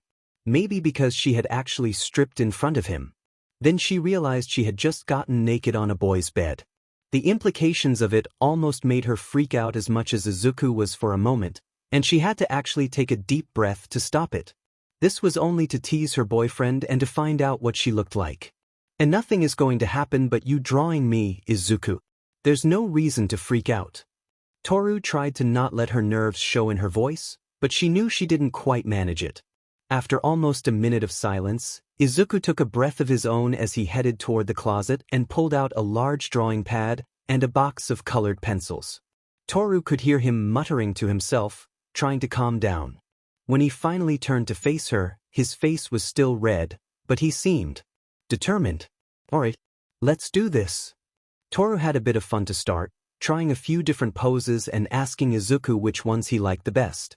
She realized quickly that while Izuku definitely liked all of what he saw, his muttering more than proved that he enjoyed her BRS the most. She never really understood why boys seemed to like them so much, but Izuku's reaction when she moved her chest out to emphasize them in a pose was more than enough proof for her. In the end, she stopped teasing him and asked him to pose her. After several minutes of stuttering which she could barely understand, she finally huffed and grabbed his arm, putting it on her shoulder. Izuku froze up, staring at her in confusion. "I can't understand you when you're this freaked out. Just put me how you want me. You can touch me while posing me, just don't touch my bits. You've already touched me while I was naked anyway, remember? In the exam." Izuku took a deep breath and finally seemed to begin calming down. He was still being an adorable dork with his muttering though. Eventually, his comments started to shift toward artistic elements like the lighting and angle as he moved her around a bit more before stepping back. He'd check her pose against the light, only to step back up to her and adjust her a bit more. He finally settled her into a relaxed pose, laying partly on her side, her legs forming a sort of four shape as she leaned against one pillow near her head, holding her body up and half on her back against a second pillow. Toru ended up posing for longer than she thought, but was more than happy by the end of the drawing session. She also had no doubts left about how beautiful he thought she was. He only muttered it to himself every few minutes. She did have to beg a bit to get him to finish, as he was hesitant to stare at her most important place, but she wanted to see everything, and as embarrassing as that was, it included that. In the end, Toru was posing for close to 45 minutes before Izuku said he was done. Finally getting up off the bed, Toru walked over to look at the finished product. It was at that moment she realized she had actually stopped being embarrassed about the whole process a full half-hour ago, and hadn't even realized it. Izuku seemed to also get in the zone, aside from the moment he had to draw her privates, and wasn't showing the signs of embarrassment she found so adorable even as she stood behind him naked. The girl in the picture was beautiful. Her dark red hair was splayed out on the vague bed shape Izuku had drawn her on, and while Toru knew intellectually this girl was her, she hadn't expected to look so beautiful in the picture. Toru was convinced he had to be improving her proportions, but she didn't mind too much. She loved every bit of it. Toru gently pulled Izuku into a hug, her NDDY completely forgotten as she expressed her love for him. "It's amazing, Izuku. Thank you." Izuku. The next day, Izuku and Toru arrived at school expecting the usual half-hour of time before the rest of the students started showing up. They moved the desk that used to belong to Bakugou next to Toru's desk so they could sit closer and hold hands while they were waiting. They had plenty of time to put it back before other students should start showing up. Thus, it was a surprise when not 10 minutes after arriving, the door opened. Azui walked in and immediately locked her eyes on Toru. She walked right up to her, and while her face was impossible to read, her voice showed more enthusiasm than usual. "Thank you for watching out for my little sister, Toru. Ribbit. She means a lot to me. My whole family does." Ribbit. Toru rubbed her neck in embarrassment. "It's not like anyone else wouldn't have done it. I was just happy she wasn't hurt." Azui actually seemed to be smiling. It was probably the first time Izuku could really tell how she was feeling. She must have really been grateful if it was that apparent. Before too much longer, Izuku had to move the desk back where it belonged as students began showing up for class. Ochako cut it a bit close, but still managed to get to class on time. Oddly, Mineta arrived late by a few minutes, looking terrified of something. Mr. Aizawa's glare made him run to his seat as fast as he could. Despite the unusual start to the day, classes quickly settled into normalcy.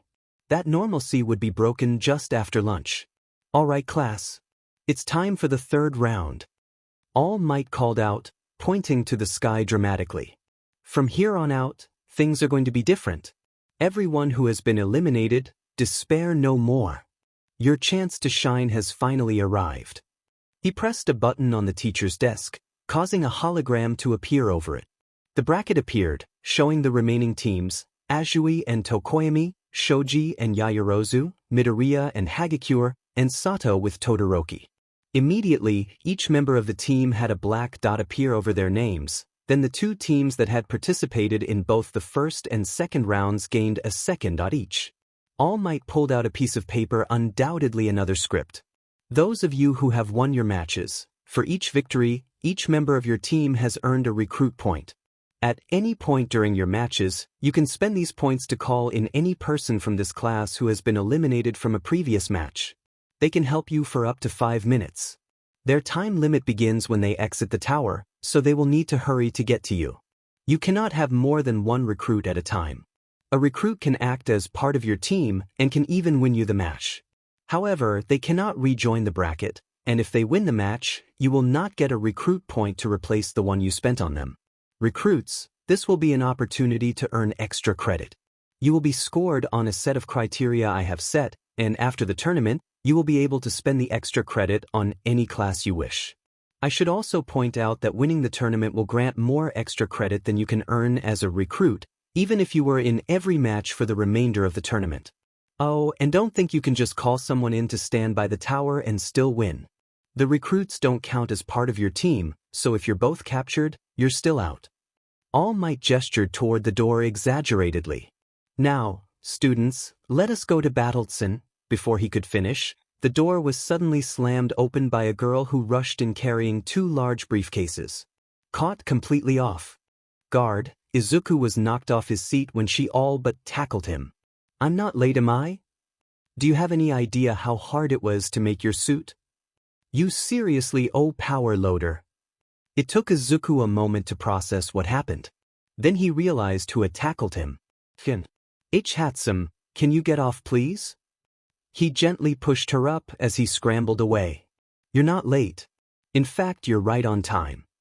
It was at that point Izuku felt 2 stares of doom aimed his way, and spotting both Toru and Ochako glaring at Hatsum, he quickly moved further away from her as he stood back up. "You have both costumes then?" With a slight pout, she stood up and held out both suitcases she was carrying. Tada! This one is yours. She held up the one in her right hand a little higher. I wanted to make more babies for you, but Power Loader wouldn't let me. Babies? Izuku, explain. Now. Toru was all but growling at Izuku. She's talking about her machines. I swear. She calls them her babies, pleased and third me. Izuku really wished he could make Hatsum stop talking before she said something else that could be misunderstood. He was rescued from any impending doom when All Might finally spoke up again. Young Hatsum, please calm down. You said something about new costumes? Izuku realized at that point that he hadn't actually mentioned the costumes to anyone but Toru. Hatsum grinned at All Might. Yeah, they're awesome. This one's for the naked girl, she said, holding up the other one. Mineta passed out, a pool of blood forming on his desk. Izuku watched as a blushing Toru grabbed the second case out of Hatsum's hands. I'm not the naked girl, I have a name you know. Hatsum just laughed. Yeah, sorry, I'm bad with names. Just so you know, we didn't have enough time to finish everything that was planned for your costumes, so expect some upgrades when we finish the rest. Anyways, good luck with the battle trials.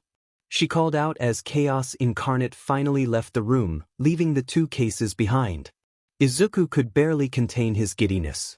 He finally had the costume he had designed to work with his quirk rather than against it. As he walked out of the changing room, he couldn't stop running his hand along the side where he felt the impact-absorbing material that made up the base of the suit. He had never expected that he would get the okay to use such a material for a suit. A part of him was curious what toys Hatsum had included in the suit, but he would just have to wait for a chance to ask or find out by trial and error. There was no time before the class began. Approaching the other students in the class, he noticed a ripple in the air. It was vaguely human-shaped and was heading for him. He blinked in confusion, not sure what he was seeing, until he heard Toru's voice coming from the direction of the ripple in a whisper. Izuku, did you have to give it the cat features? Apparently her suit worked even better than expected, if he couldn't even see her with his quirk. He focused his quirk into his eyes more, pushing it beyond his default level, and slowly Toru's new costume faded into view. Even then, it was vague and blurry, and he knew he'd have trouble spotting it at any significant distance. Sorry, I didn't design how it looks. That was Power Loader, I think. It needs the cat ears and tail for yours though, doesn't it? And if you were trying to keep it a secret, I think most of the class can already guess you're part cat. Toru squirmed in place, clearly not happy, before sighing. You're probably right, but it's not something I'm all that comfortable with. Kids always made fun of me when they knew, she admitted quietly. Izuku reached out and pet her helmet's ears, since he couldn't reach her actual ears. It'll be okay. I'm here, and these guys aren't just random students, they're future heroes. They'd be pretty bad heroes if they made fun of you. Izuku moved his hand to hers, giving it a squeeze. After a few more seconds, Toru finally stopped whatever was making her super invisible. The moment her full costume came into view to me, everyone else finally spotted it, and Toru took a half step behind Izuku. Fortunately, before she could freak out, Ochako broke the mood by running over. Wow, that's your new costume. It looks awesome. Indeed it did. The helmet was simple with a visor to protect the whole face and cat ears that stuck out of the top. Izuku squinted at the visor. It looked like there were two copies of Toru's face, though the second looked like a distorted echo of the original. The entire suit was very high-tech looking, with a mostly smooth appearance at first glance. A closer look revealed that the suit was actually thousands of tiny metal plates that were overlapping and angled. They were used to create the invisibility effect she had been using, Izuku knew, refracting light with the angled panels. Her tail was fully encased in a metal sock, perfectly molding to its movements. The entire suit was a mix of silver blue, dark navy blue, and violet highlights. Wait, is that your face? Ochako exclaimed as she got up close to the face of the visor. Toru grinned, a hand touching the side of the helmet. It's a hologram that is made by detecting my face. I don't think it's perfectly accurate, but it is really close. As she pushed a button on the side of the helmet, the second image over her face disappeared, leaving just her normal face. Though, Probably to everyone else, it meant her face disappeared, leaving an empty visor. A push of the button again, and the hologram came back. How did you figure out the suit could do that? Izuku asked. Toru grinned at him. Power Loader apparently added instructions to the case. Made it easier to get the suit on, that's for sure. She flexed her hand, and suddenly the plates that made up the hand retracted, exposing her claws. It's not much, but there's definitely some features here I wouldn't have figured out on my own. Another twitch of her hand, and the suit closed back over her claws, making her hands look normal. That's when Izuku realized it was an extra layer of protection against accidentally using her claws. She had confided in him yesterday that she had felt kind of bad about clawing Bakugou, even if she felt he deserved it. All Might eventually called the class to attention and led the way to the tower in the battle center before taking the two teams away to start the new round. Uraraka. Ochako found herself staring at Izuku and Toru. She hadn't managed to make up her mind in regards to Toru's final question. She knew they had gone on a date though, and based on how happy they had been all day, clearly it went well. She was holding back on asking about it though. She didn't want to tease herself with the possibility of going on a date with him, not when she hadn't decided yet. As the match started, she forced herself to turn her attention to the screens. Momo had made some sort of odd-looking shield on her right hand and a metal staff in her left. As she and Shoji were running into the building, Momo turned and reached up to something on the door. Almost immediately, a massive metal slab slid down over the outside of the door and crashed into the ground with enough force to crack the floor. Ochako blinked, trying to figure out what Momo was even trying to do. Izuku decided to be helpful by muttering to himself. She must be trying to prevent the other team from recruiting anyone, or at least slowing down any recruits. She turned to Izuku in confusion. But wouldn't that mean her own recruits can't get in? Izuku snapped out of his muttering as he turned to Ochako.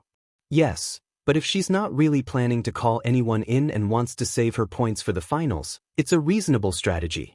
And if she already had a plan, she is probably trying to stop any recruits the other team might call in. All Might suddenly spoke up. Young Ida, the villain team has recruited you. Ida twitched. Again I must be the villain. Taking a breath, Ida turned and raced off, knowing he was already on the clock and had to find a way in on top of finding the heroes. Turning her attention back to the screen, she saw a timer had been started near the monitors, showing Ida's time limit. Momo and Shoji were moving pretty quickly, with Shoji leading the way. He had turned his extra arms into ears, clearly listening to the villain team to lead the way. As they moved deeper into the building, Ochako realized it was getting darker. It took her a moment to realize the lights were off, and it wasn't just something up with the cameras. A glance at the villain team made her realize they had turned off all the lights in the building and were hiding in a darkened room, though they had apparently left a single light on which Tokoyami was standing under. Since they were literally just standing around in the dark, Ochako quickly went back to watching Momo and Shoji, who were at least doing something. That was when Momo suddenly tripped on something in the dark. A bucket of some sort fell from a hook above her, dousing her in something. Almost immediately, she pushed herself back to her feet, staff ready in case of an attack. After a few seconds of nothing happening though, she began scratching at her arm. After a half-minute, she dropped her staff and began freaking out and must have said something to Shoji as he turned away from her. Momo bent down, and in a flash of light and sparkles, her entire outfit was shredded as she created a hazmat suit. After a moment, there was a second flash of light visible in the helmet, before she stood up and started taking off the suit, revealing her original outfit. Ochako wasn't really sure what the point of that was, but as Momo once again scratched at her arms, she realized whatever was in that bucket was making her itch. She must have been trying to get what she could off of her when she made the suit. After a brief conversation, the two continued further into the building, with Shoji leading the way more cautiously than before. They quietly approached another door, and Shoji held up his hand and 3 fingers. Momo prepared her shield thing, and as Shoji finished counting down, they both sprang into the dark room, with the shield suddenly flashing as a strobe light set into it was turned on. Shoji fell to the floor, clasping at his head where his ears would be as his tentacle arms morphed back to their default state. As Momo turned to him, She suddenly took Ida's boot to her face. He used his momentum to force both of them further into the room, trapping them inside. Momo rolled with the blow, quickly getting back to her feet as she took a defensive posture with her staff between them, the flashing light making it hard to see what was going on. For close to a minute, the two were a barely visible blur as they moved through the room. Eventually, Ida stumbled away from Momo and she ran from the room into the more lighted hallway. As she ran, a bunch of odd-looking Daruma dolls started popping out of every uncovered space on her body, quickly flooding the hall as she ran. Ida started running out of the room and tripped on the dolls, slamming head first into the wall. While he lays there, dazed, Momo quickly ran up to him and slapped capture tape on him. Young Ida has been captured. As such, he is out of this match and cannot be recruited further. Young Shoji has also been captured. Momo quickly spun back to the room, desperately looking around for Shoji. Ochako hadn't even noticed him get captured. After notes. So, before everyone starts yelling at me, yes, I know those are Russian nesting dolls, not Daruma dolls. Ochako, however, does not know the difference. Nor can she see them clearly. Below is Izuku's costume, minus the light things by the ears and feet, not described in the FIC because Izuku wouldn't really spend much time looking at himself, and I'm still not really sure how to describe this with words. This picture is pretty much perfect to show what it looks like though. For those who are curious, here are some reference pictures for Toru's costume. Using the following picture as the base. Toru's costume is mostly meant to look smooth like that, though upon close inspection, it is made up of very small non-reflective plates, kind of like this, but much smaller and obviously not reflective. https imager.com gallery H0QHFPW. The helmet and tail are mostly based off of this picture, though the ears obviously fit Toru's ears and move with them. And finally, wrap it all up with a color scheme inspired by this, replace the red with violet. Uraraka. Ochako watched as Momo fiddled with her strobe shield and after a moment, it switched to a stable light, letting her use it as a flashlight. Shoji wasn't in the room anymore. She couldn't see him anywhere. After a few seconds of desperately searching, Momo finally ran out of the room and down the hall. She desperately looked down other hallways and doors, trying to find Shoji. She was almost back at the entrance before she stopped. All Might drew her attention from the monitors. Young Uraraka, you have been recruited by the heroes. Wait me, she exclaimed, looking between All Might and the screen showing Momo. Izuku put his hand on her shoulder, a look of reassurance on his face. Ochako hadn't even noticed when he took off his helmet while she was watching Momo. You'll be fine, Ochako. You can do this. It isn't like when you fought Todoroki. Toru glomped her from the other side. He's right. You're awesome, so go show them you're awesome. Toru grinned at Ochako, a strange experience now that she could actually see the face of the normally invisible girl. With a deep breath, Ochako nodded, letting herself fill with determination. She could do this. Momo needed her. With a glance at the monitor, Ochako lightly bit at her lip as she considered how far it was to the building. All Might, sir? All Might turned from the monitors to look at her. Yes, young Uraraka? Am I allowed to use my quirk to build up some energy before I leave? All Might put his hand to his chin. I don't see a problem with that. Ochako ran to the elevator, pressing the button to call it to her floor. As she waited for the doors to open, the beginnings of a plan started to form. What she had wasn't much, but it was better than rushing in blind. The doors opened, and she hurried into the cab, while trying to press the button for the ground floor at the same time. The doors closed, and as the elevator started to descend she heard All Might start to speak again. Young Siro. It sounded like she wasn't the only one being called this time. Ochako had to hurry. As soon as the elevator reached the ground floor, she slapped her hand into the side, feeling her power spread along the entire cab, then the cables attached to it, and the counterweight attached to them. As she felt the gravity gathering in her gut, she rushed out of the tower, waiting for the right moment to use the energy. Just as the feeling began to become overwhelming, she gathered half of her energy to her legs. Her legs took on the same nebula-like glow as her hand did when she gathered power to it. Crouching down slightly, she jumped and pushed the energy down and behind her. She rapidly accelerated, flying upwards towards the sky as the air rushed by her, forcing her to squint her eyes. This felt very different from making herself float. It was more like what she imagined flying might be like. After getting used to the sensation, she realized the remaining half of her energy stores had disappeared to absorb the backlash, and she had nothing left. The sensation of flying changed into the sensation of falling, something a bit more familiar to Ochako. Before it could become worse, she touched her thigh with her own hand, negating gravity's pull on her and slowing her somewhat as she once again gathered energy. She knew this was going to be close as the ground loomed ever closer. She braced herself and closed her eyes as she finally hit the ground, her stored energy rushing to her feet just before impact. She tumbled head over heels for several feet before landing flat on her back. She was okay, if a bit dizzy. There was a crackle in her ear as her communicator turned on. "Ochako? Can you hear me? Please tell me you can hear me." Momo sounded a little freaked out. Ochako pushed herself to her feet unsteadily. "I'm here, Momo." A look around showed that she was more accurate in her jump than she expected for a first try. The building was less than 50 feet away.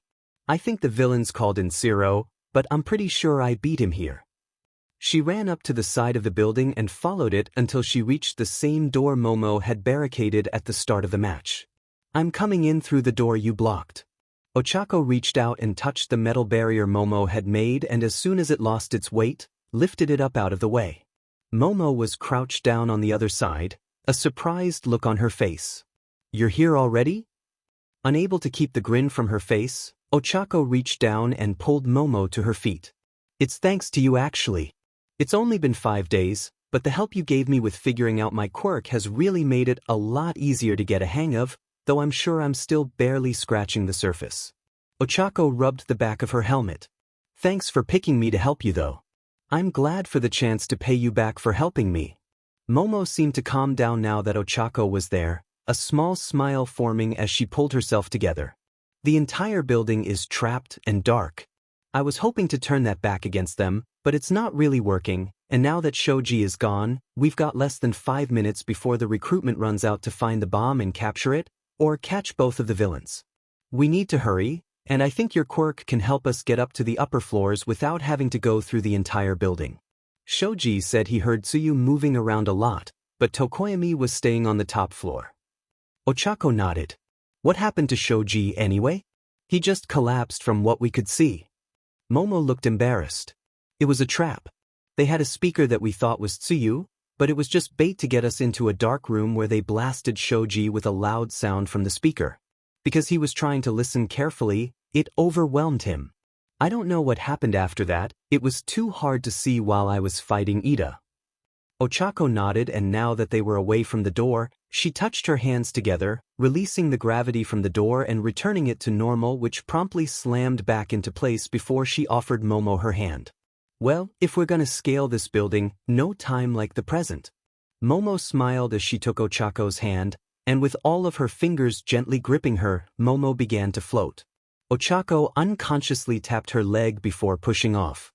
This needed more control than that massive leap she did before. Even as she felt her gravity stores growing, she knew that the two of them simply weren't heavy enough to really press her time limit that much. Momo and Ochako stayed silent as they rose, both watching out for Zero. They were just reaching the 4th floor when Ochako spotted Zero swinging over a building. With no time to spare, Ochako called out to Momo. "I'm throwing you." Momo turned to Ochako with a shocked face that Ochako barely registered before she threw her straight toward the top of the building.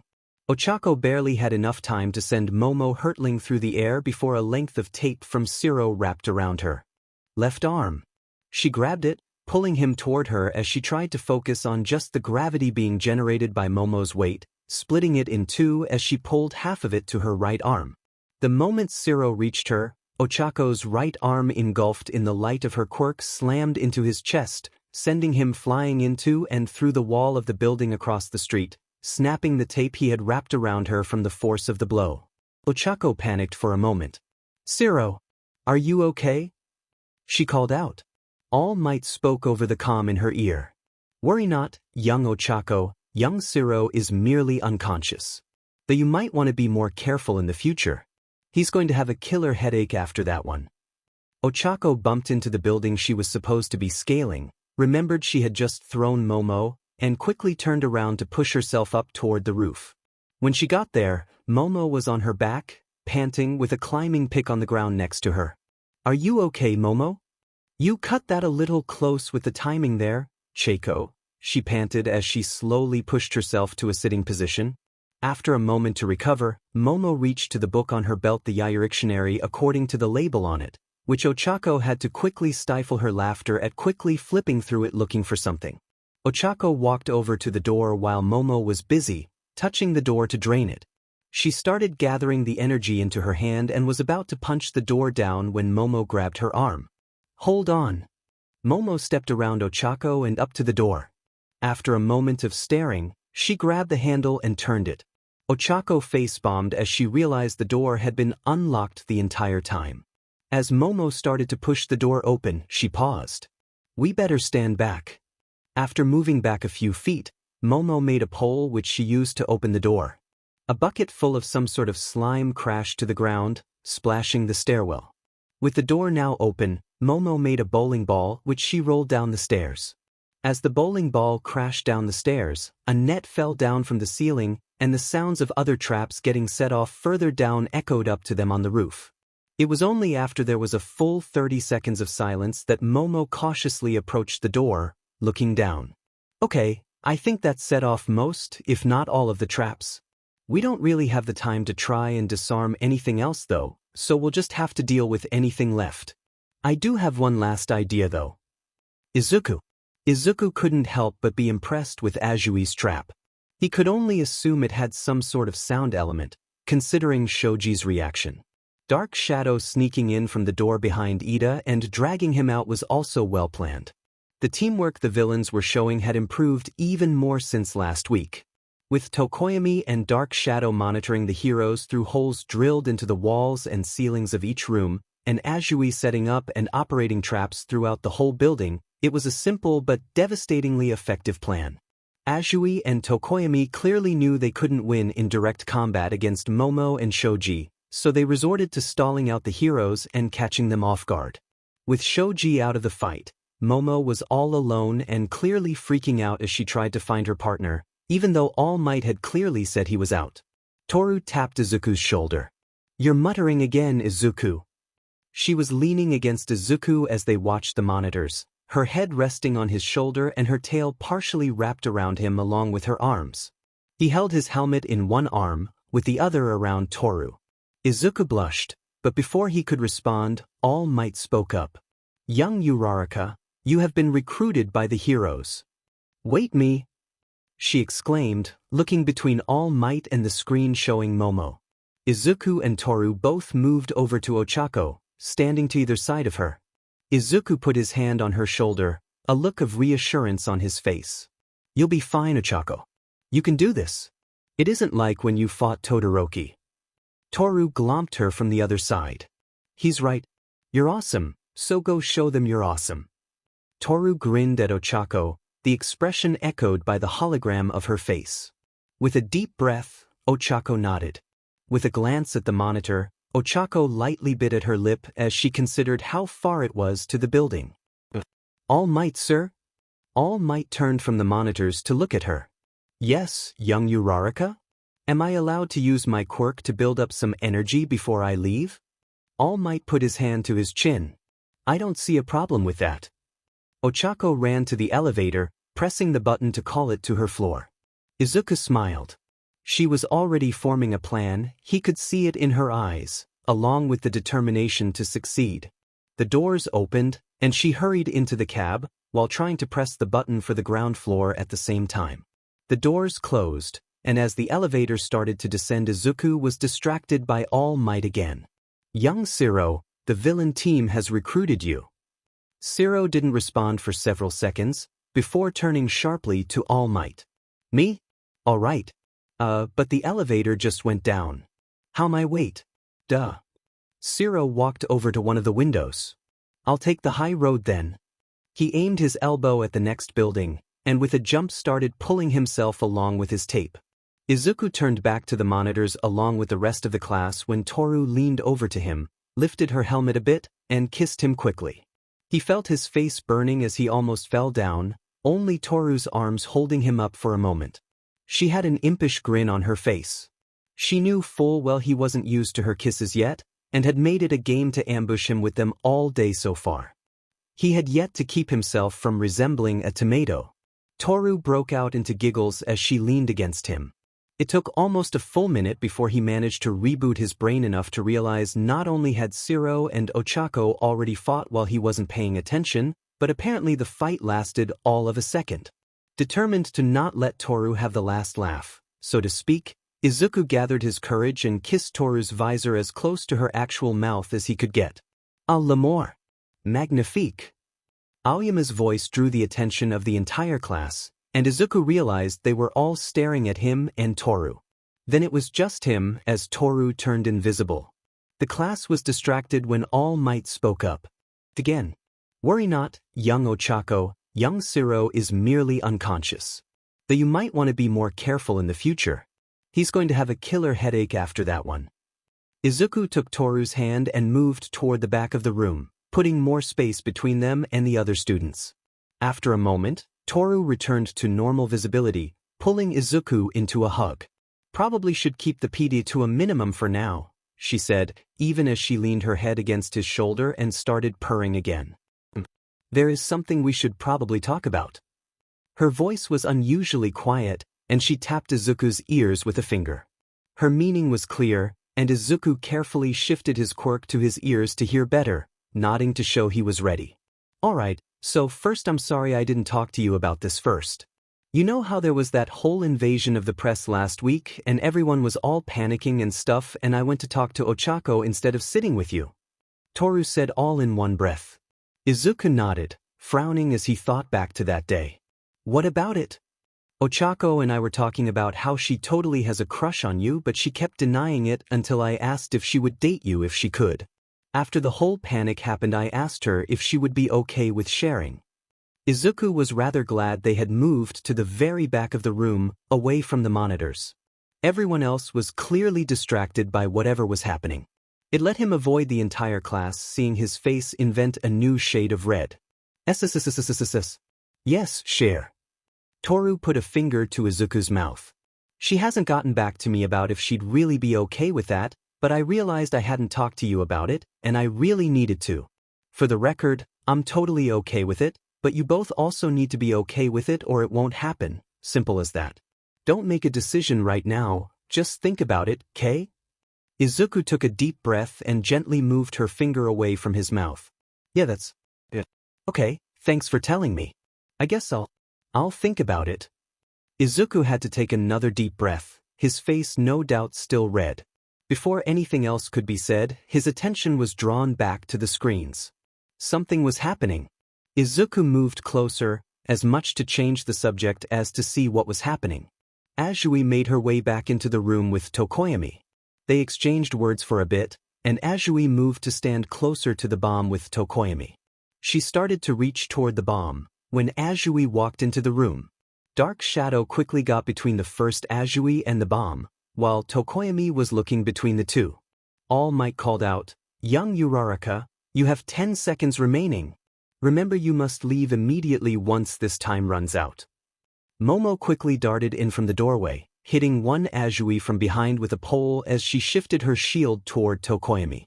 Izuku realized the other one was Ochako, and almost hit himself in the face for being so distracted that he hadn't realized it sooner.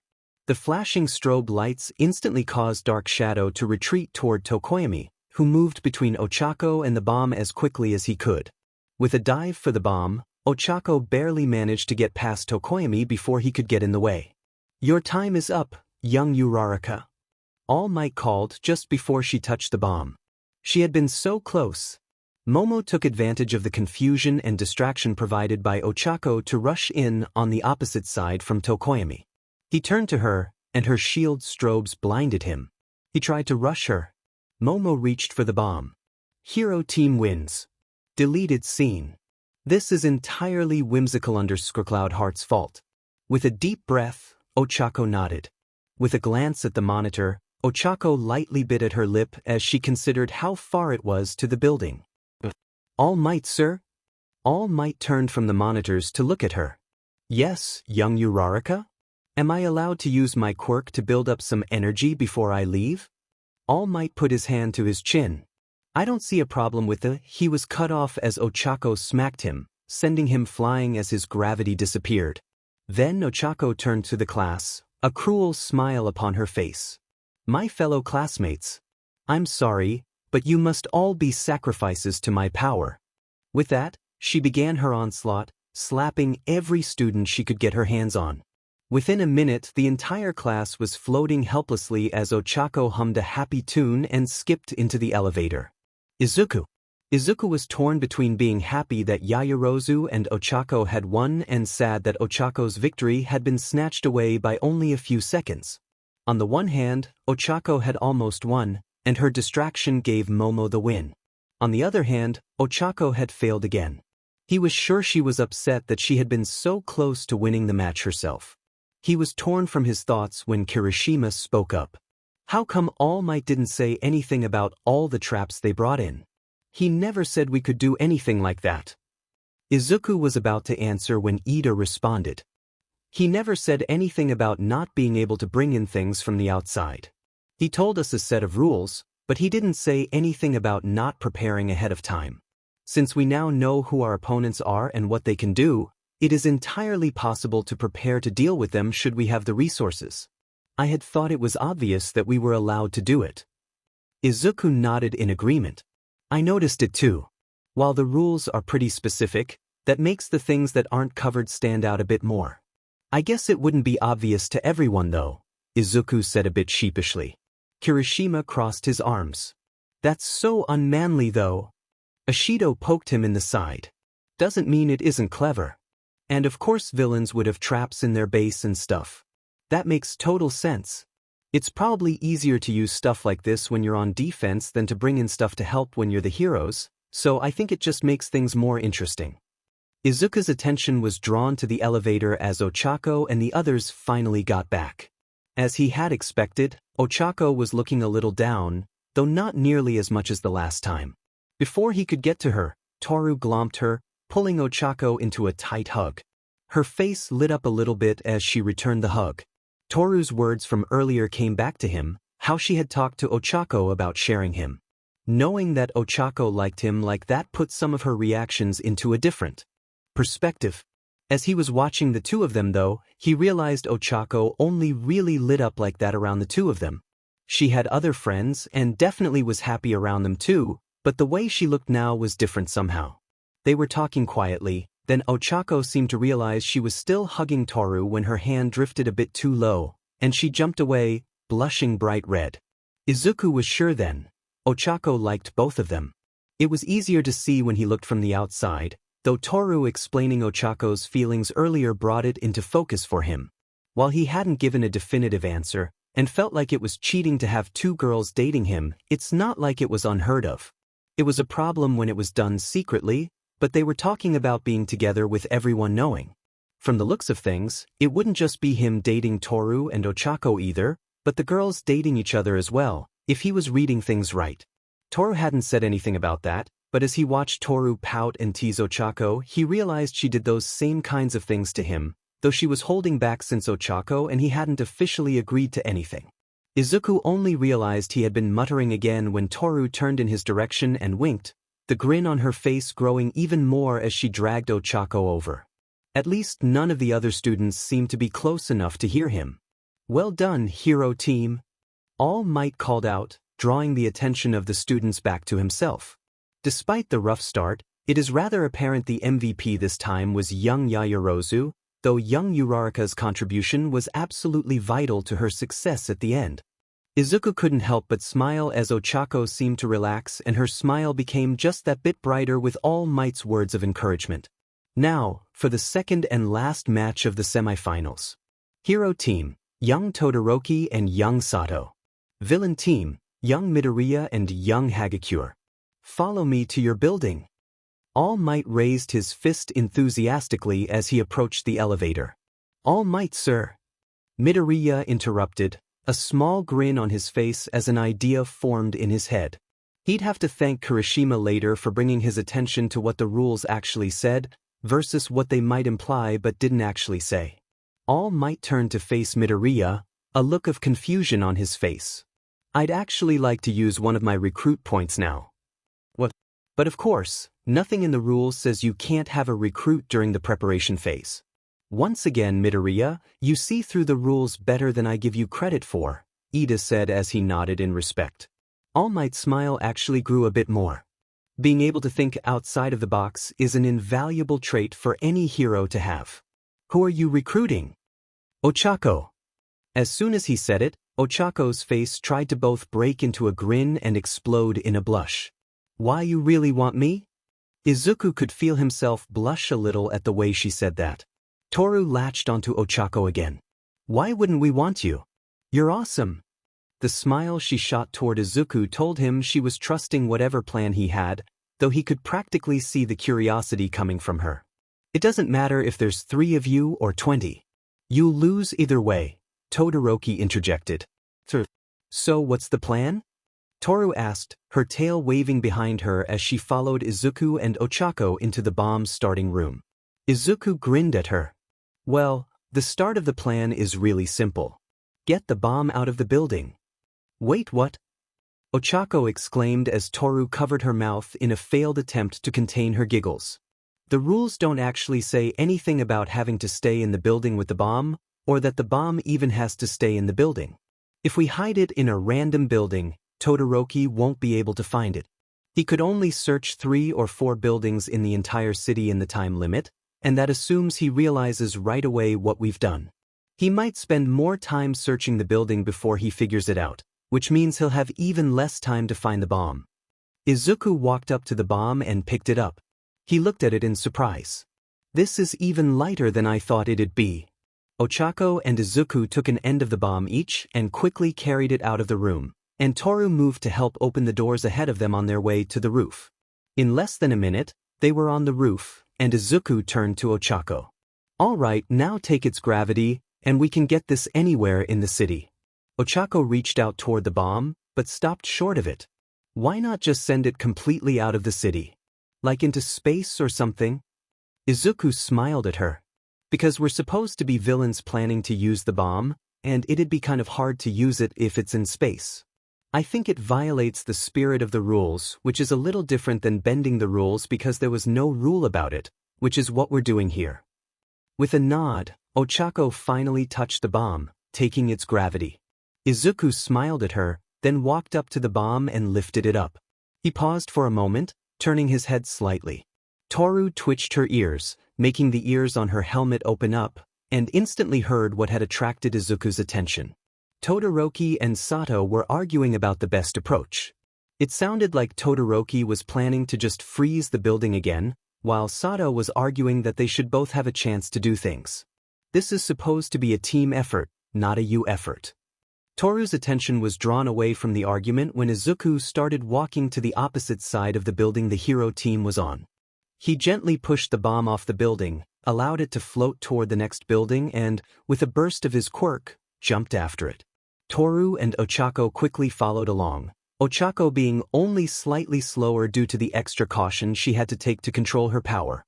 After a few buildings, Izuku had to pull the bomb down however, as it started drifting away. He paused as the others caught up, frowning at the bomb before looking back toward where they started.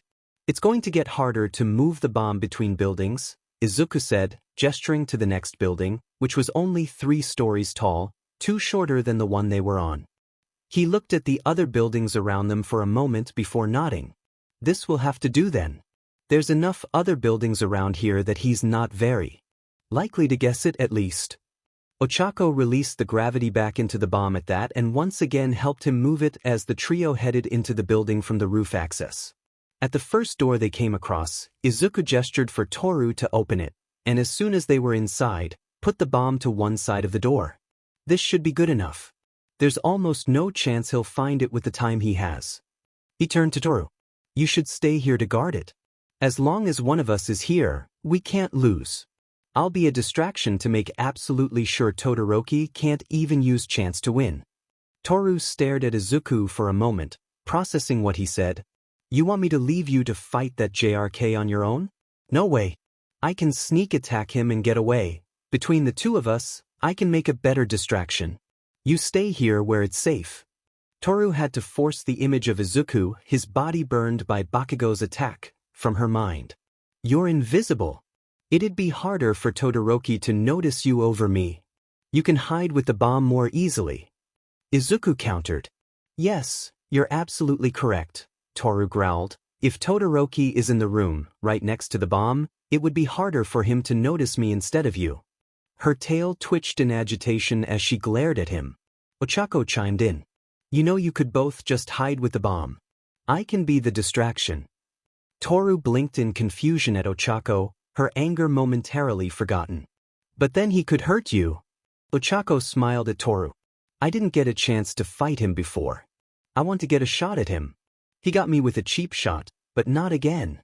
She nodded with emphasis, her eyes shining with determination. Young Sato has withdrawn from the battle. All Might sounded annoyed as he announced. The battle will begin in 1 minute. I guess they couldn't get along, Toru commented, turning to Ochako. That improves the odds of this working at least. Just be careful, I don't want you to get hurt. Ochako smiled at Toru. I'll do my best. Ochako stared at the building they had started in. Todoroki had obviously been busy since the match started. It was entirely covered in ice. A part of her was wondering if he'd even realize they weren't in there. It would be an easy win if that was the case. A boring, very unsatisfying win.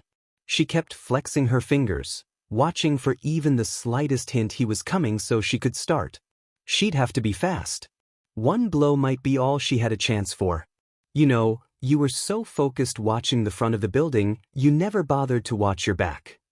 The voice from behind sent a chill down her spine that had nothing to do with the ice she suddenly felt covering her. Todoroki had managed to sneak up on her. She realized right away he had made a mistake though. He covered her hands in his ice. Young Uraraka, your time is. All Might was interrupted by Toru calling out over the comms. We're renewing our subscription to Ochako.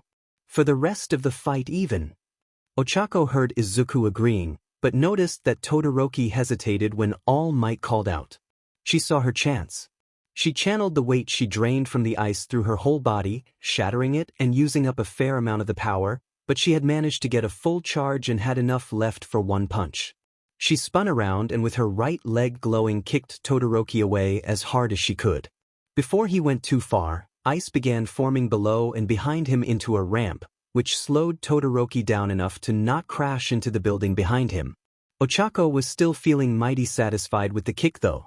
As Todoroki slowed down, he glared at Ochako, and the bottom of the ice ramp exploded in a wave, rushing to crush her in its icy grip. Ochako instinctively tapped her thigh as she jumped, letting her weight disappear into power as she leapt up and toward Todoroki.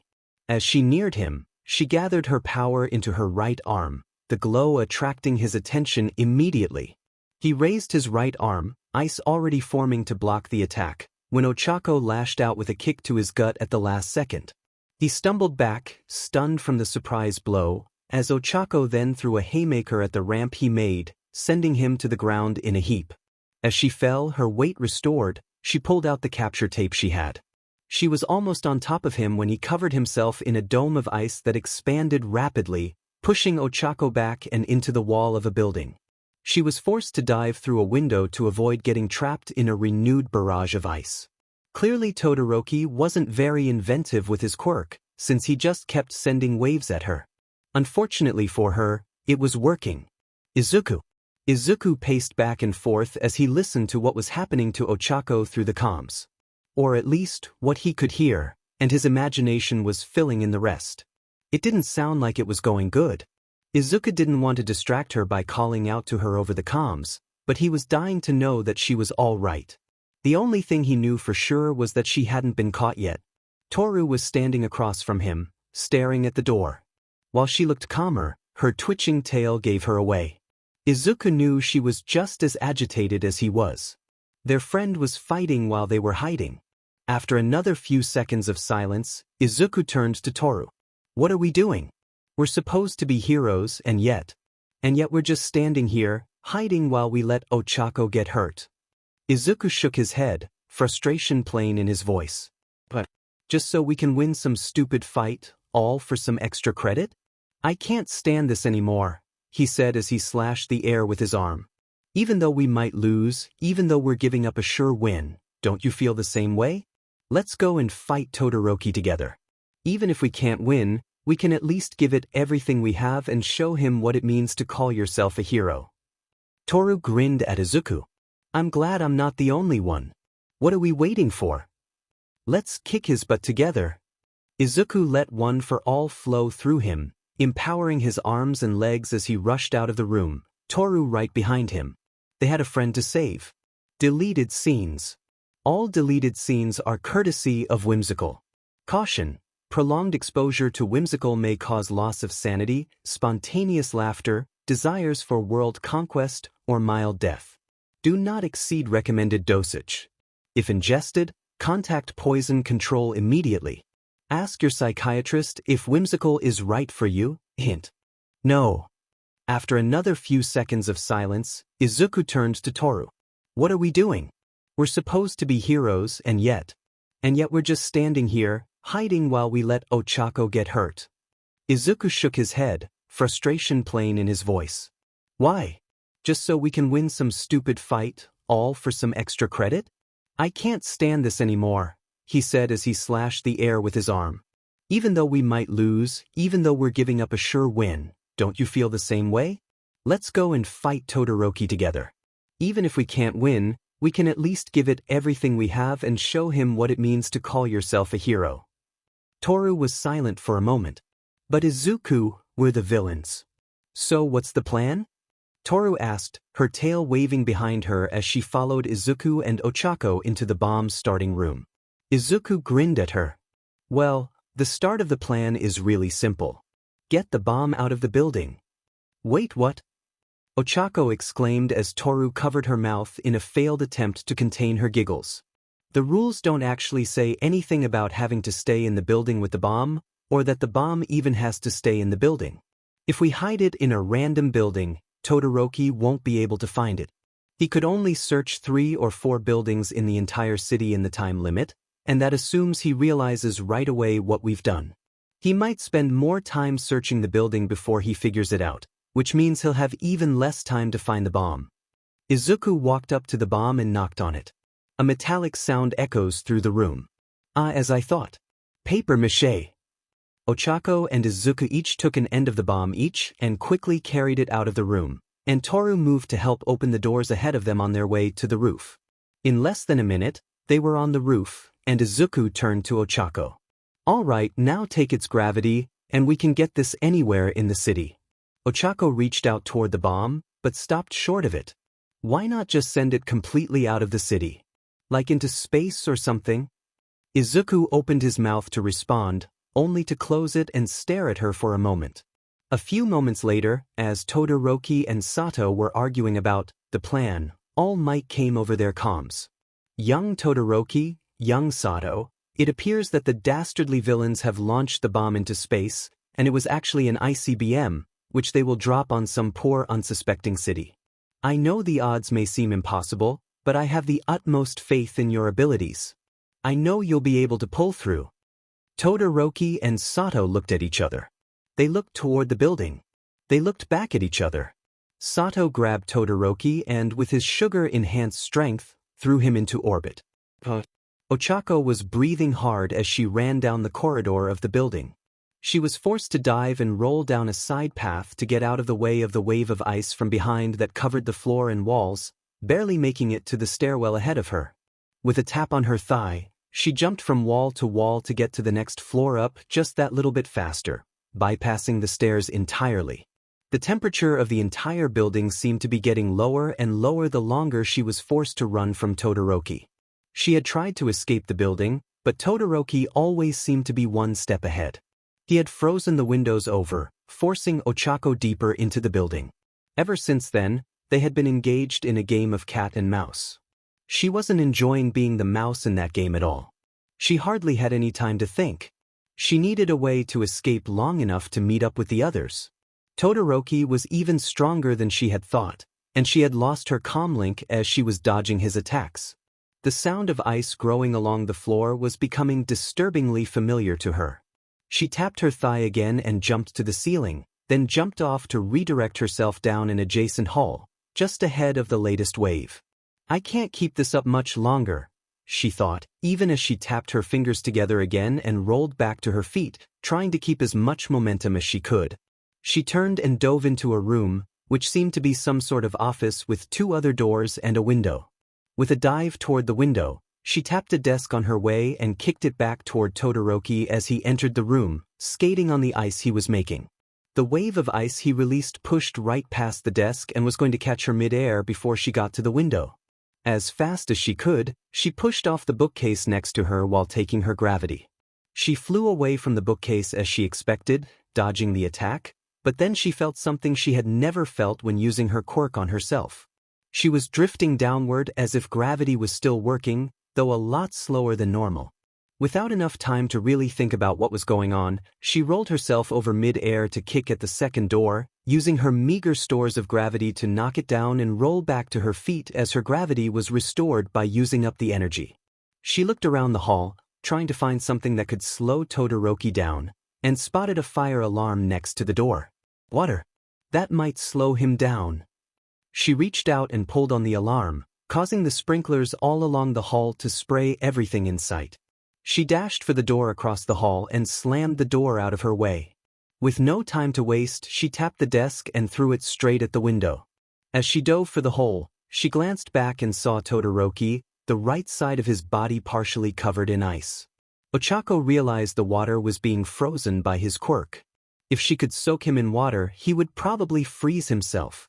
They stood ajar. The ground shattered as Ochako slammed into it. Toru led the way through the building, following the smells and sounds of Ochako and Todoroki's battle. Izuku was following behind her, using his quirk to keep up. The signs of the battle were everywhere. The ground was covered in so much ice, Toru had to open the parts of her suit that covered her claws to get more traction. Toru was passing a window when the sound of shattering glass above her drew her attention outside as a desk went flying into the next building. She was about to continue running when she spotted Ochako jumping off of the second story. They had managed to get here in time after all. Then Ochako crashed into the ground, a large crater forming in dust, blocking her from sight. She couldn't move. She couldn't think.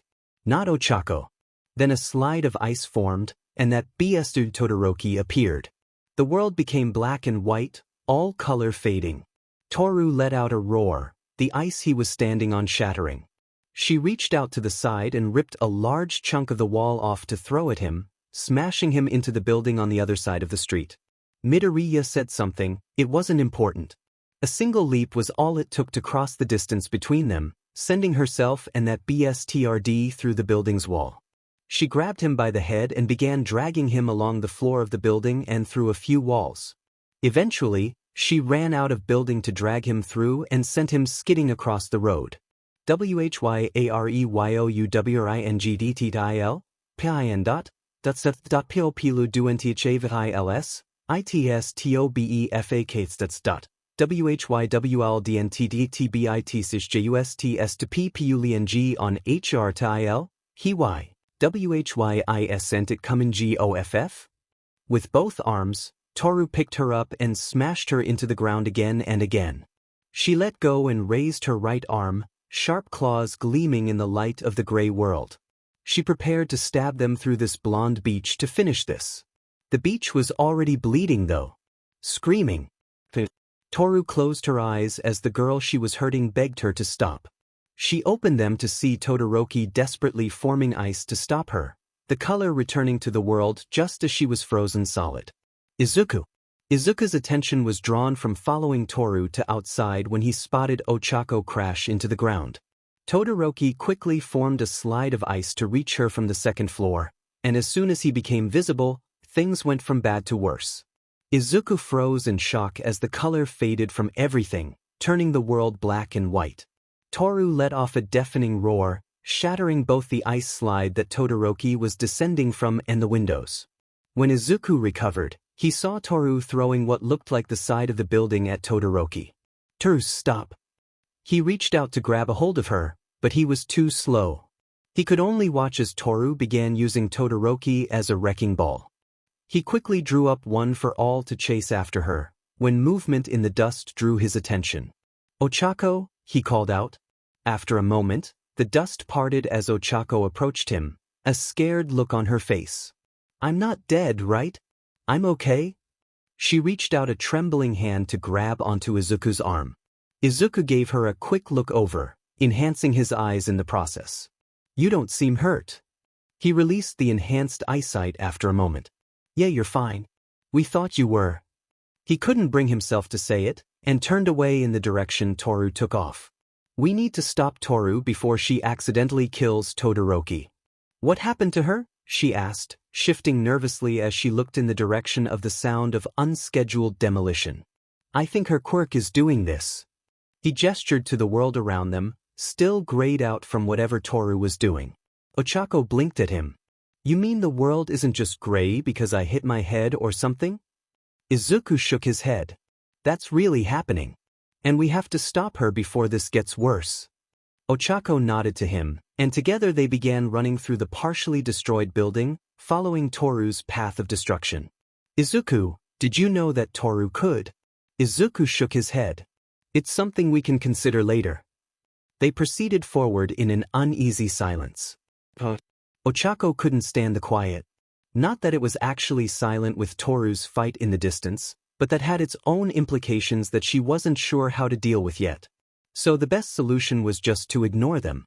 That meant she had to talk about something else, or deal with the awkwardness until they caught up to Toru.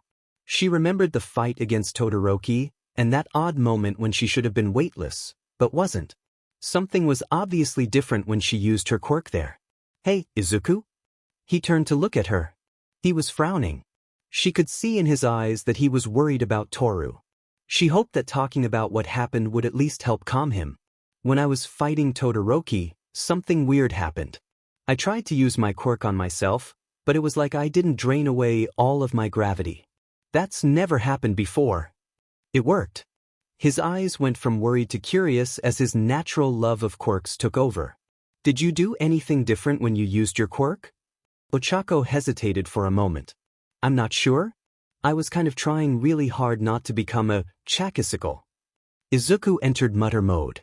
If her quirk activated, but differently, clearly something must have changed from how she normally uses her ability. If it wasn't fully drained, but still worked, that implies a partial drain, so maybe a partial activation. He blinked and turned back to Ochako. "Did you touch yourself with all 5 fingers?" "Not sure. My quirk only works that way, doesn't it?" Izuku shrugged. "It's the only thing I can think of." He bent down and picked up a piece of building as he walked by it. "Try it." Carefully taking the piece of wall, Ochako hesitated for a moment before only placing 4 of her fingers against it and trying to use her quirk like she normally would. After a moment of hesitation, the familiar feeling of gravity settling inside her surprised her. She let go of the rubble on instinct, and while it still fell to the ground, it was far slower than it should have been. Izuku's eyes sparkled. "A partial drain. I was right." Ochako stared at her hands, frowning. "But how? I've tried that before and it didn't work." "It could be a quirk evolution. It could also be simply a matter of you becoming more skilled with your quirk, which in turn lets you do more with it.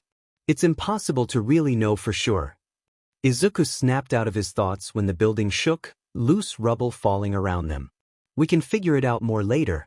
We've got to hurry."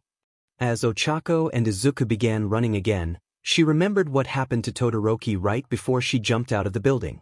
"Izuku, you should know that water might work against Todoroki. He started freezing himself when I got him wet earlier. It might help." Izuku nodded as he jumped through a hole in the wall, with Ochako following right behind. "Izuku." The grayscale world made it somewhat harder for Izuku to see. Things blended in much easier when everything was closer to the same color. Even his enhanced sight didn't help as much as he would have preferred. He didn't need to see well to spot Toru and Todoroki when he finally got to the other side of the building. Toru was standing over Todoroki, her clawed hand raised. "No. Don't do it, Toru." She blinked, and suddenly the world returned to normal, color filling in rapidly, and Todoroki immediately froze Toru in his ice as soon as she stopped. He slowly sat up, moving away from Toru as he coughed, spitting up some blood to his side. He laid his right arm on his chest and ice rapidly formed around him, visibly shaking as he supported several broken bones, which Izuku could see due to his enhanced vision. Todoroki grimaced as he pushed himself back to his feet, letting out a grunt of exertion. "We're not done. She was tougher than I expected, but you still don't stand a chance." Izuku glanced at Ochako, before reaching out to her hand. "4 fingers, quick."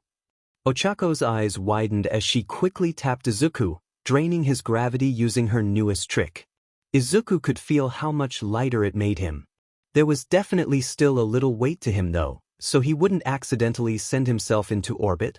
He turned back to Todoroki, calling up 1 for all at 5% and enhancing his senses of touch, sight, and hearing. "Stay on the edges of the fight. Take shots when you can, but don't get too close." Izuku glanced at Toru worriedly before focusing all of his attention on Todoroki. He couldn't help her right now. Todoroki's right leg twitched. Izuku jumped up and back, pushing off of the wall of the building behind him to turn his upward momentum into forward momentum as he charged at Todoroki from above the wave of ice he sent out. While in the air, Izuku shifted from touch to smell, then merged the new sense with his sight. Ochako's scent was coming from his left, which lined up with what he heard. The smell of the ice gathering on Todoroki's arm was clear before he even moved it. Izuku twisted his body, his lower weight allowing him to dodge even in the air. The second wave of ice from Todoroki missed as Izuku closed on him. Todoroki was reacting slower thanks to his injuries. Izuku landed just 3 feet away from him, more than close enough to dash in and punch him from the left side of his body.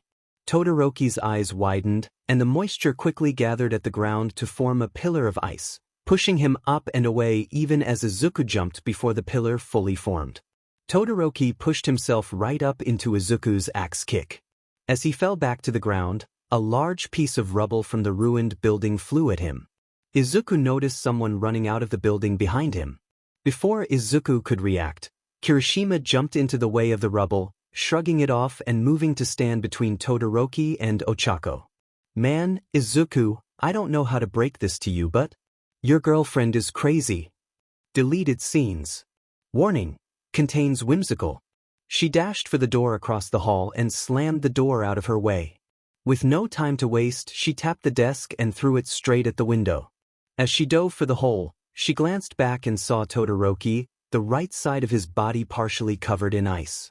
Ochako realized the water was being frozen by his quirk. If she could soak him in water, he would probably freeze himself.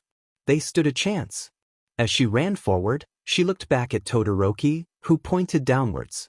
Looking down, she saw that she was several feet above the ground. After taking a second to process this, she realized she should be falling now, and so gravity decided to reassert itself onto her being. The ground shattered as Ochako slammed into it. Midoriya said something. It wasn't important. A single leap was all it took to cross the distance between them, sending herself and that BSTRD through the building's wall. As Toru approached him, Todoroki pushed himself back to his feet. "Enough. You are all of you beneath me. I am a god, you dull creature. And I will not be bullied by." Toru grabbed Todoroki and slammed him into the ground. Then again and again. After a few seconds of torture, she left him in a crater in the floor, walking away as he gasped in pain. "Puny god. Izuku. That's enough. I'm calling the match." All Might called out before the fight could resume. It took a few seconds for what All Might said to sink in. Izuku blinked in surprise for a moment before relief filled him. If the fight was over, then he didn't need to worry about Todoroki stopping him anymore. He turned away from the half-frozen boy and channeled 1 for all into a punch aimed at the base of the ice holding Toru, shattering it. As she began to fall, no longer held up by the ice, he grabbed her and began rushing back toward the tower. All students returned to the tower to receive medical treatment. Young Uraraka, help young Todoroki get here without aggravating his injuries. Izuku vaguely heard Kirishima complaining about the fight being cancelled right as he got there, but paid it no attention. Something was wrong with Toru. The match didn't matter compared to that. Pushing one for all to his limit, he focused entirely on getting Toru to Recovery Girl so he could help her. Nothing else mattered right now. Ochako could help Todoroki easily enough, but Toru was unconscious and whatever her quirk had done to her drove her insane. When the building finally came into view, Izuku jumped at the wall, bouncing between walls to climb rapidly until he reached an open window on the floor with the observation room. He rushed to the robot drones that would take her to Recovery Girl, gently putting her down as he finally released one for all. His arms and legs were aching, sure signs that he had pushed his power beyond his limits while trying to hurry up. He followed the drones the entire way to the hospital wing. Ochako touched her fingers together, dropping Todoroki onto the hospital bed, then walked over to Toru's bed. Recovery Girl went to work treating his injuries. Though that burn on her left side looked really bad, I hope she doesn't need skin grafts. Ochako caught Izuku muttering as she walked over to Toru's bed. She must have misheard him. What did you just say? Izuku turned his attention to Ochako. Oh, sorry. Nothing, it was nothing. Izuku. I mean Izuku, please. We're both. Please tell me. I just need to know. It was a struggle to not break down crying. That wouldn't help Toru. Her quirk. She pulled in light from the environment. It worked like a magnifying. Ochako's heart sank. Izuku rambled off the details, all the while keeping his gaze fixed on Toru. Over half her body was covered with. No. Stop. This isn't what she wanted, what she needed to hear. I don't need to hear anymore. Is she going to be all right? Just the thought of Toru actually dying was enough to make more tears escape. Ochako couldn't help her though. She couldn't even see Toru. Izuku shifted uncomfortably. I don't know. Ochako grabbed Toru's hand wrapped in medical gauze gently, face down as tears fell from her eyes. Izuku, that's not what I needed you to say. Can't you see?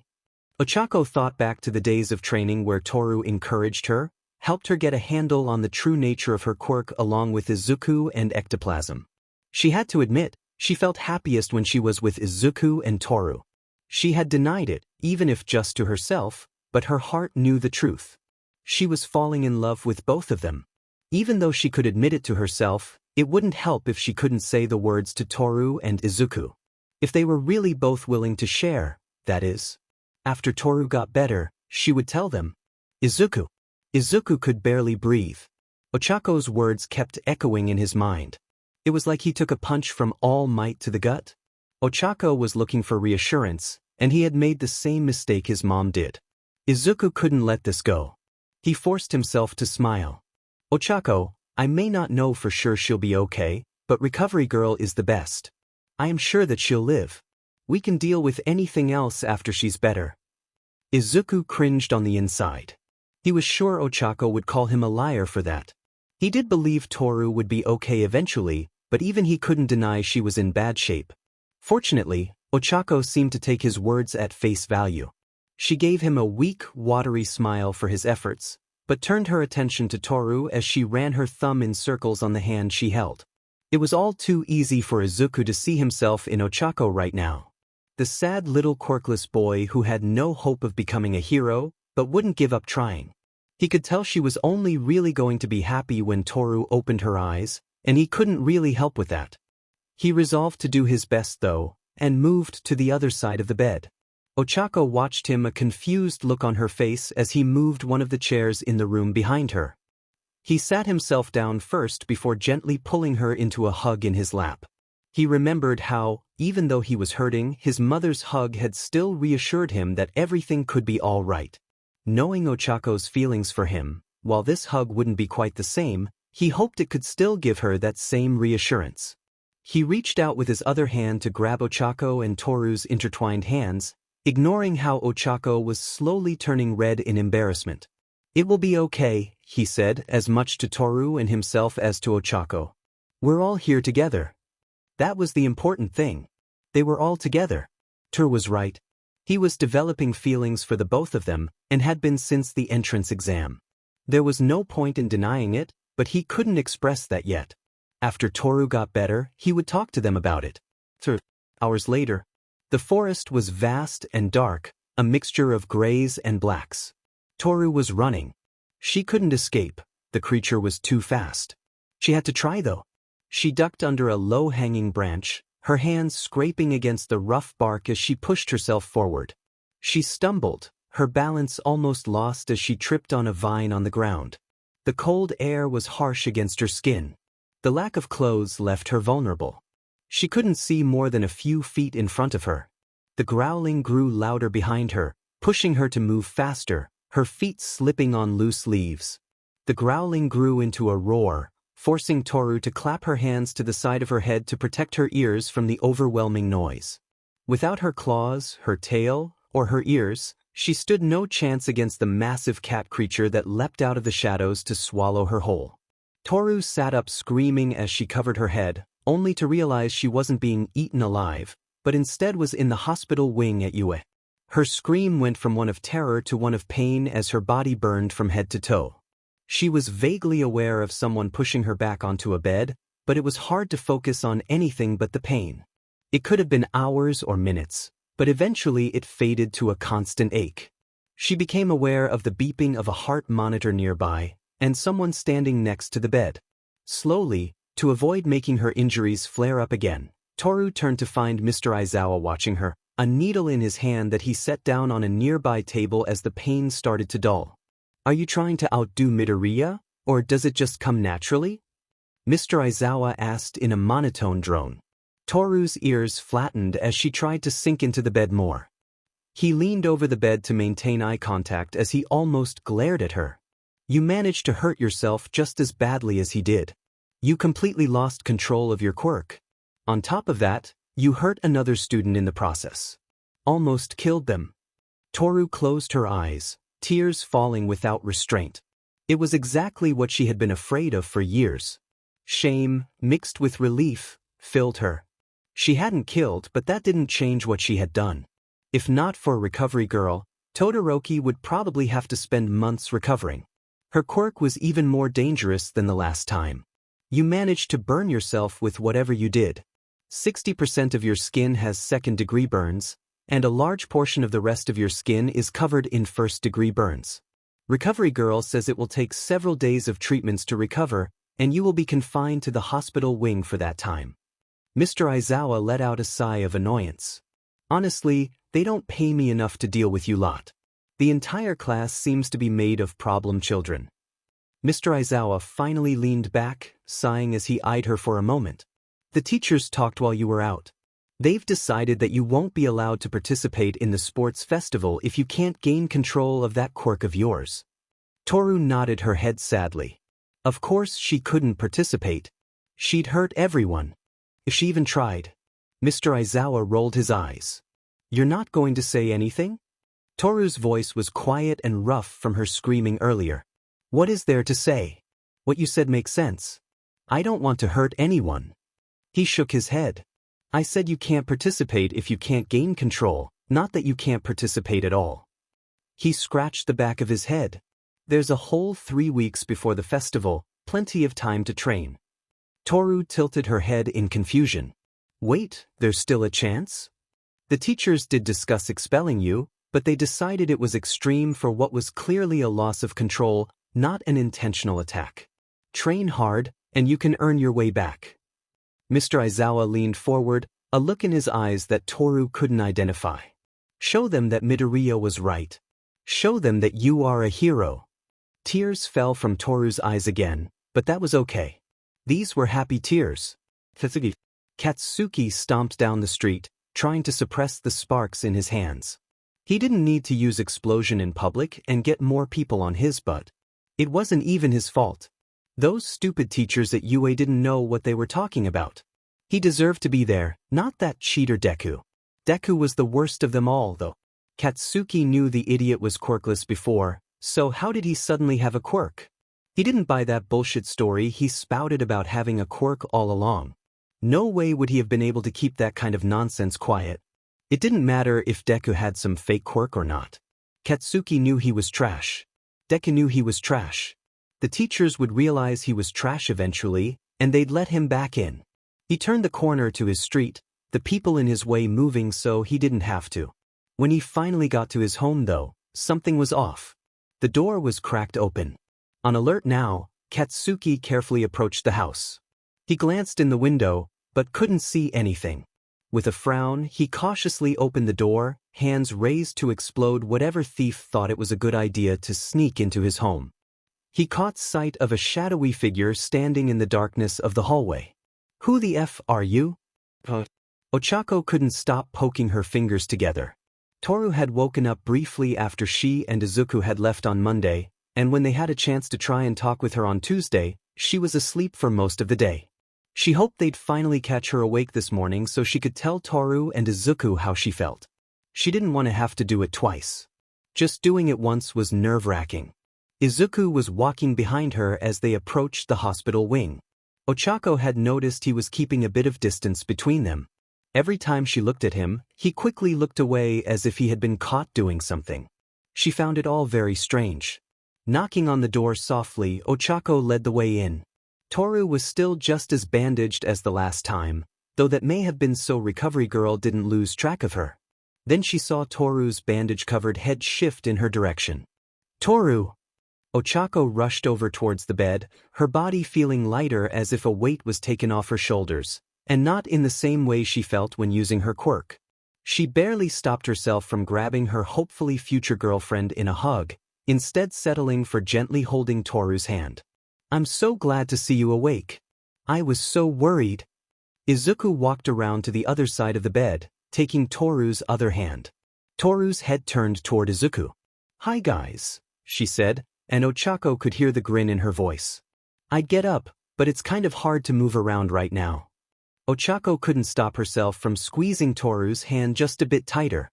That she could make light of her situation gave Ochako hope that Toru would be okay eventually. Izuku opened his mouth to say something, a frown on his face, before he glanced at Ochako for a moment, then turned back to Toru. "We're just glad to see you getting better. You scared us." There was a quiet moment, and Ochako got the feeling she was missing something between Izuku and Toru. There were times when it really sucked that she couldn't see Toru, though maybe it was for the best that she couldn't see just how badly hurt Toru was. Ochako took a deep breath and closed her eyes as she began gathering her courage. This was the moment. She had promised herself she'd tell them when Toru was finally awake, and they only had a few minutes before they had to go to class. She didn't want this hanging over her all day. She had to act now. It was bad enough thinking of Toru in the hospital bed. If she also had to worry about being rejected, she would probably explode before the day's end. When Ochako opened her eyes again, Toru was also turned in her direction. Even without seeing her body or face, the bandages she was covered in gave a clear sense of her position. Ochako, however, had the distinct feeling Toru was grinning at her. Toru's grip on her hand shifted, and Toru's tail covered in bandages like the rest of her, though not nearly as many wrapped around her wrist almost playfully. Ochako nervously glanced at Izuku only to see a gentle and encouraging smile as he looked at her. Ochako took a moment to understand the smile. It was as if he realized what she was about to do and was just waiting now. She blinked, her heart calming a bit as she realized he and Toru probably had already discussed this very thing, so he probably did understand what she was about to do. She wasn't the only one who wanted this. She could do this. She put her doubts out of her mind and spoke from her heart. "Is that offer still open, Toru?" Toru giggled quietly. "I wish you'd waited till I could at least hug you to officially welcome you to the party, Ochako." Ochako could hear Toru purring as her tail squeezed a bit tighter around her wrist. They both turned to Izuku to see his reaction. He let out a sigh of relief. "And here I was trying to figure out how to bring it up. Guess you beat me to it, huh?" A small grin spread on Izuku's face as he got up and walked to Ochako's side of the bed, gently pulling her into a hug. "I'll just have to give you a hug for the both of us." "Welcome, Ochako." The hug was everything Ochako had hoped. Warm, and safe, and happy, and perfect.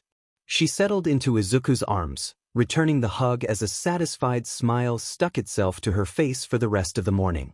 "Izuku." After spending a few minutes just chatting and reassuring themselves that Toru really was going to be okay, Izuku and Ochako had to leave for homeroom. Izuku decided he would do his best to make Ochako feel welcome as his new girlfriend. He didn't want to treat her differently than he did Toru, after all. He wanted everyone to be welcome and equal. It took a minute to work up the courage, but he managed to take Ochako's hand and spent the entire walk to the classroom holding it. He knew he was blushing the whole time, the same as Ochako, but her smile was worth a little embarrassment. When class finally started, it was a bit hard for Izuku to focus on the lesson. Not even ectoplasm could make math that interesting. Izuku's thoughts kept drifting to Ochako and Toru instead. They really were going to do this. He knew he wanted to take Ochako on a date on Sunday, but he needed to figure out what they would do before asking her. He didn't just want to take her to a movie like he did with Toru. Toru seemed to love it, but that didn't mean Ochako would love it too. Sadly, he just didn't know Ochako quite as well as Toru. He spent the next few hours thinking of ideas in his spare moments. The only graphing he wanted to do was plotting the exponential increase in love between him and his girls. When lunch rolled around, after getting their food, Izuku led Ochako outside rather than to a bench in the cafeteria. At her confused expression, Izuku smiled. "I figure we can have a quiet lunch together and just talk. Get to know each other better." Ochako nodded in agreement and Izuku reached out a hand toward her. "Can you make us lighter?" "Just 4 fingers though." He had to suppress the slight grin on his face as Ochako tilted her head in more confusion, but he wanted to surprise her. Shifting her food tray to one hand, she carefully tapped first herself, then Izuku. Unable to suppress his grin anymore, Izuku passed his tray to her, then scooped her up in his arms, drawing out a surprised squeak, before he carefully leapt up to the top of the cafeteria roof. As he hoped, the partial drain brought them down to a gentle landing. He knew he had a slight blush on his face, but he was feeling more confident for once. He had a plan on what he wanted to do, and he was going to do his best to make Ochako happy. His girlfriend deserved it, after all. As he lowered Ochako back to her feet, he couldn't help but notice her face was starting to resemble the morning sunrise. He carefully took his food tray and sat down so he could look out at the grounds of UA, patting the ground with his other hand for Ochako to sit. The spring air was nice, and it was relaxing after all the stress of the first week and a half of school. Once Ochako finally settled down next to him, she spoke up for the first time since they had left the cafeteria. "It's nicer out here, but you could have given me some warning, you know." Her accent was coming through, something he had noticed usually only happened when she was particularly flustered. "I wanted to surprise you." Izuku grinned at her as he began eating. They settled into a peaceful silence for a minute as they both started on their food. "You know, you don't have to hide your accent when it's just us. I don't mind it." Ochako's eyes jumped to Izuku, her nervousness obvious in her blinking eyes as she processed what he said. "You don't mind?" she asked shyly. "You don't think it's weird?" Izuku shook his head. "It's just the way you talk. I don't mind it. It's kind of cute actually," he admitted as he scratched his cheek. The grin Ochako gave him, much like the rest of her face, was like the sun. "Thanks." They spent the rest of lunch just talking about anything and everything that came to mind. It was relaxing, and gave Izuku some ideas on what to do for their date. After lunch, they rejoined their classmates. Mr. Aizawa announced that the class was taking a trip to another part of the campus and took them to a bus. Throughout the trip, Izuku was distracted thinking about the date with Ochako and working out different ideas to make it fun for the both of them. Before he knew it, they arrived at a large dome-shaped building, the Unforeseen Simulation Joint, or USJ as 13 put it. As cool as it was to see 13, Izuku was more interested in listening to Ochako mumble about her. Clearly, mumbling was contagious. As he split his attention between Ochako's mumbling and 13's speech about the dangers of quirks, he began to feel a strange pressure building in the air. It was as if the air itself was thickening, or the gravity of the world was increasing. He glanced around in concern, tense as he tried to understand the feeling. It was like the world was fading out in front of him as everything faded to black. Out of the darkness walked a man, his body covered in hands. He was soon joined by a dozen others, then another dozen, and soon hundreds of people surrounded him. Behind the man, a strange monster appeared, with a beak for a mouth and its brain exposed on the back of its head. It was massive, easily 12 feet tall, with muscles that looked to rival that of All Might. Izuku blinked, and it was fighting All Might. It looked like All Might was doing well against it, but then it lashed out at him, and he began coughing blood. Another blink, and Ochako was crouched down in front of him, protecting someone who he could only see as a shadow, with at least a dozen shadows behind him heading for her. Izuku closed his eyes, trying to shut out what he was seeing. This couldn't be happening. No, that wasn't it. It hadn't happened yet. This was like what happened with Toru, but he was seeing further, seeing more. He could stop it. He would stop it. The last thing he saw was a blinding flash of white light, and a phantom sensation that felt like his body was on fire. Ochako couldn't stop mumbling. She knew she was mumbling, she knew she wasn't making much sense, but that didn't stop the mumbling. She blamed Izuku. That blame didn't change the fact her favorite hero, 13, was standing right in front of them. Was this what it felt like for Izuku? She was snapped out of her mumbling when 13 mentioned how their powers could kill. It was definitely a mood-killer line to drop and something she was all too aware of. Ochako shuddered as the image of a grayed-out world came to mind, the image of Toru standing over a bloody Todoroki, still as vivid to her as the day it had happened. Her attention was drawn entirely away from 13 the moment Izuku fell to the ground screaming. Ochako bent down, turning him over so she could try to find out what was wrong. He was clutching at his head as if in pain, his eyes wide but unseeing. She could see green electricity sparking in them, like the lightning she had seen him call up before, but it was like it was only in his eyes. She vaguely heard the teachers and other students freaking out, but her attention was entirely on Izuku. She saw his lips moving but couldn't hear what he said. Leaning in closer, it became clear he was whispering the same words over and over. Gotta save her. Gotta save her. Deleted scenes. Warning. Contains whimsical. Meanwhile at UA IT department, Adarashi Otoko was staring at a blinking screen. He may have only just started on the job, but even he could tell this was out of the ordinary. Ms. Joshi, we've lost contact with all of the sensors at the USJ. Is there some kind of planned maintenance today? His supervisor, Ms. Joshi, looked back at him. I'm sure the system admin is aware of this. If there was anything wrong, he would have already sent out a support team. That seems highly unusual. Surely we should just ask to. Adarashi was cut off.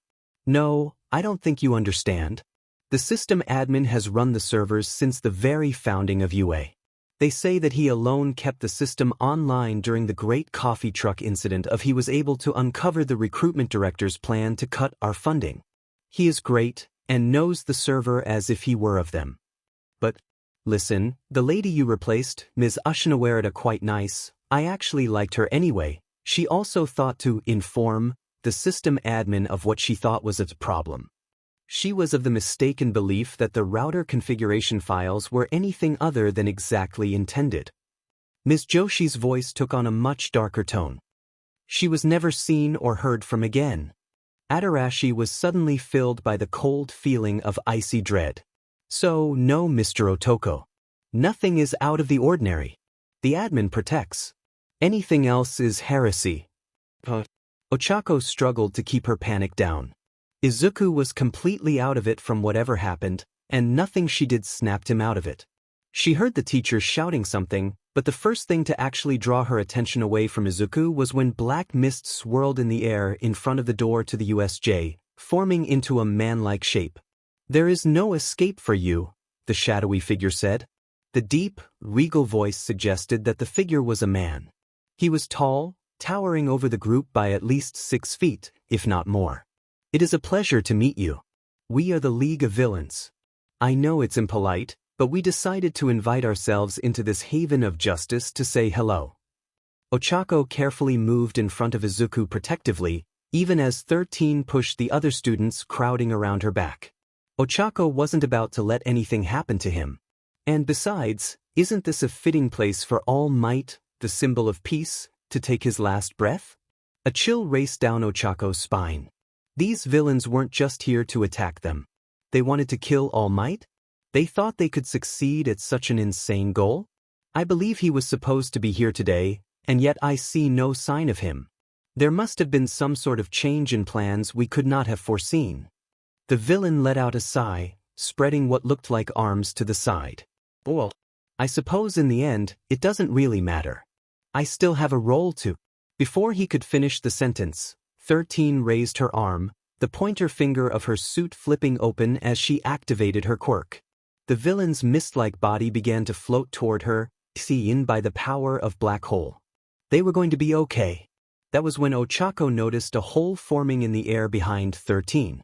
She could only watch in horror as 13's quirk was turned against her, the back of her suit torn to shreds. Did you really think we weren't prepared for you? The villain asked, amusement dripping from his tone as 13 fell to the ground. You're a rescue hero, not a combat hero. You lack the experience necessary to make you a threat to us. Now to deal with the rest of you. With that, the villain's hands waved at Ochako and the other students, and she turned to grab Izuku but was consumed by the darkness before she could do more than reach out toward him. Izuku. As the world slowly returned to normal, Izuku found himself lying on the ground. It took several seconds before it registered that the vision was over, and he bolted upright. He had to stop that vision from coming to pass. He quickly stood up, turning in place as he took in his surroundings. It looked like he was in a city, but the buildings were all destroyed and crumbling, and there were no other people in sight. Thinking back to the last thing he remembered, Izuku realized this must be the section of the USJ that was filled with ruined buildings, one of the disaster training areas. With no idea how he got there, Izuku activated total spatial awareness and froze at what he felt. He shouldn't have been here. It made no sense. Slowly, as if it would make what he was sensing turn out to be false, Izuku turned around. Took you long enough, Deku. We have a fight to finish. Ochako realized she was falling as the darkness around her began to clear. Below her, she saw the mountains that had been in the distance, so she knew they were still in USJ. To her left she spotted Koda and quickly pulled him to herself, activating her quirk on the both of them. She spun around to pull Koda above her and braced for the impact. The situation was made more dangerous as they fell past a bridge into a canyon of some sort. It seemed to take forever before they finally hit the ground. Between the weight of the two, her quirk managed to nullify most of the force, enough that she barely felt it. She quickly pushed both Koda and herself to their feet as she spun around. These villains were prepared and had a plan. There was no way they just tossed everyone away without setting some sort of trap for the students. As she feared, a group of villains was spread out around them both in a semicircle. She pushed Koda back toward the wall of the canyon, standing between them. There were no animals here, so Koda was basically quirkless. That meant it was just her against a dozen villains. One of the villains stepped forward, a woman with a sword at her hip, though she appeared to be the youngest among them and only a few inches taller than Ochako. She looked almost bored. Let's make this easy, kiddos. You try to fight back and girly here gets hurt. You cooperate and I only beat you up a little bit. She rolled her emerald green eyes. Now, I'd rather you do this the hard way, but you kids go to this fancy school, so you've probably got a better head on your shoulders than me. You probably want to keep it that way, your head on your shoulders, that is. She slowly drew the blade from its sheath, pointing it at Ochako. If you get my point. Ochako did her best to keep her eyes on the group as a whole, but made sure to keep an eye on the blade being pointed at her face. The woman had medium-length crimson hair, with the majority held in a short ponytail by a black ribbon to keep it out of her eyes, which sharply contrasted with her outfit.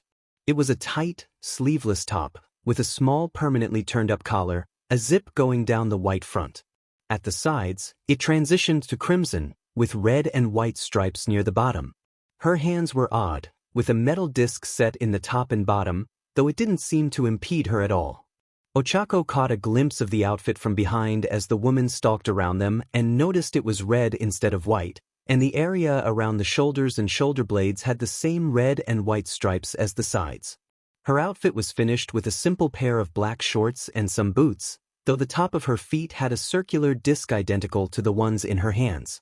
Clearly, something to do with her quirk, though Ochako couldn't figure out what it was. After she finished looking her over, Ochako finally processed what she was saying. Wait, you're threatening to hurt me but not Koda? The woman smirked at Ochako. We know you're just a second-rate wannabe hero that turns off gravity. That brat told us that much. Sadly, we don't know what this guy's quirk is. Super strength? The ability to turn into a dinosaur? Death ray beams? The ability to turn into a dinosaur that shoots death ray beams. Ochako couldn't help but feel embarrassed for the woman as she seemed to get more excited the more outrageous her ideas became. As long as we have you as a hostage, he can't do anything. Though if you want to get the crap beaten out of you, please, do resist. The woman took a few steps closer to Ochako but always kept her blade between the two of them. You already know which of those I'd prefer. Izuku. Why was Bakugou here, of all places? What was going on? Was he with the ones from his vision? Before Izuku could even try to ask, Bakugou launched himself forward with a pair of explosions, forcing Izuku to switch his sense of hearing for smell. Channeling one for all through his body, he jumped to the left, rolling to his feet as he merged his smell and sight together. Izuku knew he couldn't afford to waste time here. The entire USJ was in danger. The end of the vision proved that. Dashing toward Bakugou as fast as he could, Izuku prepared to take a swing at him when he noticed Bakugou raise his left hand. Something wasn't right. The dust in the air started swirling around his hand. Izuku quickly reversed directions, leaping away from Bakugou right before the dust was into his hand as though it were a vacuum. If Izuku hadn't changed course when he did, he would have been pulled in. Izuku cautiously took a step backward, watching for any sign of an attack. What was that? That wasn't your quirk. He knew he was in trouble. He had never seen Bakugou do anything like that before. Bakugou scoffed. Guess you're not a total weakling if you spotted it. A sinister grin spread across his face. The grin looked wrong to Izuku. You've seen explosion, he said as his right hand detonated in the way Izuku was familiar with. Now let me introduce implosion. He raised his left hand and it was much like the name implied. Everything nearby was pulled towards it, crushing the few loose rocks that got Isigdi in. I was forced to take this quirk. I hate that, but I can at least use this DMN thing to kick your butt, he exclaimed as his right hand exploded, launching him forward. Izuku dodged to the left, carefully avoiding Bakugou's own left hand as it once again tried to pull him into an implosion. He could feel his clothes pulled toward it, but managed to move fast enough that he wasn't drawn any closer than that.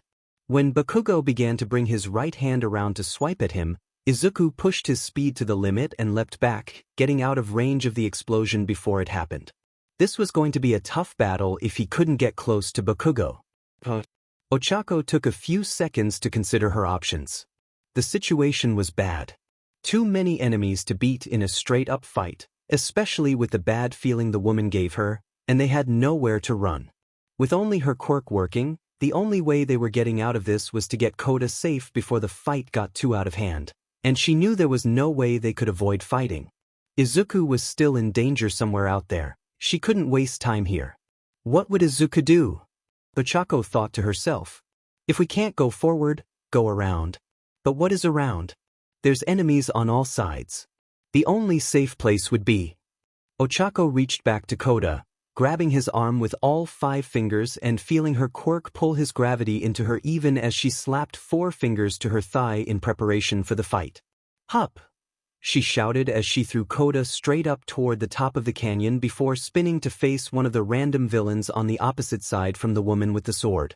Without much effort, Ochako jumped straight for him, slamming him into the wall behind him as she grabbed him, draining his full weight as she pushed off the wall and flinging him aside to let the canyon walls finish the job and sending her toward the other villains.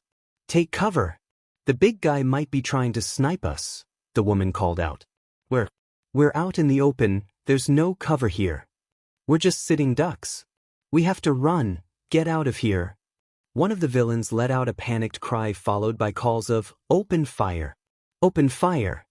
Before any of the villains could actually follow through, Ochako kicked the moron in the head, knocking him out and pushing herself toward another as she carefully let the power she had absorbed build up. She wanted to have more before the big villain stepped in. Another of the villains turned to the woman. I thought you had a plan, Rose? I thought you had a plan. Ochako smacked another of the villains away as they tried to shoot her with a blast of water, sending himself flying down the canyon as she gathered even more power. Before realizing Rose was somehow right in front of her. Rose looked up at Koda, then back to Ochako. He's useless, isn't he? She whispered. Though more useful than these guys. Tell you what, you keep me entertained for a bit, and I'll keep these hoodlums from hurting your friend. Ochako glared at her. If that's what it takes, fine. Keep an eye out for him, but don't do anything. We don't know what will set off his quirk. Rose called out, stepping back as she readied her sword. I'll deal with this one myself. A smirk spread across Rose's face. Izuku. Izuku kicked off the wall of a building as he did his best to escape from Bakugou, but he was relentless. For all of Izuku's speed, Bakugou was able to keep up with him. He needed to do something to create an opening at least. Izuku couldn't outrun him, and getting in close seemed suicidal with Bakugou's new implosion quirk. Izuku grabbed a chunk of rubble laying on the ground and threw it toward Bakugou, but he simply brought both his hands together, destroying it with explosion and skinning up the debris with implosion to get it out of his way as he continued to pursue Izuku. While Izuku was slowly getting a handle on the range and power of implosion, it was more than strong enough at close range that he knew he couldn't avoid it if he got close enough to actually punch Bakugou. Ranged attacks with debris were pointless too, as he could counter them just as easily. Izuku needed something new, some way to change the dynamic of this fight. He needed more information. As he leapt over a ruined car in a mostly futile attempt to buy some time, he called out to Bakugou. What did you mean when you said you were forced to take the quirk? What gave it to you? Izuku vaguely remembered hearing rumors of a drag that messed with quirks, though he didn't know much about it. If this was from a drag, it would probably be temporary. Bakugou landed on top of the car as he glared at Izuku, his body glistening with sweat. Not what who? Some potato-faced BSTRD with the ability to give and take quirks. Izuku noticed a subtle shift in Bakugou's expression. He had a hard time figuring it out in the brief second it appeared before his assailant continued. He did the same thing to the brain BSE, but he made him to kill All Might. I'm just supposed to kill you. Kill All Might? Izuku jerked back in shock, unable to even picture it happening. It was too horrible to imagine. Bakugou took advantage of Izuku's distraction to rush him, an explosion striking him head-on. Izuku tumbled backward from the force, unimaginable pain overwhelming him. He lost control of One for All, his senses returning to their default state, and it was all Izuku could do to stop himself from hitting the building on the opposite side of the intersection their fight led them to. The world faded in and out as he struggled to push through the pain. You're weak, Dad. You can't stop me. You'll never save anyone like this, you moron. Gritting his teeth against the pain, Izuku decided he had to gamble on an unknown or he was going to die. He reached out to his power, to the sensation he had felt when he saw the future. He wasn't sure how to activate it. He barely believed he could see the future, but right now he needed something, anything to turn this around. Bakugou raised his left arm, reaching down to touch him. Izuku kicked at Bakugou, frantically trying to get away, but he effortlessly grabbed his leg with his right, blowing it up with an explosion. He could see it all in detail, both more vivid and more precise than he had thought possible. He could make out the subtle way Bakugou's muscles contracted, telegraphing the attack that Izuku was too slow to dodge, even with the improved reaction times. He could even make out the tiny twitches in his face as the attack connected. Even through the pain, Izuku could make out something he never expected, the slightest grimace and an almost pained expression on Bakugou's eyes. It was gone in less than a second, even in Izuku's slowed perception of time. It took a moment for Izuku to truly process what this meant, that Bakugou of all people didn't want to do this. While Bakugou put on the appearance of convocation, Izuku could now tell that he hated himself for it. Bakugou placed his left arm on Izuku, but before anything else happened, the world snapped back. Izuku had managed to use his power after all. If anything, the realizations made Izuku more determined than ever to win, and he couldn't let this pain stop him. Bakugou was starting to raise his left arm. He only had seconds to get this right. With an effort of will, Izuku called up One for All and rolled to the left, pushing himself unsteadily to his feet. He couldn't let this pain slow him down. Something was making Bakugo fight when he didn't want to. He had been holding his power back, keeping himself at only 5% of one for all. He was going to have to take some risks here though, or he was going to die. He forced himself to jump back even as Bakugo launched himself after him with another explosion. This is the last time I go to a class exercise without my costume. The point of it was to reduce the drawbacks of his quirk, after all. He had to be able to predict Bakugo better than the last time they fought. With a plan forming in his mind, Izuku channeled one for all directly into his eyes. He noticed a glow in front of him, probably from his eyes. The world stopped moving. It felt like his eyes were starting to burn, but in that moment he realized he could process everything he was looking at so fast that nothing was moving as far as he could tell. He had time now. He just needed a way to win. Ochako ducked under a slice that nearly took off her head. Hopefully that should create an opening for Ochako to rush in, and Rose preempted her, taking a step back and pointing the blade at Ochako for a lunge. Ochako leapt to the side to dodge the income strike, but Rose didn't commit to the attack. Instead, with a quick change to the blade's angle, the attack became an upward slice. She felt the gravity of the people she had drained react to the impact of the blade and pushed the weight of the first man she had hit, rather than let Koda's or her own weight be released. The shockwave of all the energy being released sent Rose flying back to the opposite side of the canyon, and all of the other villains were knocked to the ground. This is my chance. Ochako pushed off the ground toward Rose, her right arm engulfed in a nebula. Before she can recover. Before she realizes how my quirk really works. She closed the distance as quickly as she could. I'll end this. Ochako was brought to a stop as she felt something pulling on her from all round. What is? It took her a moment to see what happened.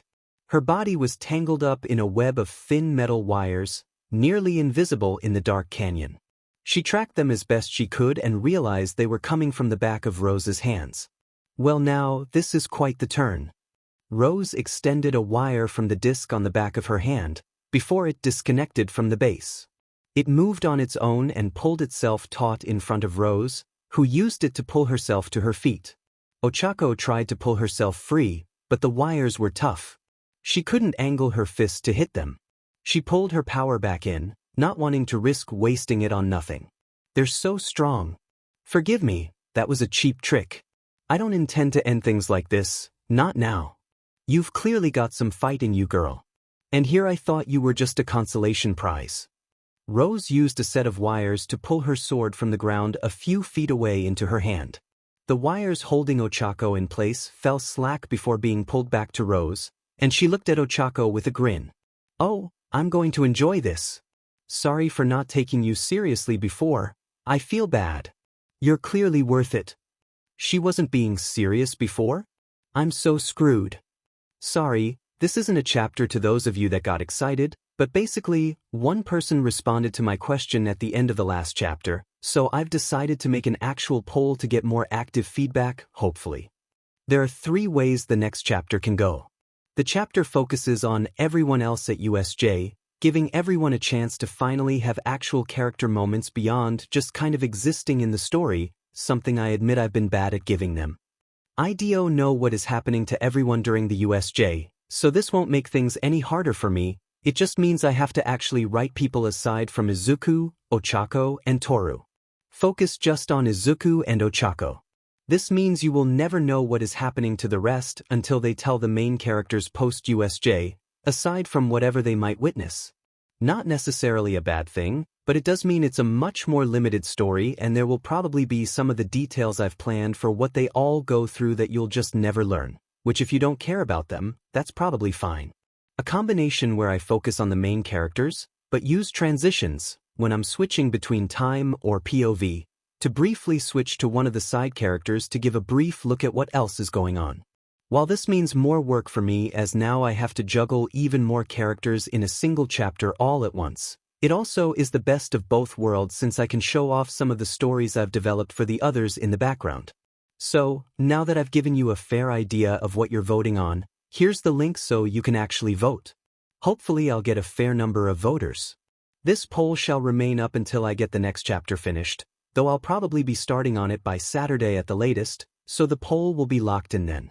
https linkto.runp so9 ljoip chapter text. Katsuki blasted himself toward Deku, his left arm ready to drag him in if he tried to dodge. He ignored the way Deku's eyes glowed briefly. Nothing he could do was going to change the outcome of this fight. Katsuki knew he was going to win. He had to. Deku ran away again, rolling backwards over the remains of a burned-out car in a futile attempt to get away. Katsuki redirected his explosions to give chase, landing on top of the car. Before he could jump off, Deku kicked at the car, sending it and Katsuki flying away. Not that it was enough to stop Katsuki from flying right back toward him. Just as Katsuki got within range to hit Deku with implosion, a voice called out behind him. "It is fine now. But because I am here." He froze at the sound of All Might's voice. If he was here, maybe he could actually help? Katsuki turned toward the voice, but couldn't spot him. After a moment, he frowned. "It is fine now. But because I am here." He grit his teeth as he spotted a phone on the ground, where the car had once been before Deku kicked it away. The BS-30 had tricked him. Spinning back around, Katsuki prepared to tear Deku apart for the trick, only to realize he was gone. He ran away. "Deku, you BS-30. Get out here so I can kill you." Izuku. Izuku crouched as low as he could get behind the wall of a ruined building, listening as Bakugo took off in the opposite direction. This is just like the battle trial against Todoroki. I don't need to beat Bakugo to win, I just need to not die. He took a moment to rub at his legs, squinting his eyes against the light coming from the hole in the ceiling. Not that I could beat Bakugo like this. Pushing myself to 10% probably tore a muscle at the least, and channeling so much power to my eyes has made me half blind as it is. With a sigh, Izuku began shifting his senses around now that he had a moment. His greatest asset had always been his sight, and now he had almost ruined it to the point he was lucky he knew what was 10 feet away, never mind farther than that. Touch, smell, and hearing were the three senses that gave him the best awareness of everything around him. He considered enhancing his sense of taste too, but still wasn't really sure how it would apply in a combat situation. It was the hardest sense for him to interpret at this point. Pushing himself to his feet, he began carefully making his way through the ruins. I have to find Ochako before that vision comes true. I've got to save her. I've got to save everyone. None of them know about what I saw. Izuku found himself having to rely almost entirely on what his sense of touch told him about his surroundings. He had noticed for a while that he seemed to actually feel things at a distance when he enhanced his touch, but it was so much more apparent just how clear a picture it gave him when he had to rely almost entirely on it to navigate. The small cracks in the road and uneven sidewalks, the holes in the buildings, they were clear as day to him despite his poor vision, as if he were running his hand over them as he walked. One thing he hadn't noticed before, however, was something that made him think his quirk did even more than he thought. In the few short minutes since he all but destroyed his eyes, it was like it took longer to process information. He was still positive his actual quirk enhanced his senses, but this made him think there were secondary benefits. It explained how he felt like he had all the time in the world while he enhanced his eyes earlier. If it somehow helped him think faster, process more information faster, then as far as he was concerned, time almost stopped. Not that he could do anything but think while he was thinking that fast. And the obvious drawbacks were a bit much. Izuku heard the sounds of Bakugo running nearby, and carefully changed directions to avoid him. He was never going to get out of here soon enough to find Ochako at the rate he was moving. Izuku took a calming breath and tried to put his mind to work. There had to be a way out of this mess. Tenya couldn't help but feel concerned. These villains knew who he was, how his quirk worked, and had countered it perfectly. When he had exited the black cloud produced by the villain, he had found himself in another part of the USJ, specifically the landslide zone. He prepared to run back to the entrance when he spotted Aoyama appear higher in the air than Tenya himself had, and attempted to run to catch him. The ground of the landslide zone proved to be rather unstable, and he began slipping as soon as he started running, almost sending himself flying over a ledge before he managed to stop himself. Reversing direction to catch Aoyama, He was forced to move at almost normal speeds just to avoid slipping. Fortunately, Aoyama was high enough that it gave him the time he needed to catch him. Bajiro chapter text. Sorry to all of you who got excited on seeing an update for my FIC, but this is more of a notice. I'm doing fine now. I have a home for amazingly cheap, given where I love. I have enough income to not feel like every month I have nothing, but rarely do I truly have enough to spend on just whatever, especially since I'm currently working on paying off my credit card. I have food, if not exactly healthy food. My health is about as good as can be expected, and I'm working on improving it every day now. What isn't going so well is free time and a drive to write. I've started college as of last week, and am going for an AA in art, with a secondary degree for the digital parts of art. I'm aiming to bring my board game, which I've been developing off and on for the last 10 years, to a full reality. The only real limitation I've been hitting at this point is the art, and since I have no money, the smart thing is to get the skills to do it myself, so that's what I'm doing. I don't even know how to draw more complex things than a stick figure, but I'm gonna figure it out. Mostly with teachers telling me what to do, but in the end, I hope to bring many of the creations in my head out into the world at large. Unfortunately, this means I'm officially putting my fix on hiatus. I know, technically this has been on a hiatus since July 28, 2022, but that was meant to be. You know, a short hiatus. I didn't really expect 3 years to pass since then. I somehow still get comments and kudos on this FIC. People love this a lot more than I ever expected, and I wish I could write more of it, but unfortunately, I just haven't had a drive to write since I last updated this. I have made no progress on the work in progress, chapter 1 posted, just to post something. I have the vaguest of outlines for another FIC that I only wrote 1,000 words for.